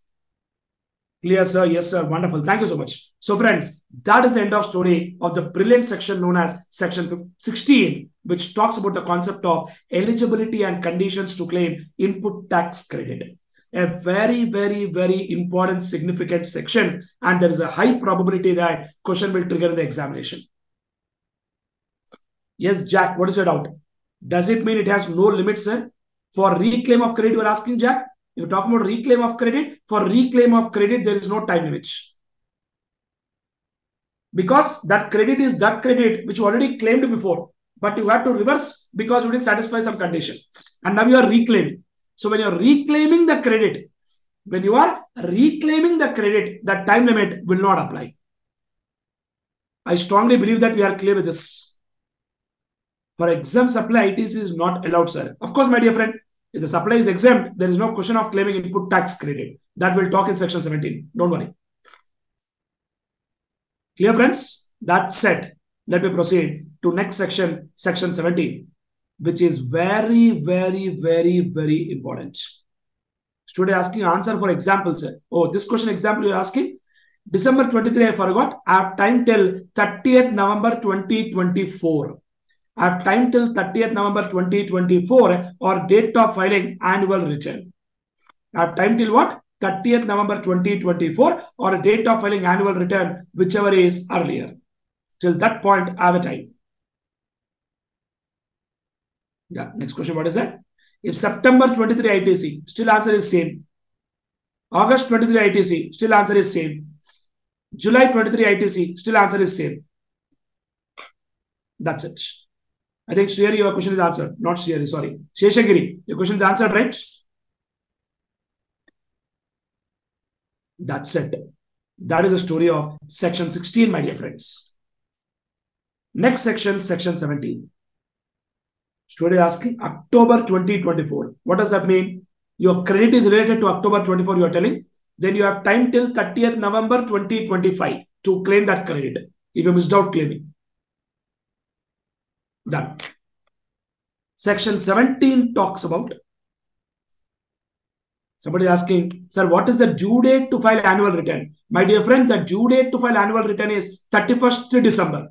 The due date to file annual return is 31st December following the end of financial year. Now, by seeing that word, you should not tell November will always come early. No, sir. Then that is nonsense answer, ridiculous answer.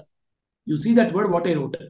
30th November following the end of financial year or date of filing annual return. I never use the word due date of filing annual return. If it is due date, then obviously November will come first because the due date is December 31st December. Correct? No, but they never told the word due date for filing annual return. They use the word 30th November following the end of financial year or due date of filing annual return, whichever is earlier. Obviously, because there is a high probability that we might file annual return early. Getting my point, everybody? Exactly. Good. Next point. Good. I'm happy discussing so much because chapter is very, very important chapter. We can't take chance with this topic. Next one. Section 17. Apportionment of credit and block credits. What is the word used, sir? Apportionment of credit and block credits. Now, if any goods or services or both. Come on, friends. What is the line I wrote? If any goods or services or both are used for the purpose of outward taxable supply, then definitely ITC is allowed. Next point. If any goods or services or both are used for the purpose of outward exempt supplies, outward exempt supply, then straight answer is ITC is not allowed. Correct, my dear friends? Everyone, getting clarity, everyone? Next point. If any goods or services or both are used for the purpose of zero-rated supplies. I already told you what is the meaning of the word zero-rated supply. Friends, zero-rated supply covers only two types of transaction. I repeat one more time. Zero-rated supply covers only two types of transaction. Number one, exports. Number two, supplies to SEZ. Only two are covered in zero-rated supplies. Number one, exports. Number two, supplies to SEZ. So friends, if any goods or services or both are used for the purpose of zero-rated supplies, then ITC is, what do you think? I already told the logic to you before itself. ITC is definitely allowed because it is exports and SEZ. So friends, getting clarity, everybody? Now, if any goods or services or both are used for the purpose of both taxable and exempted, then what will happen is credit is to be apportioned as per rules which are there for us in CA final. There are some interesting rules known as Rule 42 and 43. Rule 42 in case of inputs and input services. Rule 43 in case of capital goods. How do we apportion? That concept is very, very brilliant and very important concept. Extremely amazing. That is there in CA final. Don't worry. Your time will come to learn soon. Okay? Happy? Good. But listen now. One special point which is there at CA inter level itself.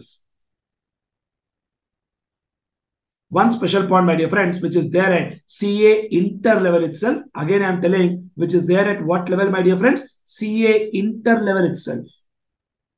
Clear? What is not there at CA inter level? That how do we apportion the credit when you are using for both exempted and taxable? We have to proportionately apportion them. And how do we do that apportionment? That is not there at CA inter level because they are given by some interesting rules. Rule 42 and 43. Clear, my dear friends? Now listen. Special point at CA inter level is, in case of banking and financial institutions, including NBFC, what they told in the law is simple answer. No ITC on personal goods. No ITC on block credits.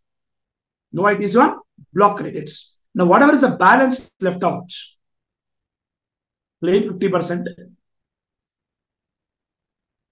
Claim what, my dear friends? 50%. That's it. Whatever law is telling, don't bifurcate between how much is towards exempted, how much is towards taxable. How much is exempted, how much is taxable, don't bifurcate. You claim 50% and reverse 50%. That's it. But in case of supplies between distinct person having same PAN, we know this, no? That means what? For example, there is some service given by ICICI Bank Mumbai to ICICI Bank Tamil Nadu. ICICI Bank Mumbai, I repeat once again, ICICI Bank Mumbai is giving some service to ICICI Bank Chennai. ICICI Bank Mumbai is giving some service to ICICI Bank Chennai. That means it is a supplies between distinct persons having same PAN. Supply between distinct persons having same PAN. In that case, 50% concept will not apply. That means 100% credit is allowed. What is allowed, my dear friends? 100% credit is allowed. And let me tell you honestly, that's the end of section 17.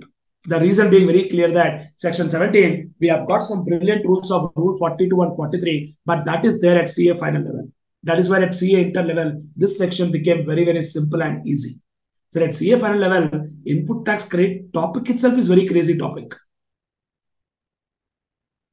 Getting my point, everybody? Student asked him a good question. So 50% concept is optional or compulsory? The answer is, it is optional. But once opted,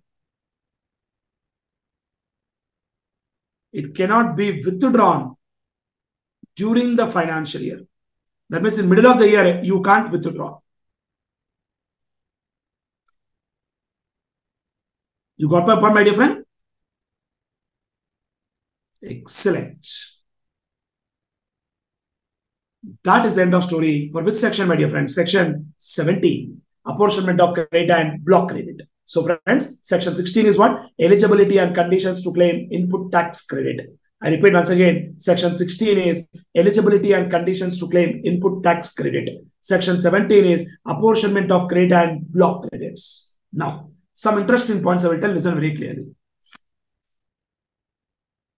Sir, in first case, I told you that person claiming ITC must have a tax paying document. Correct, my dear friends? This concept is given by Rule 36, which clearly says that the tax paying document could be invoice or a debit note or bill of entry. And the tax paying document must contain the value of supply, amount of tax, place of supply, if it is interstate supply. And also it must contain GST number. If the GST number is not there, how can you claim input tax credit? All that details must be mentioned in that invoice or a debit note or bill of entry. That concept is given by Rule 36, my dear friends. Now, let me tell you one more interesting point. If recipient fails to make payment to supplier within 180 days from date of invoice, proportionate to reverse the credit along with interest, correct? No? This concept is given by second proviso to 16(2), read with Rule 37. Read with which rule, my dear friends? Rule 37. And this concept, what we just discussed, that is banking and financial institution, including NBFC, this concept is given by section 17.4, read with rule 38.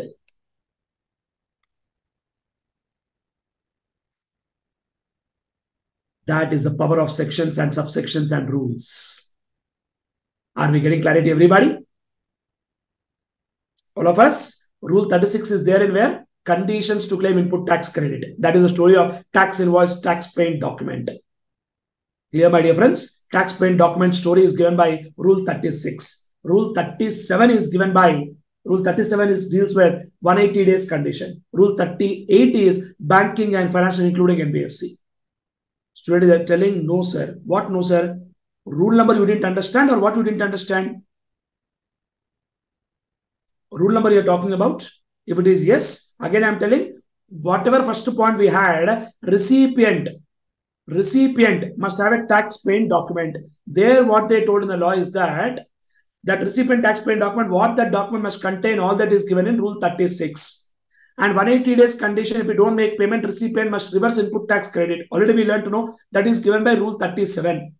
Banking and financial institution claim 50%, reverse 50%. That is given by Rule 38. I just told rule number.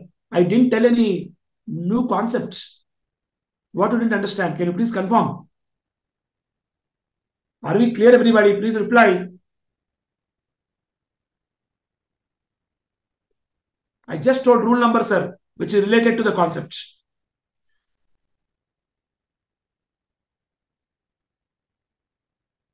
I strongly believe that we are fully clear.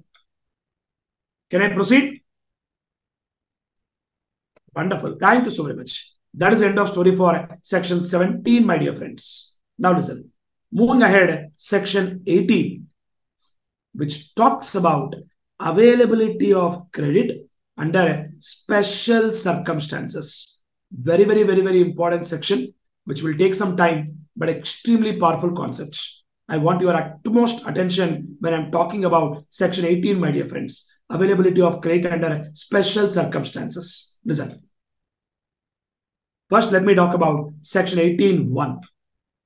And in that, let me talk about 18.1a, which talks about new registration applied within 30 days. Already we know this concept in registration chapter, my dear friends. Any person liable to be registered must apply for registration within 30 days. Did we listen to this concept before? Yes. What they told in the law. If any person liable to be registered has applied for registration within 30 days from the date of being liable, then he can claim ITC on inputs held in stock, inputs contained in semi-finished or finished goods in stock. So if you very clearly observe, my dear friends, they are giving ITC of what, sir? Inputs. They never use the word capital goods.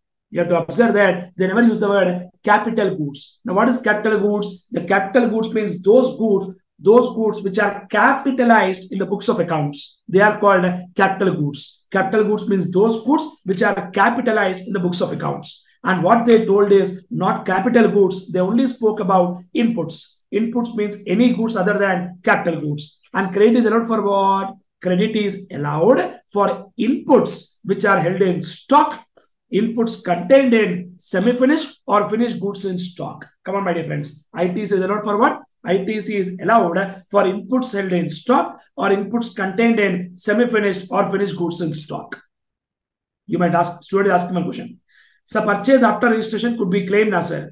If it's purchased after registration, that you will directly claim. But the problem here is you purchase some goods even before registration.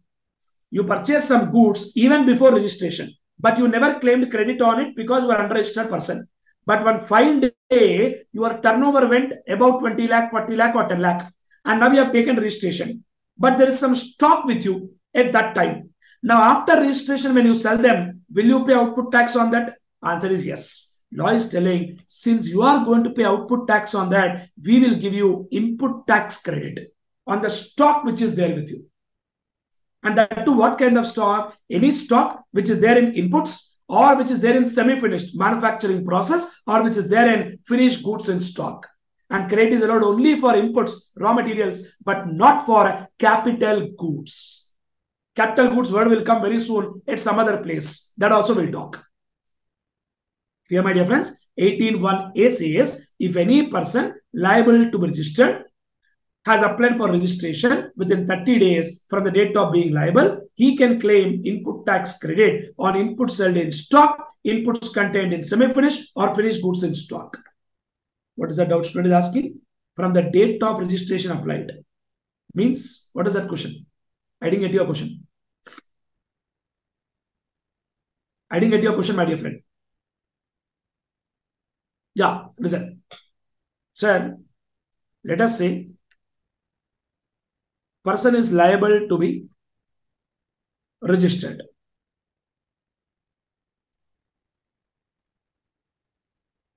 Somebody is telling once he gets TRN number, he can get ITC. Arey, kya nonsense. What are you talking, my dear friend? If you get TRN number, how can you claim ITC?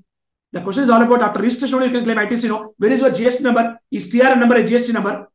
TRN is only a temporary reference number, which is used for submitting the application.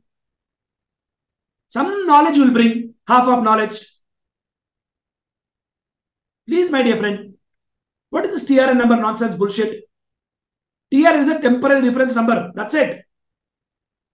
Which is used for tracking the application. Got it? No? Once TRN is filed doesn't mean that you are registered. What is the guarantee? Documents are nonsense, documents are not proper. Then how will registration will come? Yes, sir. Good. Better. Listen, come back. Control, sir. Control. Yeah. A person is liable to be registered. Person is liable to be registered, let us say, on 10th October. When I say liable to be registered means what? His turnover went beyond the threshold limit. And he has applied for registration, let us say, on 6th September.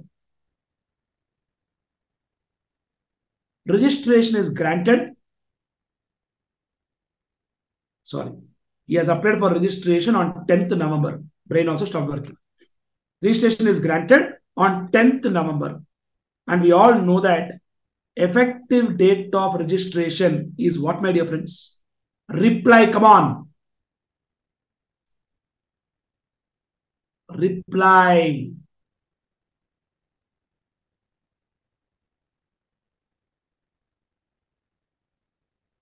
Effective date of registration is 10th of October. Some students are giving nonsense answer 10th November. Ridiculous, my dear friend. That much effort we have taken to understand the concept very clearly that any person liable to be registered, if he applies within 30 days, effective date will be the date on which he is liable. I told the point or not? Some student, they think that they are extremely smart and they're just typing the word 10th. What does that word 10th mean? What is 10th? October or November? Sir, don't.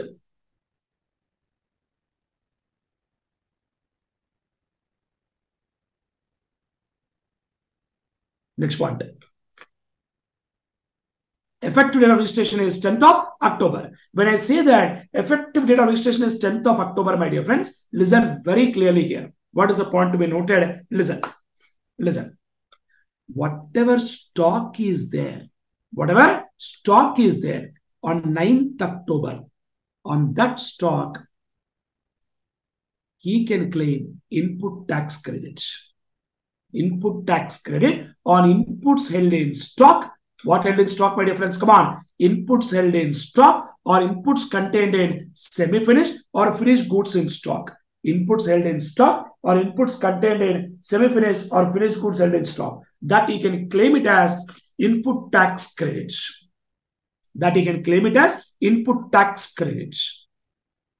But credit is not allowed in case of capital goods. It is allowed only and only in case of inputs. That two inputs held in stock or inputs contained in semi-finished or finished goods in stock. That is the story of section 18(1)(a).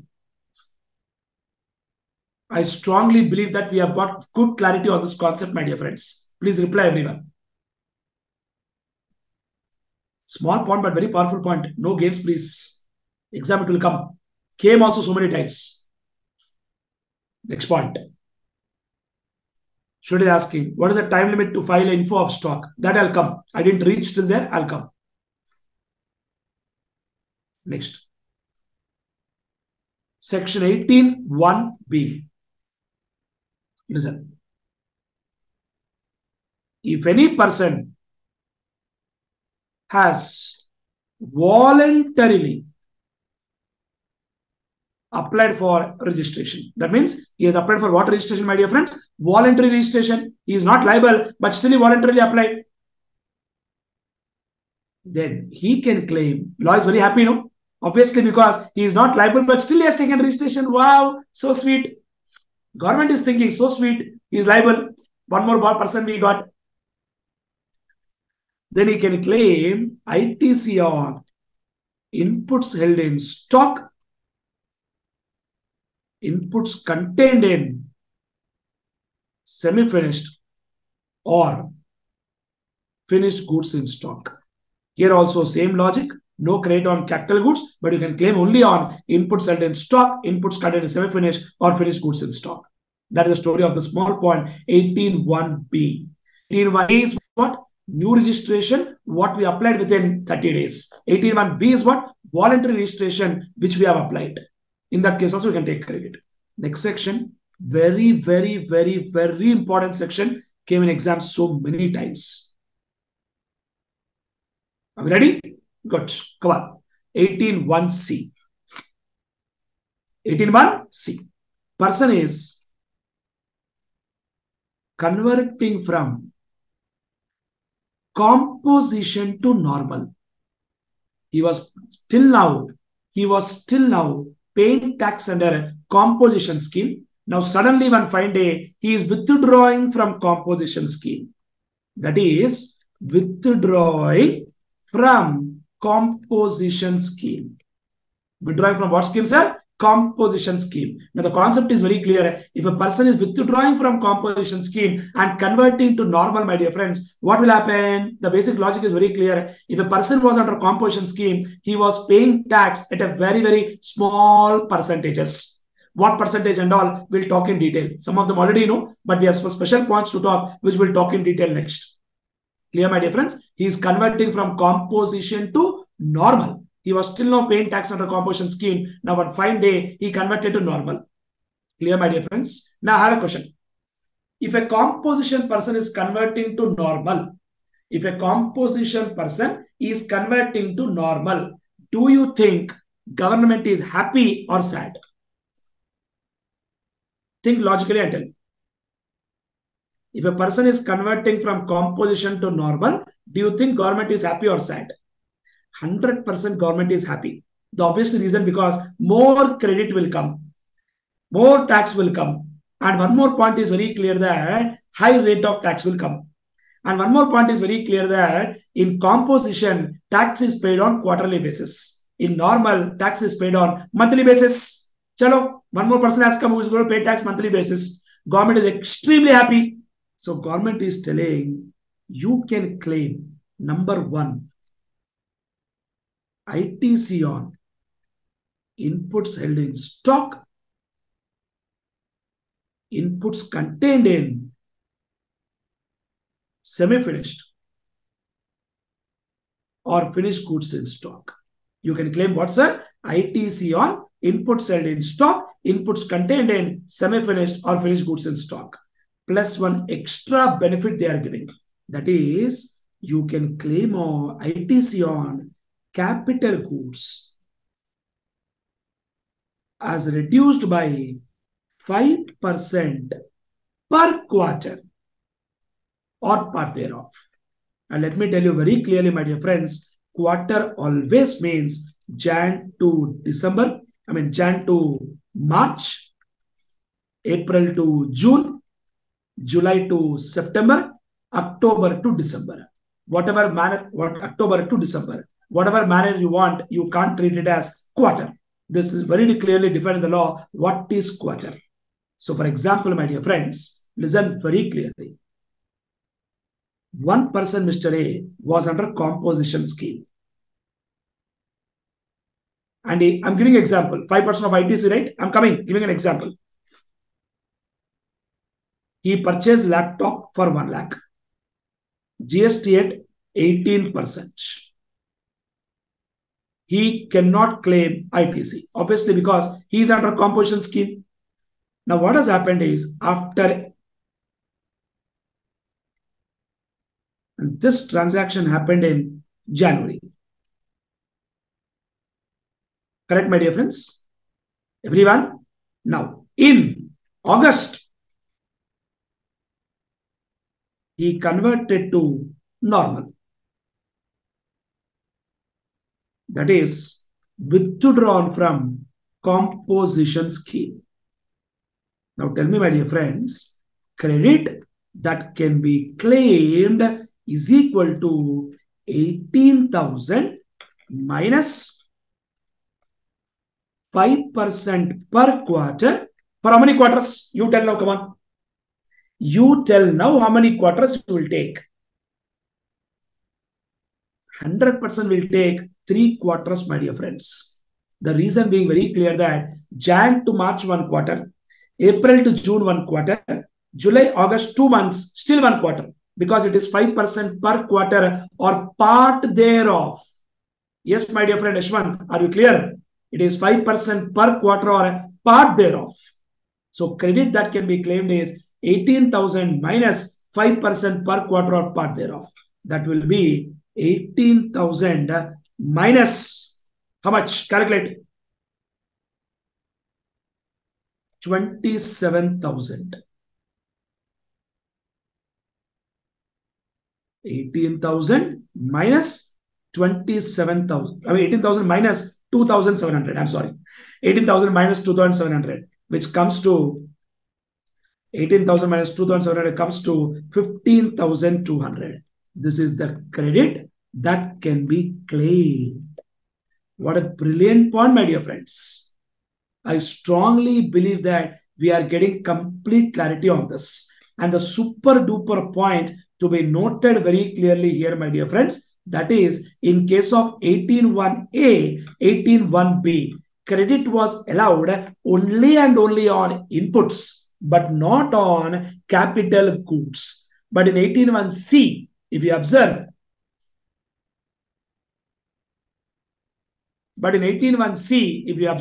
credit is allowed on capital goods also. 18.1c, if you observe, credit is allowed on capital goods also. But credit on capital goods is reduced by 5% per quarter or part thereof. Somebody asking, part thereof means what? Part thereof means even if it is 1 day, we'll take it as 1 quarter. 1 month, 1 quarter. That is the point. Can I proceed, my dear friends? Thank you so very much. Sir, how that 2,700? What, my dear friends? 5% per quarter for 3 quarters. 5% into 3 is what? 15%. 15% on 18,000, which comes to 2,700. Or 5% on 18,000 is 900. 900 into 3 quarters, which comes to 2,700. Whatever way you calculate, mathematics answer is remain same. Good. Thank you. Next. Section 18.1d. A person who is already registered but dealing in exempt supplies. He's dealing in exempt, but he has taken registration. For whatever reason it is, he has taken registration even though he's dealing in exempt supply. And one fine day, exempt supplies became taxable supplies because of amendment. And who has done that amendment? Central government on the recommendations of GST Council. Obviously, my dear friends, any amendment is done by central government on the recommendations of GST Council only. One fine day, exempt supply has become taxable supply. Now you tell me one logical answer, my dear friends. If he was dealing in exempt supply, when he was dealing in exempt supply, was he allowed input tax credit? Answer is no. Because if output supplies is exempt, you cannot take input tax credit. But if output supply is taxable, then definitely input tax credit is allowed. If output supply is exempt, then ITC is not allowed. But if output supply is taxable, then definitely ITC is allowed. But that's why what they told is, if exempt supply has become taxable supply, but you have to highlight one word here. We are talking about only that kind of person who is already registered. We are talking about that kind of person who is already registered. If he is not registered, he is taking registration now. So I repeat once again. If he is not registered and taking registration now, he will come under 18(1)(a) because new registration, who is applying within 30 days. We are not talking about a person who is not registered. If he is not registered, one more time I am repeating, my dear friends, if he is not registered and applying registration now, he will come under 18(1)(a). 18(1)(d) talks about only those cases where he is already registered, but dealing in exempt supply. And that exempt supply has now become taxable supply. You got the question, everybody? If he is not already registered, 18(1)(d) will not apply. Clear, my dear friends? 18(1)(a) will apply if you are not registered and getting registration now. 18(1)(d) will come if you're already registered but dealing in exempt, and that exempt has become taxable now. And what you can claim? ITC on why tension? I'll directly copy paste from here. Same as 18(1)(c), if you observe.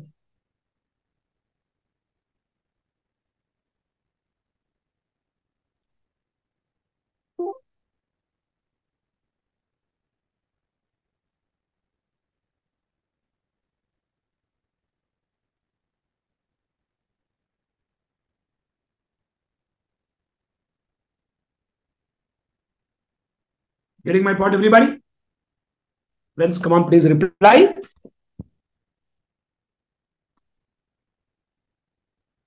If you observe carefully, my dear friends, this 18(1)(d), if you observe carefully, my dear friends, this 18(1)(d) is same as 18(1)(c). Clear, my dear friends? Every one cell. Now, to simplify further, my dear friends, we have to understand that in 18(1)(a), and we learnt about 18(1)(b, then we learnt about 18(1)(c), then we learnt about 18(1)(d). Correct, my dear friends? 18(1)(a) was what concept, my dear friends? New registration. 18(1)(a) was what? New registration. 18(1)(d) was what, my dear friends? 18(1)(d) was talking about voluntary registration. And 18(1)(c) was talking about converting from composition to normal. 18(1)(d) was talking about for a registered person, exempt has become taxable. If you are not registered person, then 18(1). If you are not registered person, my dear friends, then 18(1)(d) will not come, 18(1)(a) will come. And the point is very clear, my dear friends. In 18(1)(a), credit is only on inputs. 18(1)(b) also, credit is only on inputs. 18(1)(c) case, credit is on inputs and capital goods. Here also, inputs and capital goods. Capital goods is not allowed in case of 18(1)(a) and 18(1)(b. But in 18(1)(c) and 18(1)(d), credit is allowed on inputs as well as capital goods. Very, very interesting and important concepts. That in 18(1)(c) and 18(1)(d), credit is allowed on inputs as well as capital goods. Now, as per Rule 40, my dear friends, what they told in the law is, listen carefully, come on. In order to claim credit under section 18(1), person must file GST, ITC 0 within 30 days from the date of being eligible to claim input tax credits. He must file what, sir? GST ITC 01. And in that GST ITC 01, he will declare the details of the stock. Getting my point, my dear friends? In order to claim credit under section 18(1), person must file GST ITC 01 within 30 days from the date of being eligible to claim ITC. And he will declare details of the stock in GST ITC 01. And one special point to be noted, if the total ITC claimed exceeds 2 lakhs, if the total ITC claimed exceeds what, sir? 2 lakhs. Then certificate from chartered accountant. I repeat once again. Certificate from chartered accountant or cost accountant is mandatory. CA or CMA basically. Certificate from chartered accountant or cost accountant is mandatory, where CA or CMA, they will certify that details of the stock is correct. If the total credit claimed is 2 lakh, then certificate becomes mandatory. Certificate from chartered accountant or cost accountant is mandatory if the total credit claimed is more than 2 lakh rupees, my dear friends. Clear cut point, my dear friends? But one crazy point I'll tell now, which will be shocked. That is 18(2). Credit under section. You'll be shocked to listen to this statement. Credit under section 18(1) to be claimed within 1 year from the date of invoice. That means, what is the meaning, you know? That is stock on which credit is being claimed. Be it inputs or be it capital goods. Be it inputs or be it capital goods. Be it inputs or be it capital goods. Last time I'm telling, be it inputs or be it capital goods. The stock on which credit is being claimed cannot be older than 1 year. If it is more than 1 year old stock, what is that line I just told? If it is more than 1 year old stock, then you can't take input tax credits. If it is more than 1 year old stock, then you can't claim input tax credit, my dear friends. If it is more than 1 year old, then credit is not allowed. Credit is allowed only and only if the stock is not older than 1 year. Are we getting my point, everybody? Such a crazy point. Student is asking, so how will we know whether more than 1 year old or less than 1 year old? Sir, how will we know it is more than 1 year old or less than 1 year old? Invoice date. Officer will check. Officer will verify. Just by filing ITC 01, you can't take rate just like that. Officer will check, boss. I hope we are getting full clarity on these points, everybody. Friends, important provisions and something which is extremely important. That's why I'm taking so much of time. You have to understand that time what I'm taking because there is so much of concept involved here.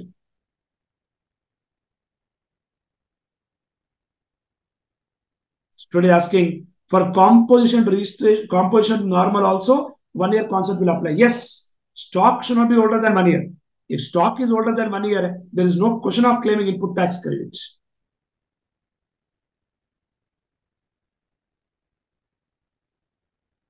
Clear, friends? Done. I'll proceed. Section 18(3). In case of transfer of business by way of amalgamation or merger, correct, my dear friends? Then ITC can also be transferred, provided there is a transfer of liabilities also. Correct, my dear friends? Getting clarity? If there's amalgamation or merger, if all the assets, if what, sir? All the assets, if all the assets, all the liabilities are transferred, then ITC can be claimed. Getting my point, everybody? If there's an amalgamation or merger along with transfer of liability, then ITC also can be transferred. I'm not talking about slum sale. I'm talking about amalgamation or merger. But all liabilities should be taken over, not just assets. Now, in order to transfer ITC, what is the point is that transferor must file GST ITC 02.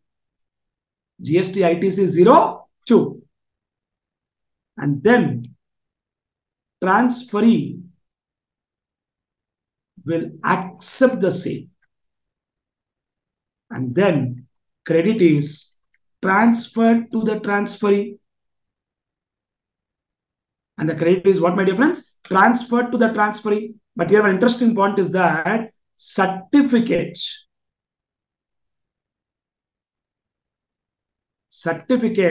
from CA or CMA is mandatory.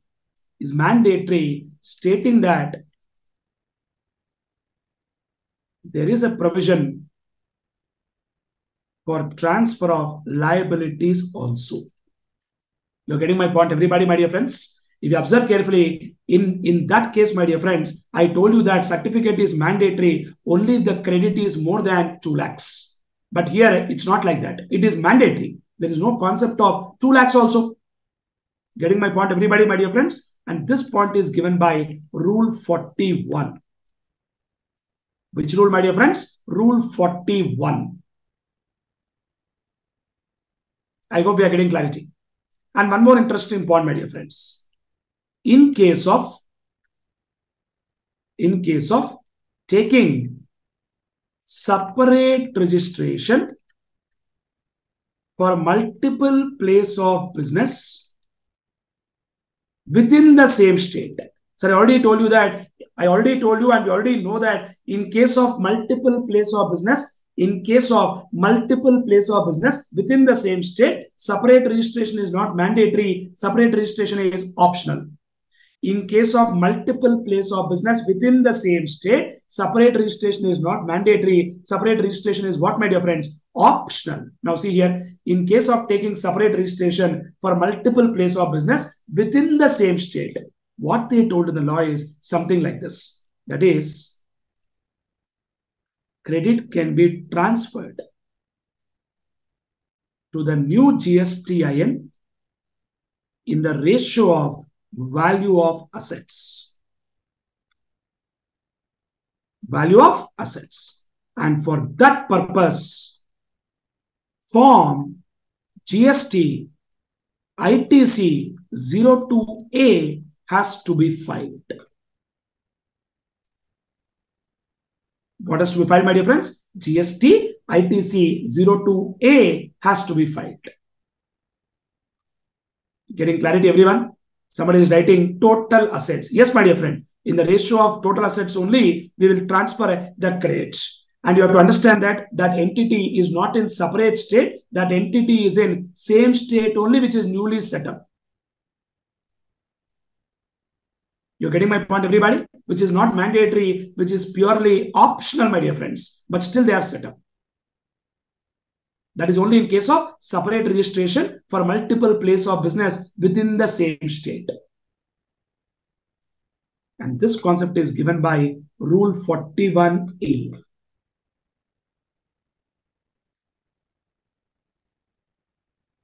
Should I asking, for this, is there any CA-CMA certificate? No. In this rule, law is silent about CA-CMA certificates.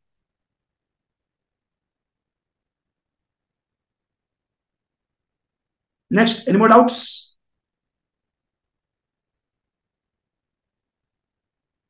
Somebody asking, what is the time limit to file this?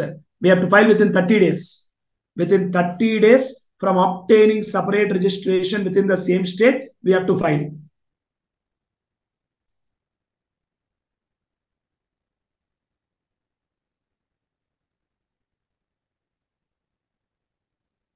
Within 30 days from obtaining separate registration, we have to file this. What is the form? GST ITC 02A. I believe that we are getting full clarity, my dear friends.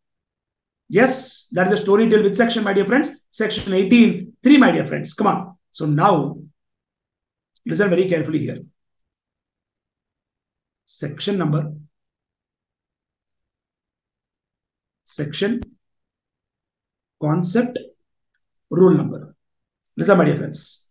Section 62 where we had a concept of tax-paying document is mandatory for claiming credits, and the concept was given by Rule 36, my dear friends. I clearly told you this point, that Rule 36 says that tax-paying document invoice must contain very clearly the amount of tax, GSTIN, and also the story of, and also what, my dear friends, value of supply, all that must be there. Then, second proviso.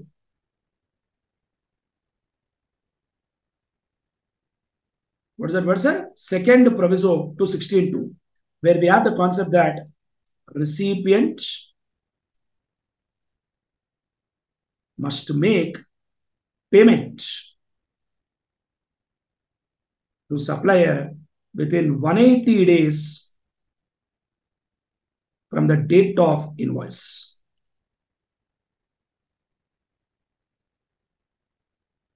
And this concept is dealt with Rule 37. If part payment is made, then proportionate credit is reversed. Getting clarity, everybody, my dear friends? Then we had about section 17.4, my dear friends. That is banks, financial institution, including NBFC, and claiming that 50% credit story. This concept is given by Rule 38. Then section 18.1. In that 18.1, we had 4 cases, my dear friends, where we had new registration, voluntary registration, composition to normal, and for registered person, exempt became, what, my dear friends? Exempt became, one second, let me write properly. Yeah. Exempt became, what, my dear friends? Taxable. Exempt became taxable. These are the 4 cases: 18.1a, 18.1b, 18.1c, and 18.1d. And we know that in 18.1a and 18.1b, in 18.1a and 18.1b, credit is allowed only on inputs, but not on capital goods. But in 18.1c and 18.1d, credit is allowed on inputs as well as, excuse me. In 18.1c and 18.1d, credit is allowed on inputs as well as capital goods. And this concept is given by Rule 40. Then, section 18.3, my dear friends. Amalgamation or merger or transfer of business. Rule 41. Which rule, my dear friends? 41. And again, section 18.3 only. Separate registration for multiple place of business within same state. And this concept is given by Rule 41A. And now, I'll not close here. See what I'm going to do now. Please concentrate. Form. And here there is no concept of form. And here also there is no concept of form. Here also there is no concept of form. But here it is GST ITC 01. Here it is GST ITC 02. And here it is GST ITC 02A. Sir, this is the interesting table with respect to the concepts what we have discussed till now, which has got some brilliant understanding, my dear friends. And I strongly believe that this is giving some terrific clarity to the concept what we discussed till now. Kindly please confirm and please reply yes or no.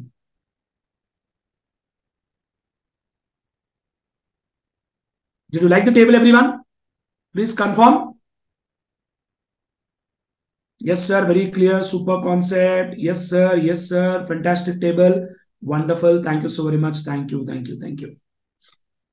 Table is excellent. Yes. Thank you, man. Thank you.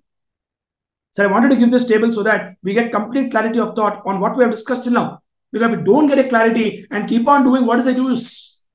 We should not finish, boss. We have to complete. And that is what means power pack revision, which I wanted to do this. Clear, friends?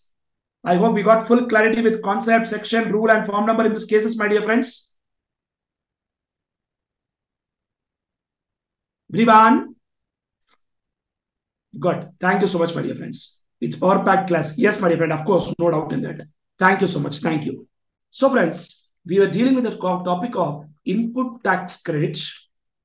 And today we'll complete this, my dear friends. A very, very interesting topic. Makes a lot of sense. Come on. In that, my dear friends, come on, my dear friends. What are sections we have got? We have got section 16 to section 18 at CA interlevel. And 19, 20, 21 is there at CA final. I already told you this point, my dear friends. Correct or not, everybody? Yes. At CA interlevel, we have got section 16, 17, and 18. Now, section 16.1 clearly says only registered person can claim input tax credit. That too registered person can claim input tax credit only if the goods, services, or both are used in the course or furtherance of business. Then only he can take input tax credit. Who can claim input tax credit? Only a registered person. That too when goods, services, or both are used in the course of furtherance of business. Then we spoke about section 16.2. What are the conditions to be satisfied in order to claim input tax credit? Where we clearly discuss some interesting conditions, my dear friends. That is, number one, recipient should have a tax-paying document. Recipient must receive goods, services, or both. Supplier must pay tax to government. Recipient must file return. And one more interesting point I told is that credit can be claimed only if the credit reflects in GSTR 2B. Correct, friends? And if supplier files GSTR 1 within the due date, then credit will reflect in GSTR 2B this month itself. But if supplier files GSTR 1 after the due date, then credit will reflect, but reflect in next month. So basically, your claiming of credit will get postponed. Then after that, we spoke about first proviso to section 16.2, where we spoke about if the goods are received in lots or installment, then credit can be taken only upon receipt of last lot or installment. Then we also spoke about second proviso, my dear friends, where we discussed that if recipient fails to make payment to supplier, towards value of supply along with the tax within 180 days from the date of invoice, then whatever credit he has taken, that credit must be reversed along with interest at the rate of 18% per annum. And when he makes payment, again he can reclaim. And if part amount is paid, proportionate reversal will come. Part paid, part credit allowed. Nothing paid, nothing is allowed. Clear, my dear friends, everybody? Exactly, sir. And in this context, my dear friends, in 16.2 tax paying document, we spoke about Rule 36, what document must contain. And in second proviso, my dear friends, we spoke about Rule 37. Yesterday in the previous session, at the end of the session, I prepared one chart with section number, rule number, form number. I'm sure we got some tremendous clarity with that table, my dear friends. Please reply.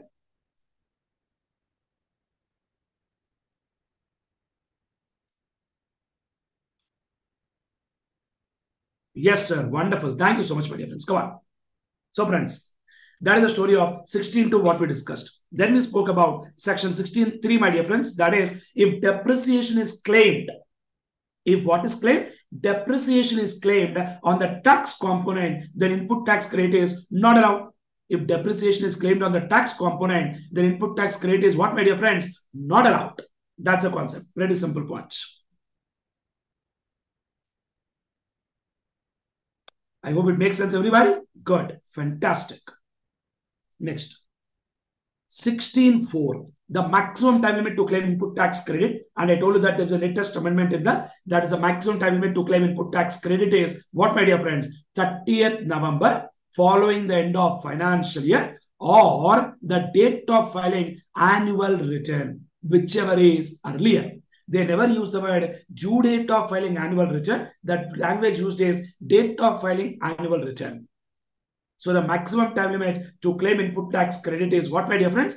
That it is not to utilize. Please understand that that is not the maximum time limit to utilize the credit. That is only to claim the credit.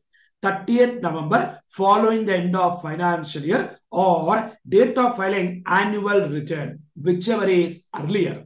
So that is the maximum time limit to claim input tax credit.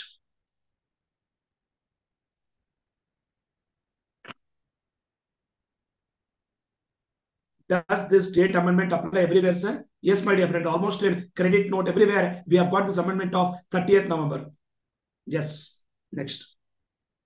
Section 17 spoke about apportionment of credit and block credit, my dear friends. There we discussed very clearly the concept of how do we apportion the credit, but I told you that whatever is related to exempted you can't take, taxable you can take. If it is related to both, we have to proportionately claim. For that, there is rule 42, 43, which we'll learn in CA final. Correct, my dear friends? Everyone? Good. Somebody asking, sir, what is 18.2 time limit? I already told 18.2 time limit is to claim credit under 18.1. That stock should not be older than 1 year. That is for 18.1, no, my dear friends. Why that is coming here? This is normal credit. Don't confuse yourself. Somebody asking one doubt. Sir, the date is 15th Jan 22. Then 30th November 23 is maximum time limit. Boss, please apply common sense. It is 15th Jan 22 means which previous year? I mean, which financial year? Sorry, why previous year assessment year? Which financial year? 21-22. If it is 21-22, then the time limit is up to what? 30th November 2022. Why 23 has come?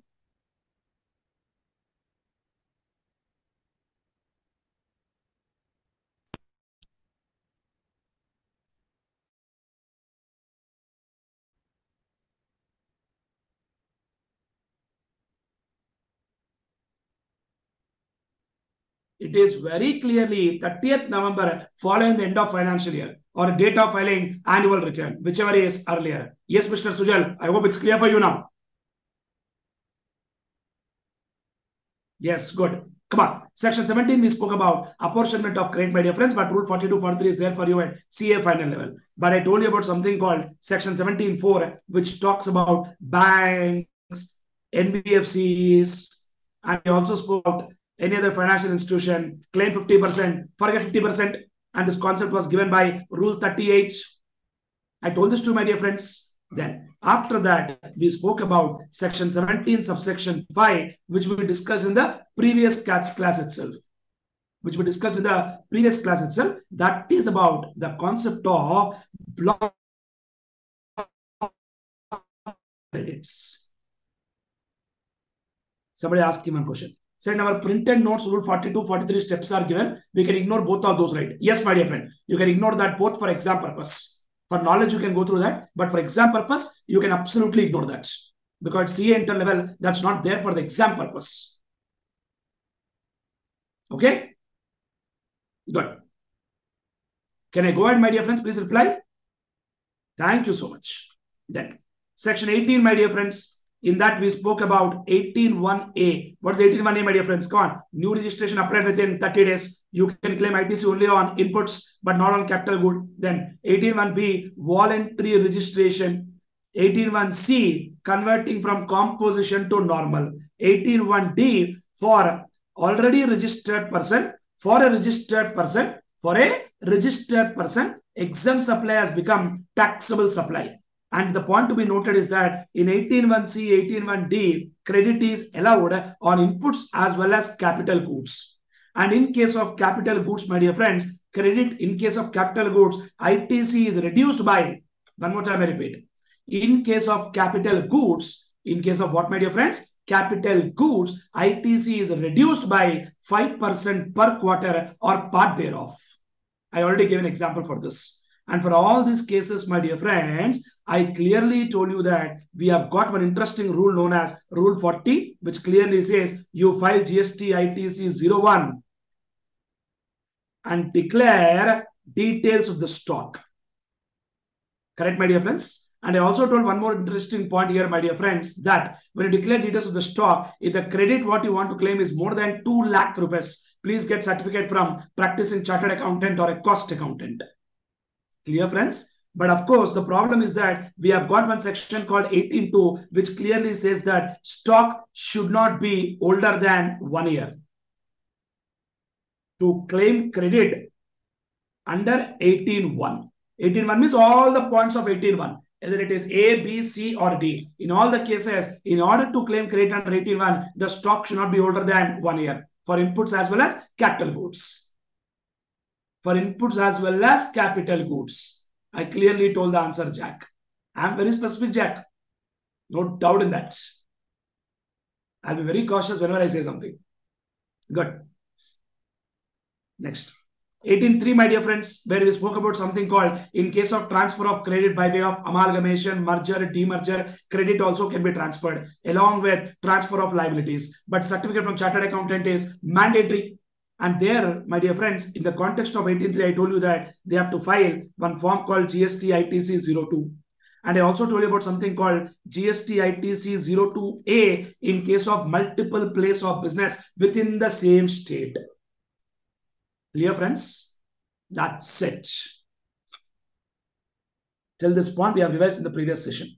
I revised everything for a simple reason because, my dear friends, unless we revise the topic like this, we cannot become perfect. And input tax credit, no, how can we take a chance? I really can't take a chance. And I told you starting itself that when I say this is a power pack revision, it doesn't mean that just like that we'll spend little time and close it and tell bye-bye and get out. Nothing doing. Every day, every minute, every hour, time what you spend with me should be meaningful, should be sensible, and should have marks in the examination. And you should remember us for always. That's the whole idea. Somebody asking, if invoice is not available or date of stock is unascertainable, ITC cannot be claimed. Obviously, you have to prove that it is less than 1 year old stock. Good, fair enough. Guys, I hope whatever I taught you till now, we have fully clear, my dear friends, because you understand that we are coming to almost 80 lectures.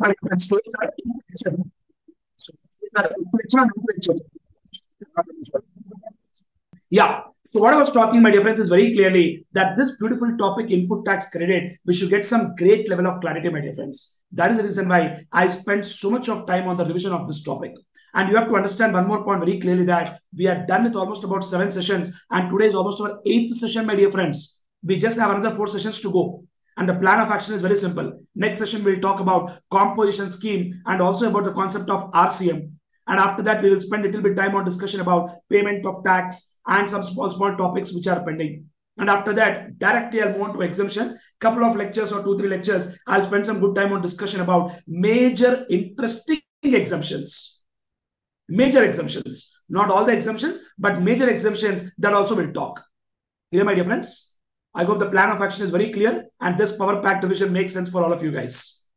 And please confirm, did we guys get some great level of clarity of thought on the concepts what we discussed till now and enjoyed learning, my dear friends?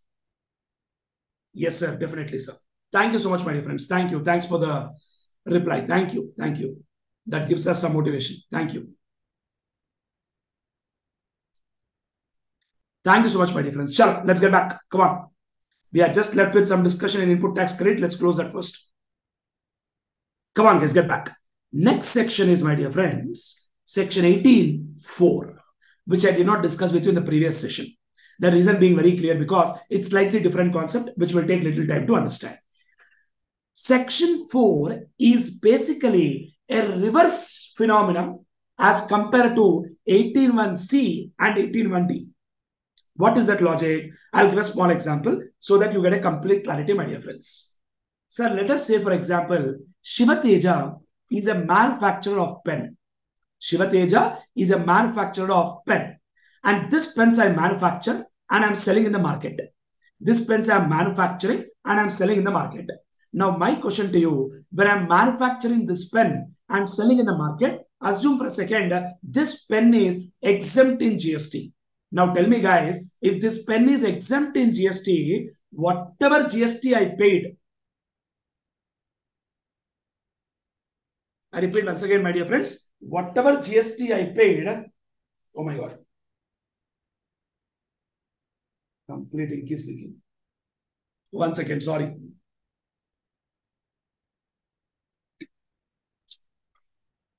This is a problem. 1 sec.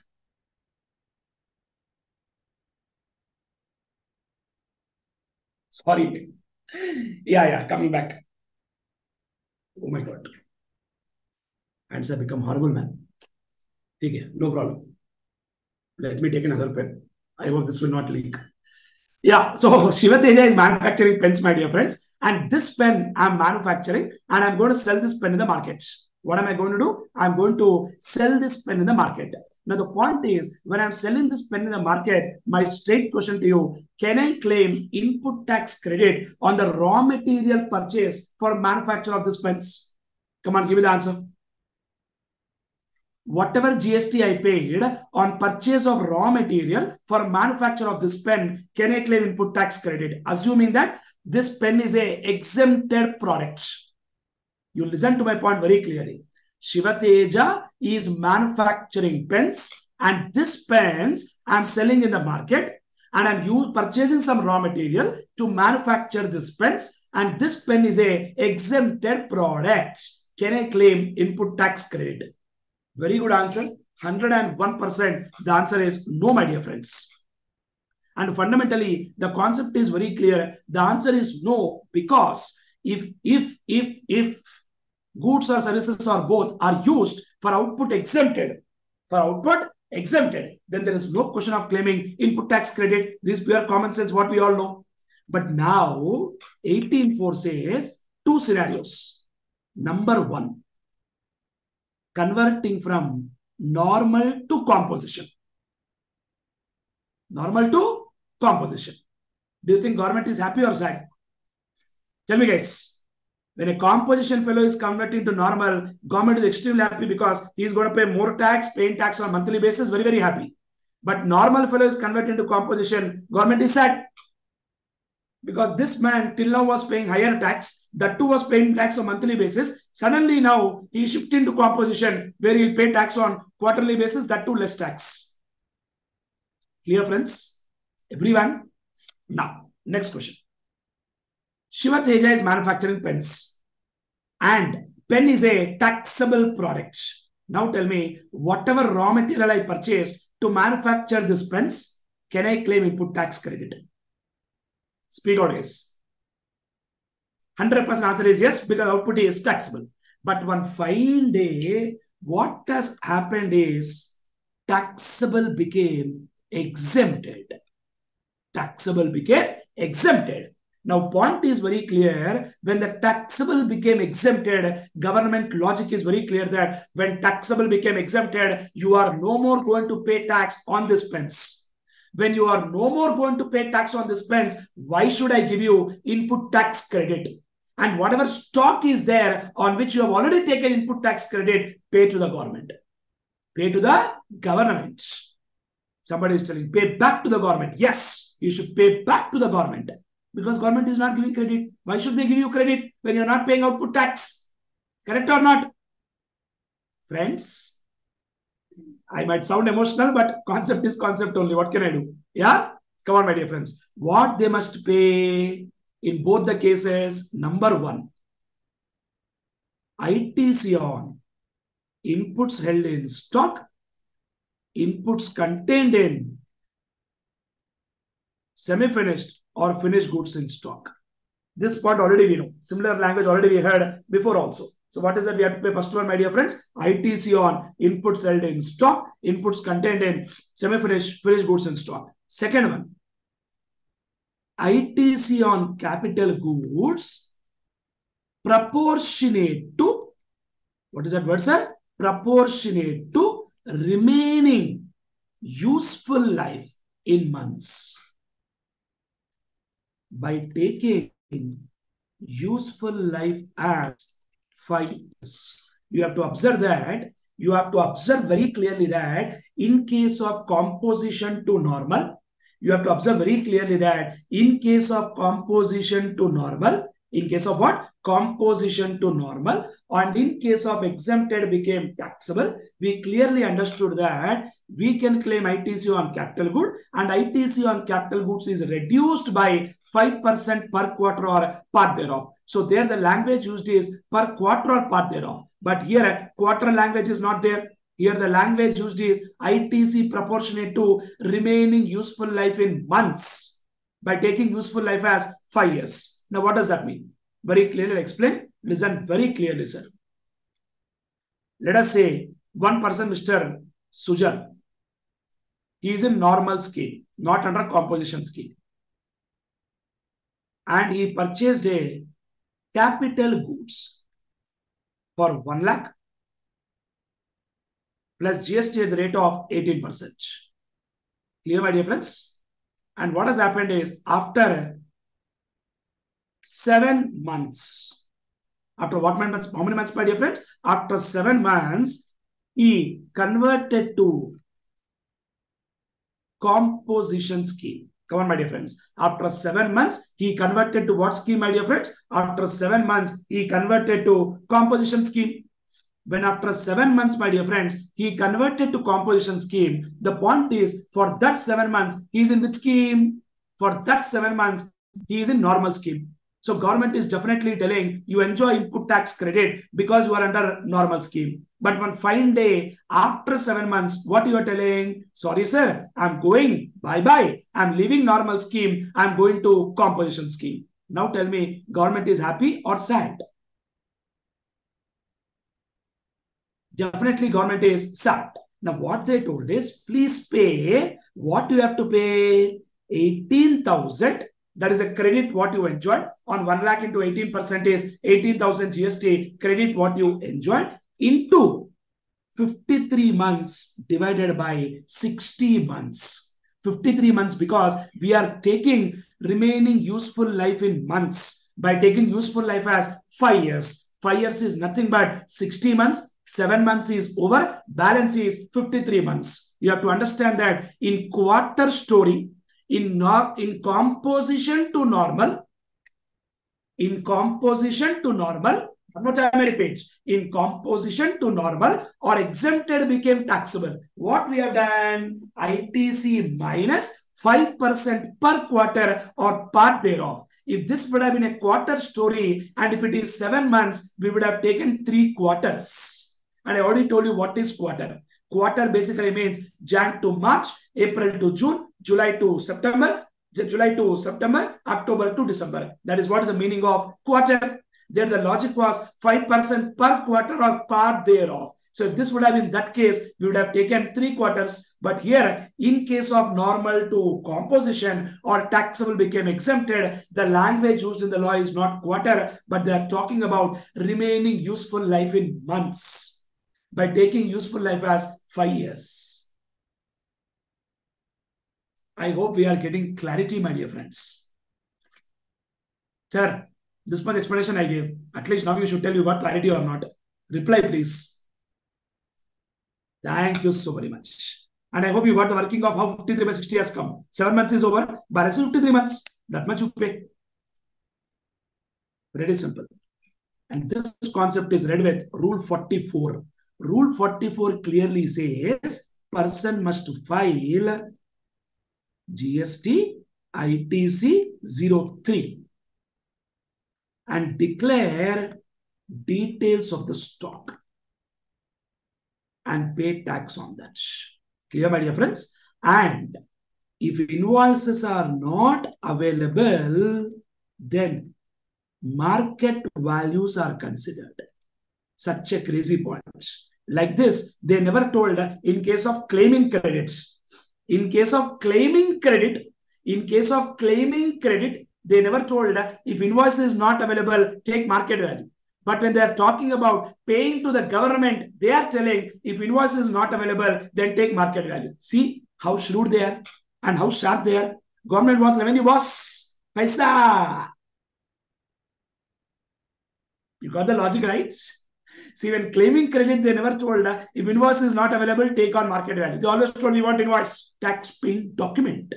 But when you're talking about paying to the government, what they're telling, if it is not available, then take market value. No problem. But we want money. Are we clear, friends?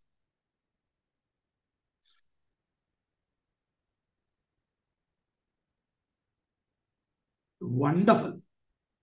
Good. So that is the end of story for section 18.4. That is the reason why in the previous session, I did not complete this. I took some time for a simple reason because I wanted to talk this once again in detail so that you get complete clarity of thoughts. Make sense, my dear friends? Brilliant, brilliant, brilliant.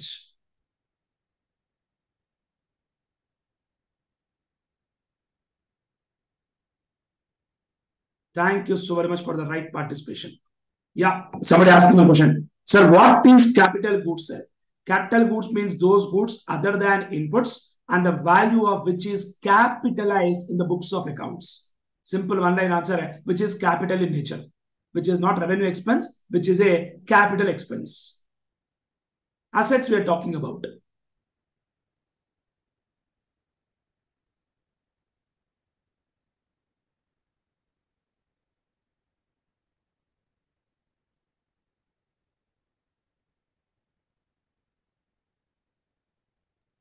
Good. Any more queries? Or can I proceed?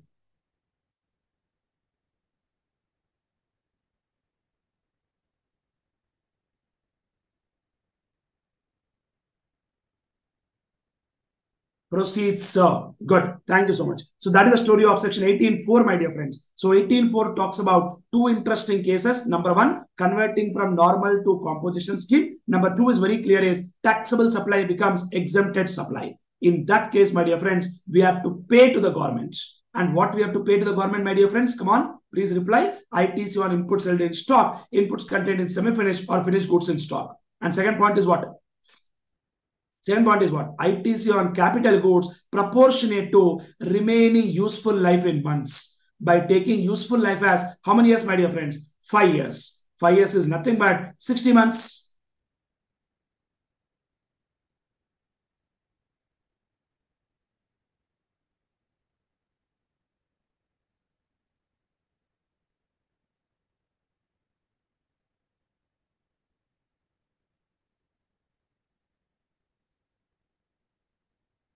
Good. Are we clear? Waiting, somebody will ask more doubts. Yeah. ITC on capital goods proportionate to means what, sir? Proportionate means, in my example, what I gave, 7 months is over. The balance left is 53 months. That's why I've done 53 divided by 60.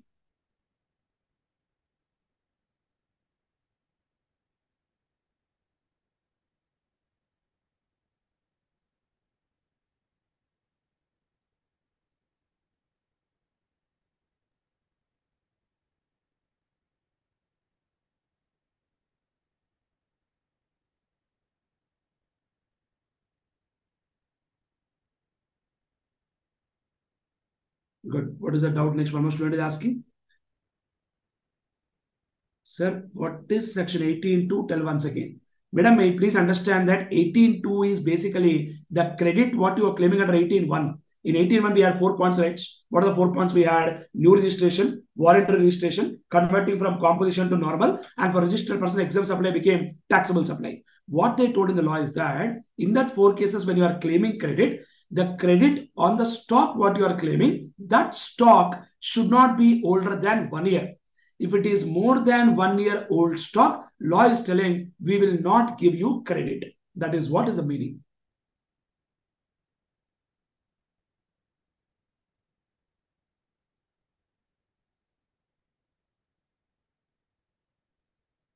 Good, fair enough. Thank you so much. Clear, sir. Next. So one more example. One more example for what, my dear friend? Capital goods proportionate. Oh, what is that, man? Very simple. Let's say one person, Mr. X, he was dealing in exempt supplies. Come on, my dear friends, what he was dealing in? He was dealing in exempt supplies. And he purchased one capital goods, let us say for 10 lakhs plus GST at the rate of 12%. Clear, my dear friends? Now, what has happened is after 11 months, exempt supply became taxable supply. Then what law is telling? Sorry, he was dealing in reverse case, no? He was dealing in taxable supplies, and after 11 months, taxable became exempted. What law is telling? Please pay. What you have to pay? Whatever ITC you enjoyed, which is 1,20,000 into, come on, what will you do? Into 49 divided by 60. Obviously 49 by 60 because 11 months is over. Useful life is 60 months. That is called proportionate to remaining useful life in months by taking useful life as 5 years. That's it. Getting clarity, my dear friends? But one special point I'll tell you, after paying the above amount, if there is any balance left in electronic credit ledger. I repeat once again, after paying the above amount, if any balance is left in electronic credit ledger, I'm sure you guys know very clearly that the input tax credit, what we claim, will come and sit in electronic credit ledger. We'll use that credit, and balance, if any we have to pay, we will pay using electronic cash ledger. We know this point, right? If 10 rupees I have got input, that 10 rupees will go and sit in electronic credit ledger. And I have to pay 40 rupees tax, 10 rupees I'll pay using electronic credit ledger, and the balance 30 rupees I'll pay cash using electronic cash ledger. I'm sure you guys know this concept. Reply, please.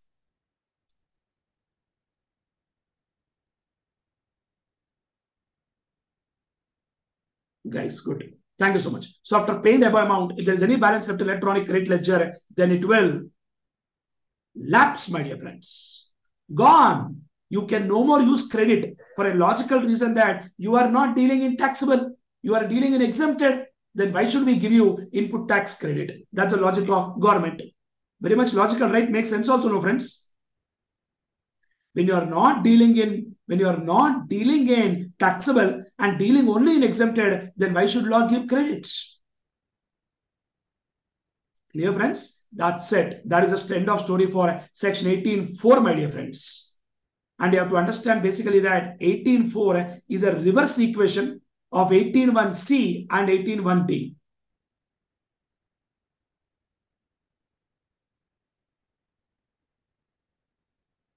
What is the doubt? Sir, then reverse ITC should be added to tax liability. In GSTR 3B, let me tell you, in GSTR 3B, there is one separate column for reversal of ITC. There we will show this and pay that to the government. That means indirectly it is added to liability only, no? Done. That's the story of 18.4, my dear friends. Come on, moving ahead. Next section, 18.5. Nothing is there, my dear friends, in 18.5. 18.5 says, computation is to be done as per rules. And I already taught you what are the rules. Rule 36, 37, 38, 40, 44, 41, 42. All this I told. 42, 43 I didn't tell. Because 42, 43 is in CA file. But rest of the rules I told you, right? So 18.5 is telling the manner of working, you please see in the rules. And that rules I already explained to you. Clear? Good. Last point in section 18. Section 18.6. Supply of capital goods or plant and machinery on which ITC is claimed. Supply of capital goods or plant and machinery on which ITC is claimed. Now, what does that mean? Let us say, for example, my dear friends, Mr. Rahul. Come on, let me give an example so that full clarity will come. Mr. Rahul purchased a laptop for 1 lakh plus GST at 18%. And he claimed input tax credit. Since Rahul is a registered person and he is using the laptop in the course or furtherance of business. I think this language is very clear for us. That is using the laptop in the course of furtherance of what, my dear friends? Business. So when you're using it for course of furtherance of business, can he claim input tax credit? Answer is yes. And what he has done is, after 11 months, he sold the laptop. Let us say for 30,000. Now tell me very clearly, when he's selling the laptop, why did law give input tax credit? Law gave input tax credit only because he is using that laptop for business purpose. And if you sell the laptop, government is happy or sad? Ego is hurted or not? Tell me guys, government is happy or sad, my dear friends? Definitely government is sad and ego is hurted. Ego is hurted. And what they told is, you please pay higher of the following two. What is higher of following two? Number one, ITC minus 5% per quarter or part thereof. Come on, let us calculate how much is that figure. What is ITC we enjoyed? 18,000 minus 5%. 18,000 minus 5% per quarter. For how many quarters will I take, my dear friends? Come on. Come on, friends, please reply. ITC minus 5% per quarter means how many quarters should I take? 4 quarters, obviously. That means how much percent is gone? 20% is gone. Friends, reply now. What is the balance figure then? What is the balance figure?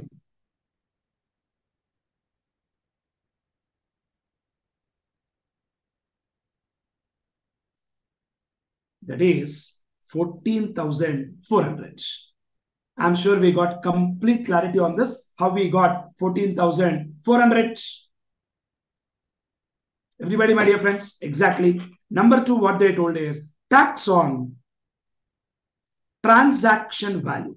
Tax on what value? Transaction value. Now, what value transaction is done? Transaction value means what value we sold that laptop. We sold the laptop at 30,000. 30,000 into 18%, which comes to 5,400. Whichever is higher is 14,400. Please pay that to the government.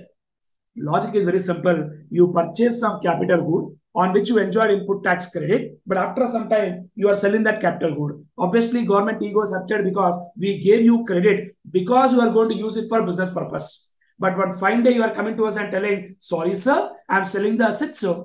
Wonderful, sell, get out, get lost. But pay tax and get lost. Got the logic right? And how much you have to pay? Higher of the following two, not lower. Higher of the following two. Number 1, ITC minus 5% per quarter or part thereof, or tax on transaction value. These two, whichever is higher, should be paid to the government. I strongly believe that it makes sense for everyone, sir.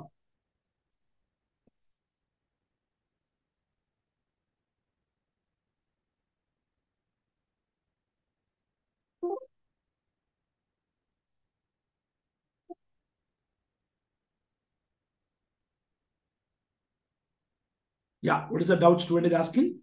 Sir, is it similar to business asset given without monetary consideration on which ITC is claimed? If it is without consideration, how do we do valuation? I told you that valuation we learn in CA final. But I'm talking about a case where you have claimed input and then you sold that capital good after some point of time. So we'll calculate higher of the following two. ITC minus 5% per quarter of part thereof, or tax on transaction value, whichever is higher. So what is asking? Tax on transaction value rate means product rate. Whatever is the product rate, that rate only will apply. Next. Sir, can this tax pass on to next buyer? How much our buyer paid, that much will get the credit. If buyer is a registered person. If buyer is a registered person, you get the credit. Student asking tax rate is how much, sir? Arey, what is that question once again, my dear friend? I wrote here, no, 18%. Laptop rate is 18% only, no. Whatever is the product rate, that rate only will apply. Which product you purchase, what is that rate? That rate only will apply.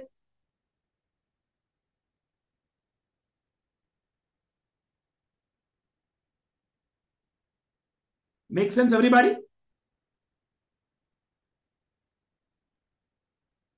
Guys, come on, please reply. Good, fair enough. Thank you so much. That's the story of which section, my dear friends? Section 18.6. Subject to one last point. That is, in case of refractory bricks. Refractory bricks are something like fire bricks, refractory bricks, molds and dies. Molds and dies. Molds are the machines used for bringing the shape. Molds and dies, jigs and fixtures. In case of what, my dear friends? In case of refractory bricks, molds and dies, jigs and fixtures supplied as scrap. Supplied as what, beta? Scrap.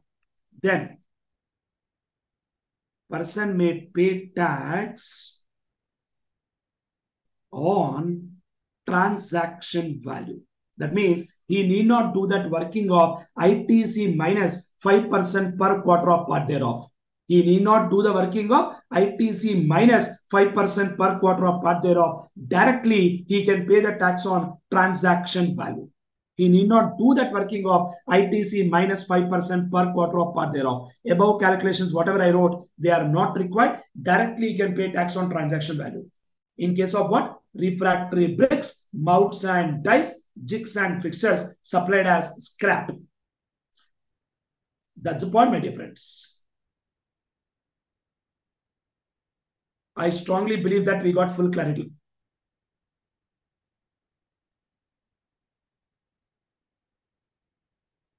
Please reply, everyone. If you reply, I'll go ahead.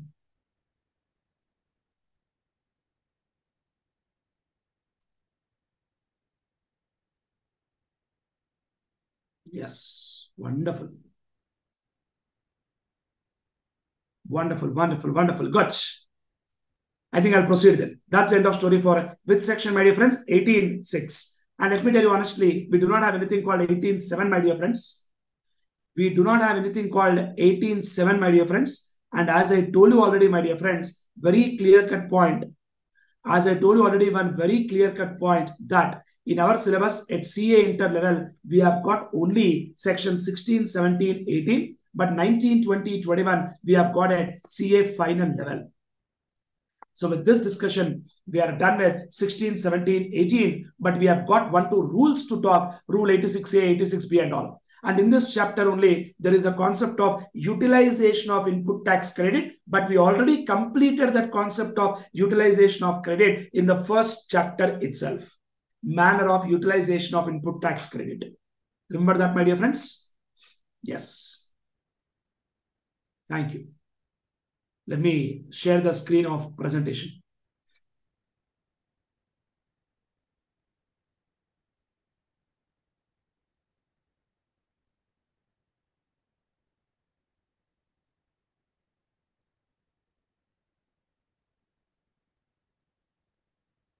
Is the presentation visible for everyone? Yes, sir. Thank you so much. So that's about input tax credit, my dear friends. Please see that. Now, what does input tax basically means? Input tax could be IGST, CGST, SGST charged on any goods, including tax payable under 9394, 5354. This is all basically your reverse charge mechanism. Reverse charge mechanism is that mechanism which we call it as shortly as RCM, where supplier is not liable to pay GST, but instead recipient is liable to pay GST. Now, but excludes the tax paid under section 10 composition levy, because composition, whatever tax we pay, we can never ever claim it as input tax credits. Next point. Only registered person can claim input tax credits, and moreover, it can be claimed only when used in the course of furtherance of business. And in order to claim ITC, 4 conditions to be satisfied. Recipient must have a tax paying document, which could be invoice or a debit note or bill of entry, and bill of entry is in case of imports. Then, recipient must receive goods, services, or both. Third one, supplier must pay tax to government. And the last one, my dear friends, recipient must file return under section 39, which is called GSTR 3B. And I clearly told you that GSTR 1 is a statement of outward supply. GSTR 3B is a return. And we cannot file GSTR 3B without payment of tax. But we may still file GSTR 1 without payment of tax. But 3B can't be filed without payment of tax because 3B is a return. But whereas GSTR 1 is a statement. Next. 1. Tax paying document must contain. What does tax paying document contain, my dear friends? It must contain amount of tax, description, value, GSTIN, place of supply in case of interstate supply. I already told you about this in something called Rule 36. Yeah. Somebody asking, sir, what is GSTR 1 due date? Other friends, I think you can reply. I already told you this answer. What, Venkat? I told this answer already. 11th of next month. Next. Supplier must file GSTR 1 within the due date. Else, credit will get deferred. Not that you can't claim, it will get deferred. Because if GSTR 1 is filed after the due date, credit will come in next month. Since the credit that can be claimed is only 100% of credit reflecting in GSTR 2B. And I already told you before there was a concept of 105%, but that's gone now. What credit you can claim is only 100% of credit that is reflecting in GSTR 2B. How much of a credit is reflecting in GSTR 2B, that much only you can claim, but nothing more than that. Sir, but I have a point here. Listen very clearly. Sir, what is the third condition here? Supplier must pay tax to government. Correct? That means if there is Ramesh, there is Suresh. Ramesh is supplier, Suresh is recipient. Suresh can claim input tax credit only if Ramesh pays tax to government. Correct, my dear friends? Now tell me, if Ramesh is filing only GSTR 1, but not GSTR 3B. If Ramesh is filing only GSTR 1, but not GSTR 3B. Now tell me, if Ramesh is filing GSTR 1, if Ramesh is filing GSTR 1, credit is auto-populating to Suresh. If Ramesh is filing only GSTR 1, credit is auto-populating to Suresh in GSTR 2B. But the condition is supplier must pay tax to government. So Ramesh should have actually paid tax to government. For that reason, they put one law. See here. If supplier files GSTR 1, see this line, come on. If supplier files GSTR 1, but does not file 3B, till 30th September. September is correct only, it is not November. In this case, it is September only. Till 30th September, following the end of financial year, then such ITC shall be reversed by the recipient and can reclaim. We'll again allow you to reclaim, no problem. And again can reclaim after supplier files GSTR 3B. And I already told you that for reclaim of credit, there is no concept of time limit in the law.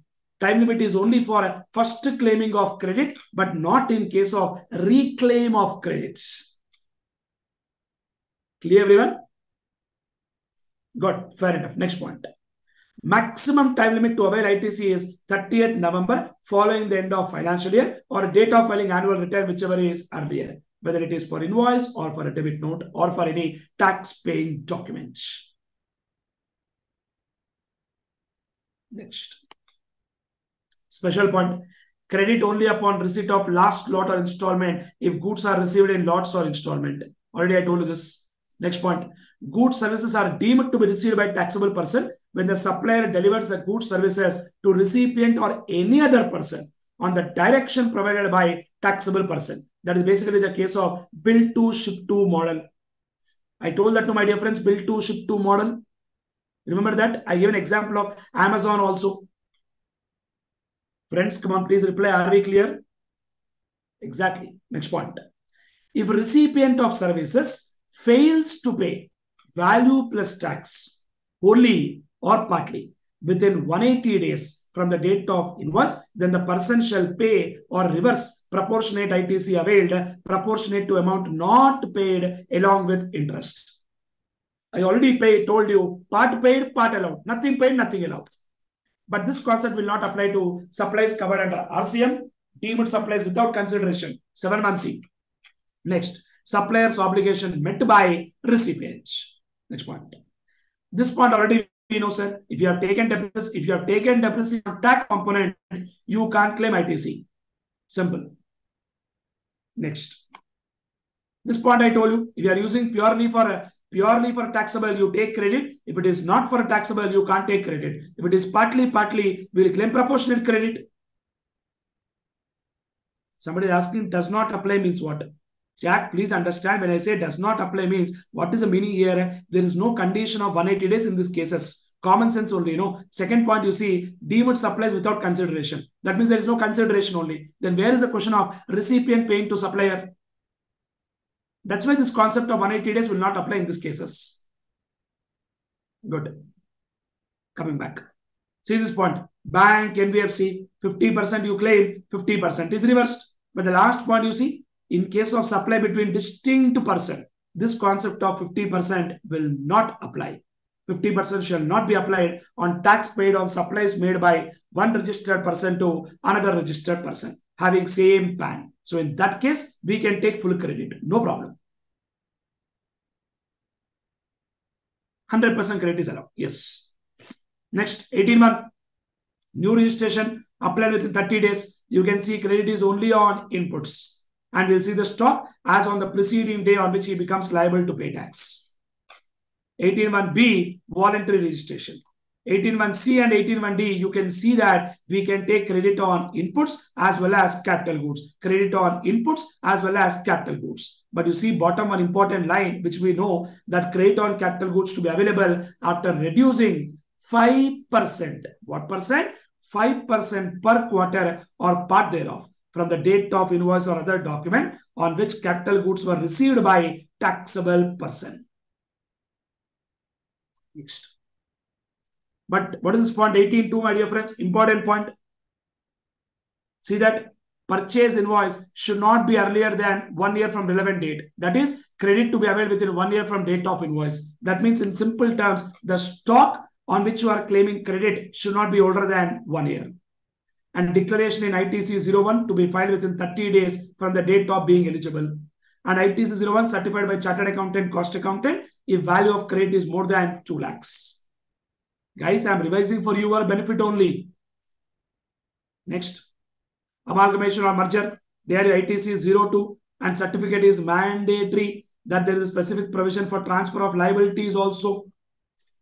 Next, 18.4. Just now, today morning only afresh, I explained this concept to you. Normal to composition or taxable became exempted. Then GST ITC 03, CA-CMA certificate. And let me tell you, CA-CMA certificate will come into picture in case where we are claiming, where we are paying tax as per market value. I told that point, no, if invoice is not available, then market value is considered. In that case, the market value is certified by CA or CMA. And after paying tax, if there is any balance in credit ledger, that balance in credit ledger shall lapse. Lapse means gone. Next point. 18.6, just now I told, supply of capital goods or plant and machinery on which ITC is claimed. You have to pay higher of the following two. Number one, tax on transaction value. Number two, ITC minus 5% per quarter or part thereof. But in case of refractory bricks, molds and dies, jigs and fixtures supplied as scrap. I repeat once again, my dear friends, in case of refractory bricks, molds and dies, jigs and fixtures supplied as scrap, you can directly pay tax on transaction value. You need not do that working what we discussed. Come on, guys. Let's talk about some interesting rules which are there in ITC. Rule 86A. What is that line, friends? Rule 86A. What is that point? Please see. Commissioner or any officer not below the rank of assistant commissioner. Commissioner or any officer not below the rank of assistant commissioner authorized by him is empowered to impose restrictions.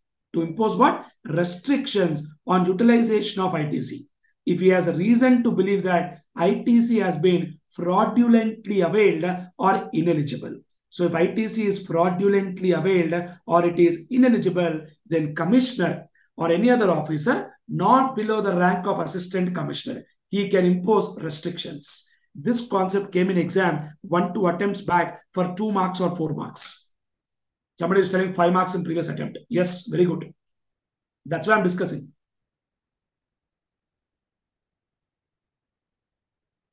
And very, very scoring concept actually.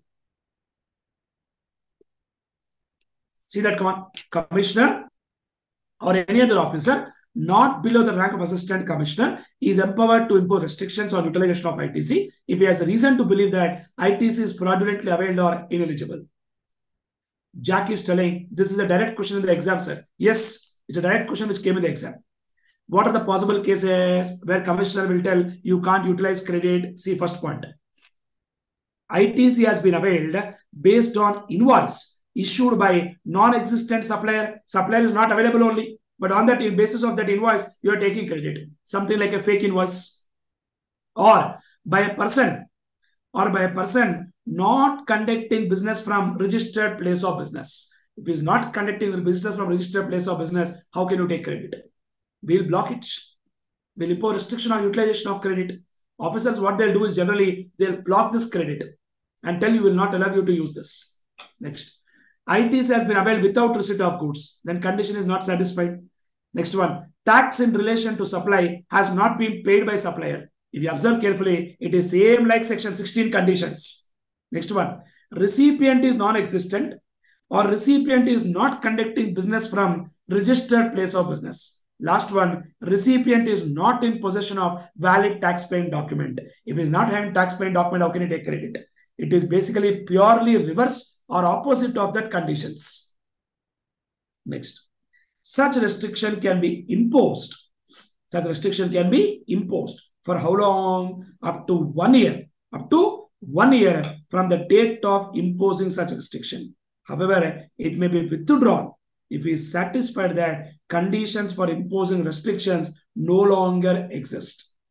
Generally, he can impose up to 1 year, but if he is satisfied that it is no longer required, then he can withdraw that restriction.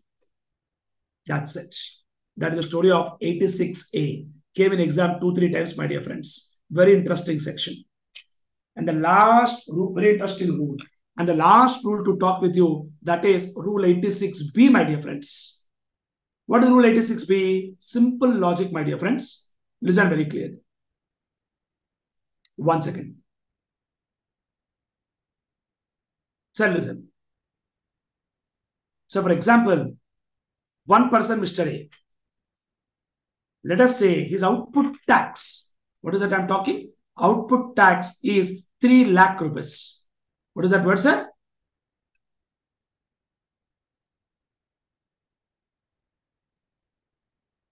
Somebody asked him a question. If provided right ITC, it will be cancelled after 1 year, sir. Yes, if you prove that it is not fraudulently availed, he will withdraw that restriction. Yeah.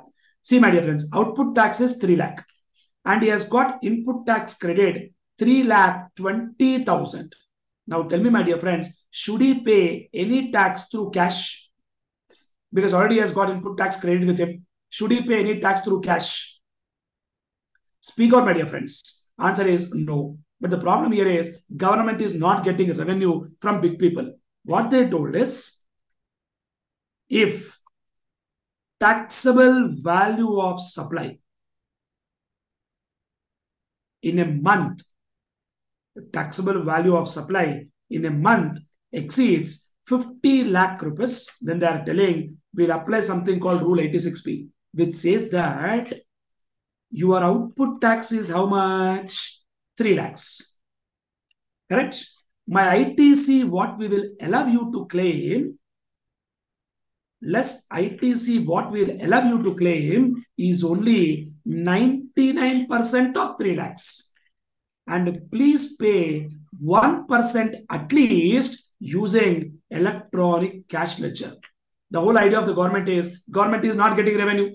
That's the reason why they brought this concept of 1% paying through cash. That means even though you have ITC with you, even though you have got ITC with you, one more time I repeat, my dear friends, even though you have got ITC with you, still pay 1% using electronic cash ledger. And this concept is applicable only to such kind of person whose taxable supply in a month is more than 50 lakhs. Whose taxable supply in a month is more than 50 lakhs. But however, my dear friends, there is also one provision which says that this 86B will not apply in some cases. Example, to a person who's paying income tax of more than 1 lakh. Government is getting revenue from him. No, more than 1 lakh income tax is paying. So government got revenue. Why do you want to apply this rule? That's the idea behind this. Interesting concept, guys. High probability question may come in the examination. Come on, let's see all the points. See that. Yeah, what is that student is telling? Income tax for 2 consecutive years. Yes, 2 consecutive years only. We'll talk. We'll discuss that. Rule 86B is an overriding provision, means it will override other rules. This rule is applicable only to a registered person having value of taxable supply in a month exceeding 50 lakhs. I already told you. Taxable supply is more than 50 lakh. Not exempted, zero rated. Taxable supply is more than 50 lakh. And minimum, what's that? Minimum 1% of output tax liability should be discharged using cash ledger. At least 1% should come to us using cash ledger. Government wants revenue. Exception, payment of income tax more than 1 lakh. In each of the last 2 financial year for which time limit to file return of income has expired. Time limit to file return of income has expired for last 2 years. For each of the year, he would have paid income tax of more than 1 lakh. Who? The registered person. or the karta of that HUF or the proprietor or MD of that company or any of the two partners of that partnership firm or whole-time director or members of the managing committee of the association or board of trustees of the registered person. Somebody should have paid more than 1 lakh in each of the last 2 financial years. Next. Receipt of refund of ITC of more than 1 lakh. They claimed refund of ITC of more than 1 lakh. Then also this rule will not apply. For whom? Who can claim refund of ITC? Zero rated supply. What is zero rated supply? Zero rated supply means supply to SEZ and exports. And there's one more thing called zero rated supply or inverted duty structure. This will come to you in CA final, but still I will tell you what is inverted duty structure. Inverted duty structure is such case where your raw material GST rate is higher than the rate of GST on output. For example, sir, Shiva Teja is manufacturing pens. Let us say the rate of GST on pens is 5%, but the raw material what I'm buying to manufacture this pens, the raw material what I'm buying to manufacture this pens, on that the GST rate is 12%. So rate of GST on input is higher than rate of GST on output. Rate. Again, I'm telling rate of GST on input is higher than rate of GST on output. That is called inverted duty structure. In that case also, refund is allowed. Next line. Payment of total output tax liability. So what is the second case, by the way? Receipt of refund of ITC of more than 1 lakh in the preceding financial year. Last point. Payment of total output tax liability through cash ledger in excess of 1% of total output tax liability up to said month in the current financial year. So up to this month, already he paid more than 1% using cash ledger. Then fine. This month we will not trouble him.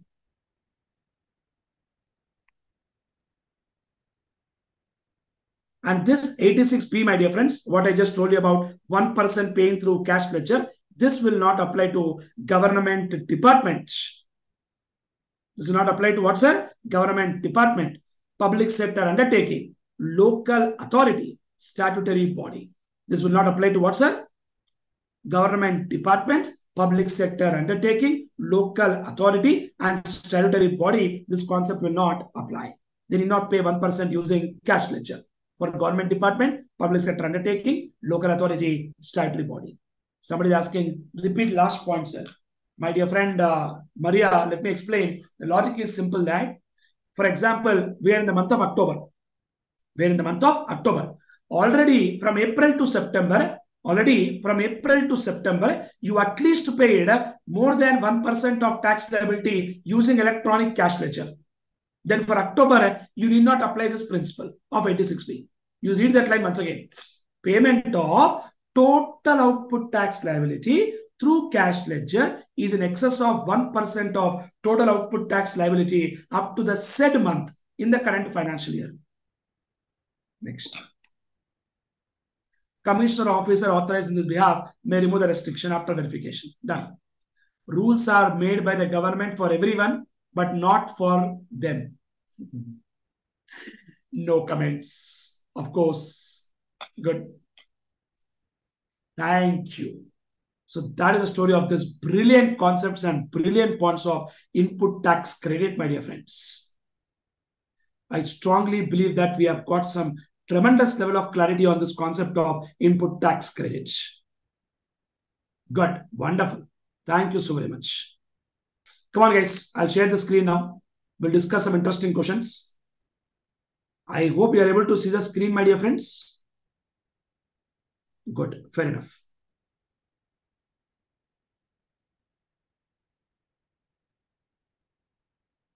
Friends, look at this question once.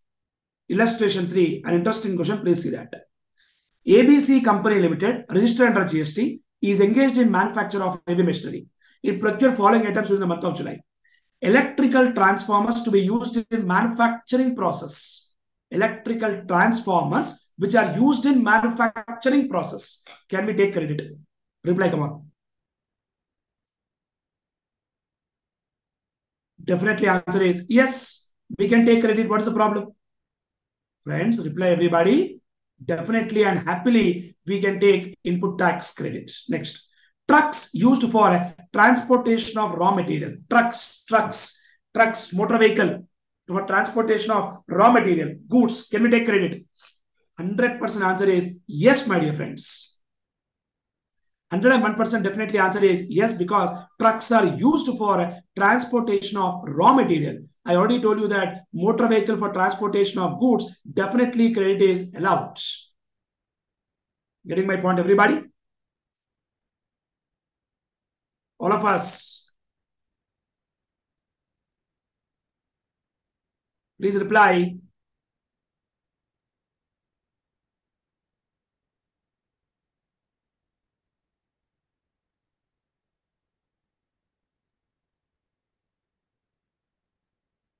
Friends, I hope you are clear. Good. Next point. Raw material. That means what? Raw material, what we purchase for manufacturing. Can I take credit? Come on, please reply. 100% answer is yes. What is the problem? Last one you see now. Confectionery items. Confectionery items is something like food items, or maybe some small gifts items, bakery items. These items were supplied free of cost to the customer in a customer meet organized by the company. Tell me, guys, if it's free of cost, goods supplied free of cost, can we take credit, my dear friends? 100% answer is no. See here. First one answer is yes. Second one answer is yes. Raw material answer is yes. The third one, confectionery items answer is no, because ITC on food and beverages, definitely credit is not allowed. Everyone. Makes sense, guys? I hope this question is clear for all of us.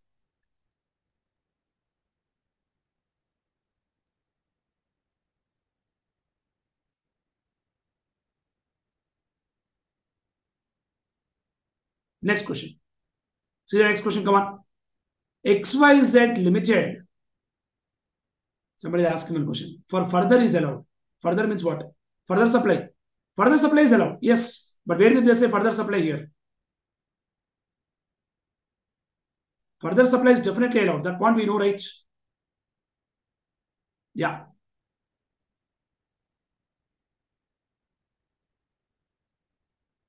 Done. Next point you see.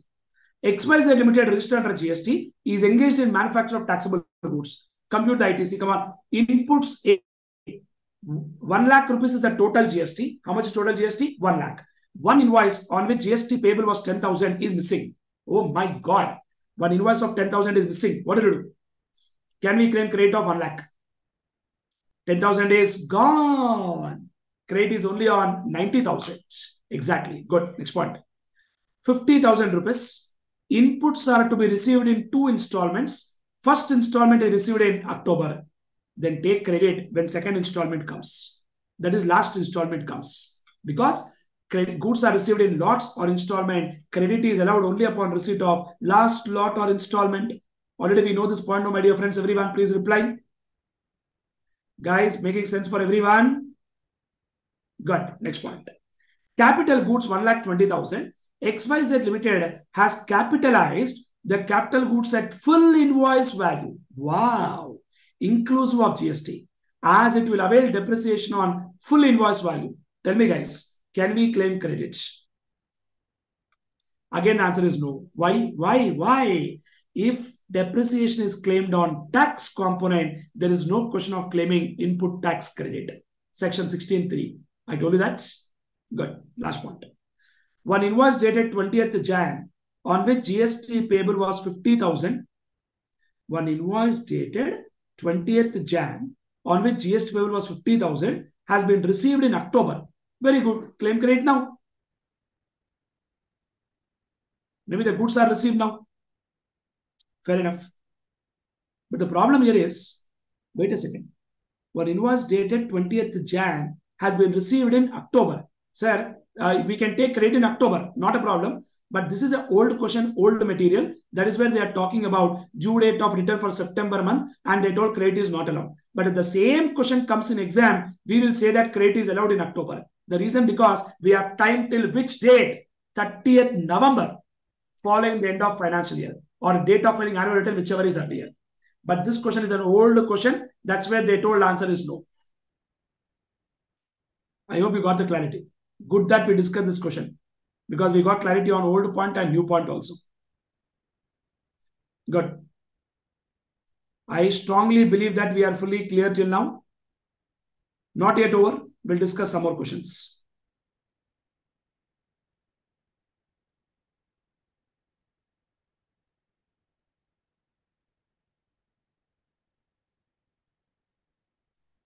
What is input tax? Already we know the answer. Input tax is nothing but tax paid on goods, services, or both, which are used in the course of furtherance of business, including tax paid under RCM, but not tax paid under composition levy. Next, condition necessary for ITC. Already we know that. Next point, you see, this came in exam for 2 marks. Sir, could you please repeat last point? Which last point you are talking about, my dear friend?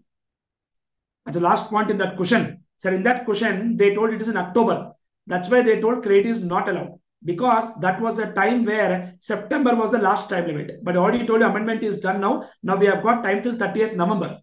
Then we can take credit in October, right? What is the problem? None. Can a person take ITC without payment of consideration for supply along with the tax? Yes.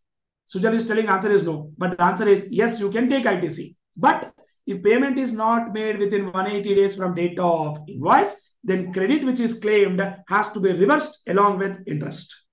And then reclaim when payment is made. Yes, Sujal, got it. Starting answer is yes. But if 180 days is not paid, we will reverse it. Next. What is the time limit for taking ITC and reasons therefore? Time limit for taking ITC is 30th November following the end of financial year or date of filing annual return, whichever is earlier. And what is the reason for that? Reason for that is very clear that after annual return is filed, then no more changes are allowed. Annual return is like the last return what you will file. There's a form called GST 9 in which we file annual return. Good question. Student is asking, from date of interest calculation, what, sir? Achha, you're talking about 180 days. 180 days calculation, interest calculation will start from when you have taken credit till when you have reversed the credit. That is the logic. Because you enjoy the credit now, then reverse it along with interest from when you have taken credit till when you have reversed and paid to the government. Got it, Sangabi? Good, next. What is the ITS entitlement for newly registered person? If he applies for registration within 30 days, he can claim ITC on inputs held in stock, inputs contained in semi-finished or finished goods in stock. Next. What is the tax entitlement for supply of capital goods? Boss, 18.6, I don't know. You have to pay either of the following two. Number one, ITC minus 5% per quarter or part thereof, or tax on transaction value, whichever is higher. That needs to be paid to the government. Next point. 7th question. Registered person transfers his business to another person. Is registered person allowed to transfer ITC to the transferred business? Answer is yes. If there is a provision for transfer of liabilities also. But you have to file GST ITC 02 along with certificate from chartered accountant, cost accountant, certifying that there is a transfer of liabilities also. Next question. Swastik Private Limited is a manufacturer of taxable goods. It purchased machinery for 8 lakhs on which IGST of 14,400 is paid. Company has claimed depreciation on full value of machine, including GST, and also availed ITC as IGST. Examine the stand taken by company is correct. Is it correct, sir? My students know the answer. Definitely answer is no. Because if you have taken depreciation on the tax component, you cannot claim input tax credits. Next point. Question number 8. Sigma Consultants and LLP of finance professionals provides financial consulting services. It made advance payment of 1,18,000 in the month of October for developing a software. Software would be used by LLP to enhance the precision of financial advice given by it to customers. The balance payment is to be made after a successful test run of software in the month of December. Sigma Consultant has availed ITC in the month of October. Do you think Sigma can avail ITC? The answer is what you know. Answer is no. I'll tell you why. Because when we make advance payment, my dear friends, the opposite person will not give an invoice. He will give a document called a receipt voucher. Based on receipt voucher, we can't take credit. We can take credit only when opposite person gives invoice. Logic is simple, sir. Sir, if you instead of paying full amount to me, you paid me only advance. I will not give you invoice. I'll give you a document called receipt voucher. If it is receipt voucher, how can you claim input tax credit? You got my answer, everybody? Friends, I can show you the answer if you want.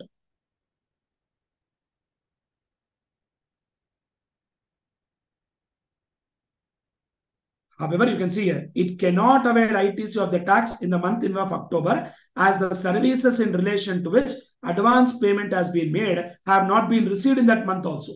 When you have not received that, how can you claim credit? That is also one point. Goods or services or both must be received. We know the condition, right? Exactly. Come on, see 10th one. A taxable person is in business of information technology, IT guy. He buys a cars. Seating capacity is 5 persons. Wow. For use of executive directors. Not personal use, business use only. Not personal use, business use only. Can he avail ITC in respect of GST paid on purchase of such car? Definitely answer is no. It's block credit as per section 17(5)(a). Even though it is business use, still credit is not allowed. Next point. A technical testing agency tests and certifies each batch of machine tools before dispatch by BMT. Some of these tools are dispatched to a unit in SEZ. Wow, we are supplying to SEZ without payment of GST as they are not taxable. Finance personnel wants to know whether they need to carry out any reversal of ITC. Let me tell you honestly, the answer is no, because when supplies are made to SEZ, it is called zero rated supplies. And definitely input tax credit is allowed. There is no need to make any reversal because ITC is allowed even in case of supplies made to SEZ. Makes sense, everybody? Are we all clear with this point, all of us?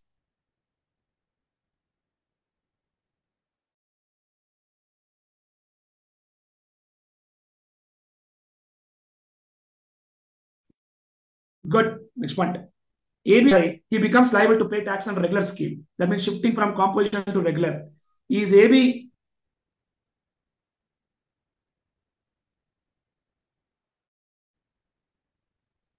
shifting from composition to regular? Is AB eligible for any ITC? Answer is yes. Composition to regular is covered in section 18(1)(c), and you can take rate on inputs held in stock, inputs contained in semi-finished or finished goods in stock.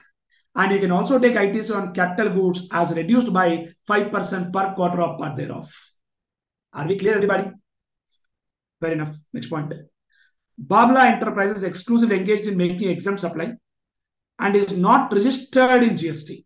On 1st October, exemption available is withdrawn. On that day, turnover of 50 lakhs. Examine the eligibility of Babla to avail ITC. They can claim ITC only on inputs, but not on capital goods. Because you have to understand that this is not a case of 18(1)(d), but this is a case of 18(1)(a). 18(1)(d) will come only when registered person who is in exempt has become taxable. I hope you got clarity on this answer. Yes. Next. Mamta Trade Links trades in exempted goods and provides taxable service. It is registered in GST. On 1st October, exemption is withdrawn. Analyze the scenario and determine the eligibility of ITC. So this is a case of 18(1)(d) where registered person exempt supply became taxable supply. In that case, you can claim ITC on inputs as well as capital goods. You can see the answer here. 13th one, exemption is withdrawn. 18(1)(a) will come. Only inputs but not capital goods. And 14th point, it is made by a registered person. So 18(1)(d) will come. You can claim on inputs as well as capital goods. Friends, I strongly believe that we are getting clarity on this point. Very, very interesting provision, which I discussed with you in detail already, my dear friends. Good, fair enough. Question number 15, see that. Harsh Geet, a registered supplier, is engaged in manufacture of taxable goods. See the details, come on. This pertains to the month of July. See now, raw material 2,50,000 to be received in the month of September. Can we claim credit, guys? Raw material has still not come. It will come in September, it seems. Can we claim credit? Answer is no, because credit can be claimed only when goods, services, or both are actually received. Next point. Membership of a club availed for employees working in factory. Membership of club. Did they tell in the bracket statutory obligation? If they tell statutory obligation, then definitely credit is allowed. If it is not a statutory obligation, then definitely credit is not allowed. It's a block credit as per section 17(5)(b). Student might ask, sir, can we assume it is a statutory obligation? Answer is no. Question must tell you that it is a statutory obligation. If not, how can you assume? Clear, friends? Exactly. Next point.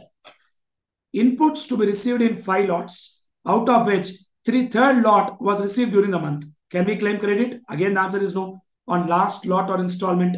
Next point. Trucks used for transport of raw material. Truck. Can we claim credit? Yes. Next, capital goods, 1,50,000. Bracket, you see, out of 3 items, invoice for 2 items is missing. Oh my God. And GST paid on those items is 80,000. Can we claim 80,000 credit? Answer is no. But one can be claimed. That means we can claim 70,000 credits. That's it. Question number 16. We are talking about business of spices. GST paid.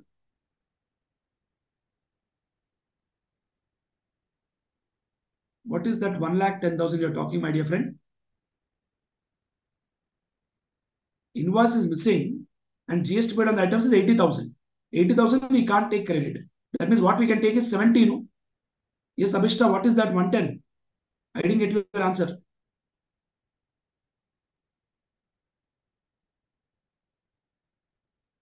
Oh, total you are talking. Okay. Fine. Sorry. Okay, fine. Next point. Jamku registered person is engaged in spices. Following details of the GST are available for the month of October. Keep that in mind. Raw spices purchased and raw spices sold to customer. Can we take credit? Yes. Raw spices used for personal use of directors. Can we take credit? Definitely answer is no. Next, electric machinery purchased for being used in manufacturing process. We are using in manufacturing. Can we take credit? Yes. Next, motor vehicle for transportation of employee. Gone. Credit is not allowed. Next, payment made to contractor. Wow, brilliant point. See that, no? Payment made to contractor for construction of staff quarters. Sir, somebody is telling, sir, above 13 credit is allowed. But did they say in the question above 13%? Nothing, no. So let's not take credit. Payment made to contractor for construction of staff quarters. The answer is credit is not allowed, friends. Works contract service for construction of immovable property. Credit is not allowed. If it is revenue in nature, credit is allowed. But if it is capital in nature, credit is not allowed. I told you that, no? Obviously, it is 1,25,000 for construction of staff quarter, which cannot be revenue in nature. It is obviously capital in nature. And credit is definitely not allowed. Student is telling, sir, so many points. Of course, so many points. That is how you get the clarity. If not, how will you get the clarity? See here, come on. Spices sold to customer, take credit. Personal use, no credit. Electric machinery, take credit. Motor vehicle, did they say 13 capacity? No. So no credit. Last point, payment made to contractor. See this? Construction of immovable property. There is no question of claiming credit.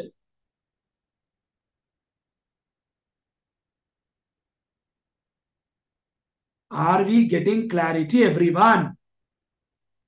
Student is telling, sir, so many points to discuss. Of course, that is why I'm discussing, no? If not, why will I spend time with you? I would have already told. 20 minutes back only I would have told, sir, done, over ITC, let's start next chapter. I would have told that, no? Why I didn't say that? Because I know that there are so many points which we need to get complete clarity. That's why I'm spending time. You have to understand that. Somebody is telling perfection matters. Of course, no doubt in that. Perfection makes a huge difference. That is when you become perfect. And if you tell that word perfection, I remember one dialogue. 59 is different, 60 is different, 39 is different, 40 is different. And it's not 1 mark, it is 6 months.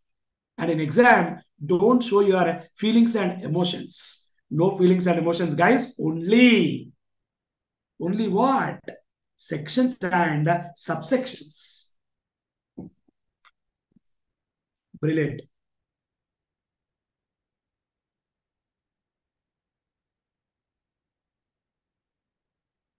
1 mark is new scheme, sir.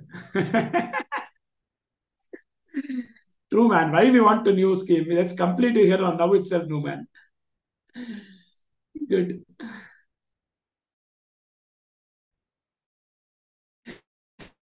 Next point. Dina Limited, a registered supplier for Maharashtra, is engaged in manufacture of passenger autos. See now, purchase of, we are talking about details for the month of March. Purchase of iron, which is used as raw material. Goods were received in 2 installments. In March, second in April. Tell me, my dear friends, can we take credit?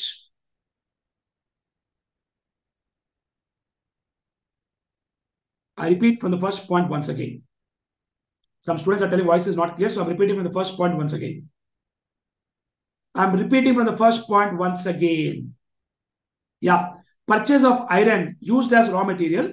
Goods were received in 2 installments. First is in March, second is in April. Now tell me, can I take credit in March? Answer is no. Take in April. Next.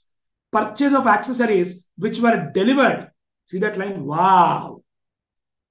Purchase of accessories which were delivered directly to the dealers of the company on the direction of Dina Limited. 90,000. Only invoice was received by Dina. Can we take credit? Answer is yes. Because this is called bill to ship to model. Even in that case, credit is allowed. Next point. Purchase of bus. Seating capacity is 15 for transportation of employees from their residence to company and back. Can we take credit? Answer is yes, because seating capacity is more than 13. Next. General insurance taken on cars used by executives of company for official purpose. No, man, credit is not allowed. Insurance, servicing, repairs, maintenance, credit is not allowed. So that is the story of question number 17. I can show you the answer.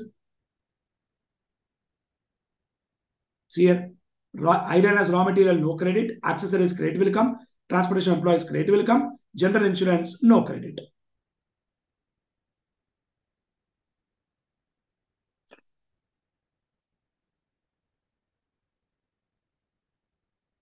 That's it. Coming back to discussion. Question number, which one is over? 17 is over. Question number 18, you see. Comfortable Private Limited is registered under GST in the state of Orissa. It is engaged in manufacturing of iron and steel. It has received IT services from one company for 11 lakhs excluding GST on 28th October. Invoice for service rendered issued in 5th November. Okay. Comfortable made part payment on 30th November and being unhappy with service provided by High Tech, it did not make balance payment. Deficiency in service rendered was made good by High Tech by 15th April and they made balance payment in July. Wow. That means within 180 days from date of invoice, payment is not made. What you should do? Credit away should be reversed along with interest. And once payment is made, again take the credit. What a brilliant question, guys. Come on, see the answer. 180 days from date of invoice. In the given case, they provide service in the month of October and receive invoice in November. So assuming all conditions are satisfied, invoice is claimed in November only when it receives the invoice. However, proportionate ITC. I am showing the answer, no, practically how to reverse. See the answer. Proportionate ITC, which is 1,33,932. How we got 12,98,000 minus 4,20,000 into 18 by 118 will be added to output tax liability as full payment has not been made within 180 days from date of invoice by 4th May of next year. Getting clarity, everybody? Because 180 days is over. And ITC can, however, be availed again in the month of July next year when it makes balance payment.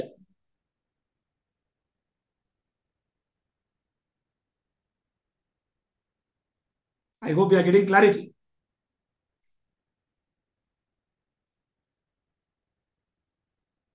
Good. That is the end of story for question number 18. Next, question number 19, guys. Diwan and Sons of New Delhi has placed an order for 250 kg of plastic granules at 50 per kg on Karim and Brothers of Noida, UP. Karim and Brothers agreed to deliver the goods at a warehouse at New Delhi. While the order was getting packed at the factory, Diwan and Sons got order from Shubkamna Sales of UP And in order to save transportation cost, Diwan and Sons asked Karim and Brothers to directly deliver that to Shubkamna Sales. And accordingly, Karim and Brothers has delivered. Examine availability of ITC. Can we take ITC? 100% answer is yes. The reason because it is called build to ship to model. Correct? No, friends. Karim and Brothers will give invoice in the name of Diwan and Sons. So Diwan and Sons will take credit. And Diwan and Sons will give invoice in the name of Shubkamna Sales. Then Shubkamna also will take credit. Done. I think the last question. This is about intrastate supply. Intrastate supply, outward is given, inward is given, GST figures are given. That's it. We already know how to solve this kind of question where we calculate what is the input tax credit. We'll also calculate what is the output tax payable, and we will talk about utilization of input tax credit, which we have done in the first chapter itself, my dear friend. Are we getting clarity, my dear friends? Excellent. So that is the story of some interesting questions what I wanted to discuss, because some students also have personally messaged me, sir, please discuss questions on input tax credit also, so that we get complete clarity. And if you observe, entire ICA questions I solved. And any module you look at, any faculty you book look at, including my book also, any book you look at, any question you can solve.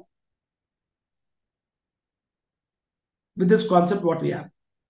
Absolute clarity, sir. Great, sir. Thank you, sir. Wonderful. Thank you, sir. Thank you, thank you, thank you. So that is the end of story of this beautiful chapter called Input Tax Credits. I strongly believe that we have got tremendous clarity on this concept of input tax credits. Done. So friends, if you observe carefully, my dear friends, we are done with the topic of introduction to GST, concept of supply, time of supply, value of supply, registration chapter, and we are done with input tax credit. And we spoke a lot about the concept of tax invoice in the chapter of time of supply. Because in time of supply, I had to tell you about when invoice is supposed to be issued. That is why those concepts also of tax invoice I discussed in the context of time of supply. And I strongly believe that all these concepts are fully clear for all of us. Student asking what? Sir, before adjusting IGST, CGST should be fully utilized for CGST after IGST, or how, sir? What is that question, man? Shakti, my dear friend. I already told you that CGST, SGST credit to be utilized only after IGST credit is fully exhausted. First session itself. So many questions I discussed with you. First chapter only I discussed all these questions with you. CGST, SGST credit to be utilized only after IGST credit is fully utilized. Without utilizing IGST credit, don't come to CGST, SGST.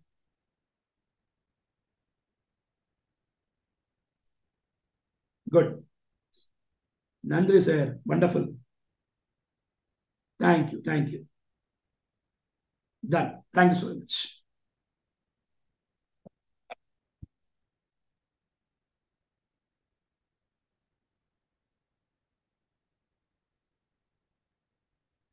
Good. So that is the end of story of this beautiful topic of input tax credit, my dear friends. And I strongly believe that we got complete clarity on this. Fair enough. Come on, my dear friends. Now, let me share my Excel screen. I'll take 5-10 more minutes of your time. Then we can complete. Somebody is telling. Thank you so very much, sir. Tomorrow extra 10 minutes, or you will start composition scheme now.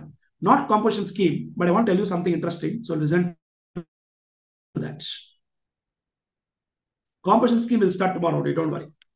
Sir, I'm talking about something called charge of GST, which is dealt by one beautiful section called Section 9. So I'm talking about something called charge of GST, which is dealt by beautiful section called Section 9, my dear friends. In fact, we have got something called Section 9.1, which says CGST is levied on supply of all goods or services or both. All goods or services or both, except alcoholic liquor for human consumption at a rate not exceeding 20%. I already told you this point that maximum rate of CGST is 20% and maximum rate of SGST is 20%.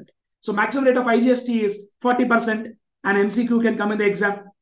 CGST maximum 20%, SGST maximum 20%, IGST maximum 40%. Should I asking, so practically how we have 28% rate? 28 means it is 14, right? Common sense. Common sense should be common. Next section, guys. 9.2. 9.2 clearly says 5 petroleum products have been temporarily kept outside GST. And I'm sure we already know that what are the 5 petroleum products? Petroleum crude, high-speed diesel, motor spirit, natural gas, aviation, turbine fuel. Then, my dear friends, section 9.3 talks about RCM, which is reverse charge mechanism in case of certain notified services and certain notified goods. And in our syllabus, we have got only notified services, my dear friends, which we'll talk in detail tomorrow. Next session, we are going to talk in detail what are the services covered under RCM. Clear, friends? Then, section 9.4, which says that if supplier is unregistered and recipient is registered, if supplier is unregistered and recipient is registered, then also this transaction is covered under RCM. But this has been presently deferred. Deferred is nothing but postponed. That means this provision is currently not in force. This provision is currently not in force. But for notified services, my dear friends, it is covered under RCM. But what are all those which are notified, that we have to talk in detail. That we'll talk, my dear friends. Very important provision. We'll talk in detail in next session tomorrow in detail what are the list of notified services covered under RCM. Then, section 9.5, I already told you, my dear friends, that in case of some notified services through e-commerce operator is liable to pay GST. And if e-commerce operator does not have physical presence, their representative in India is liable to pay GST. And if there is no representative, they must appoint a representative and make him liable. I told you this point already. And I told you there are 4 points now. 3 points were there before. 4th point is added recently. First point is of passenger by way of radio taxi services of hotel accommodation except when person supplying service is liable to be registered. Third point, my dear friends, services of housekeeping except when person supplying service is liable to be registered. And last point, restaurant service except specified premises. Specified premises is that case where there is accommodation and there is at least one room where the room rent, room tariff, declared tariff is more than 7,500 per room. I spoke a lot about this. And I strongly believe we remember all these points, my dear friends.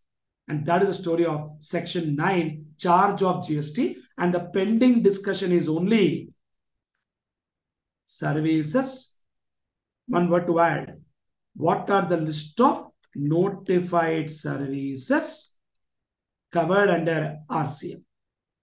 And in charge of GST topic, we'll also talk about composition scheme dealt by section 10. So these are the 2 interesting concepts of RCM and also composition scheme under section 10, which we are going to talk in detail in next session, that is tomorrow. Clear, my dear friends? I hope the plan of action is very, very clear for everyone.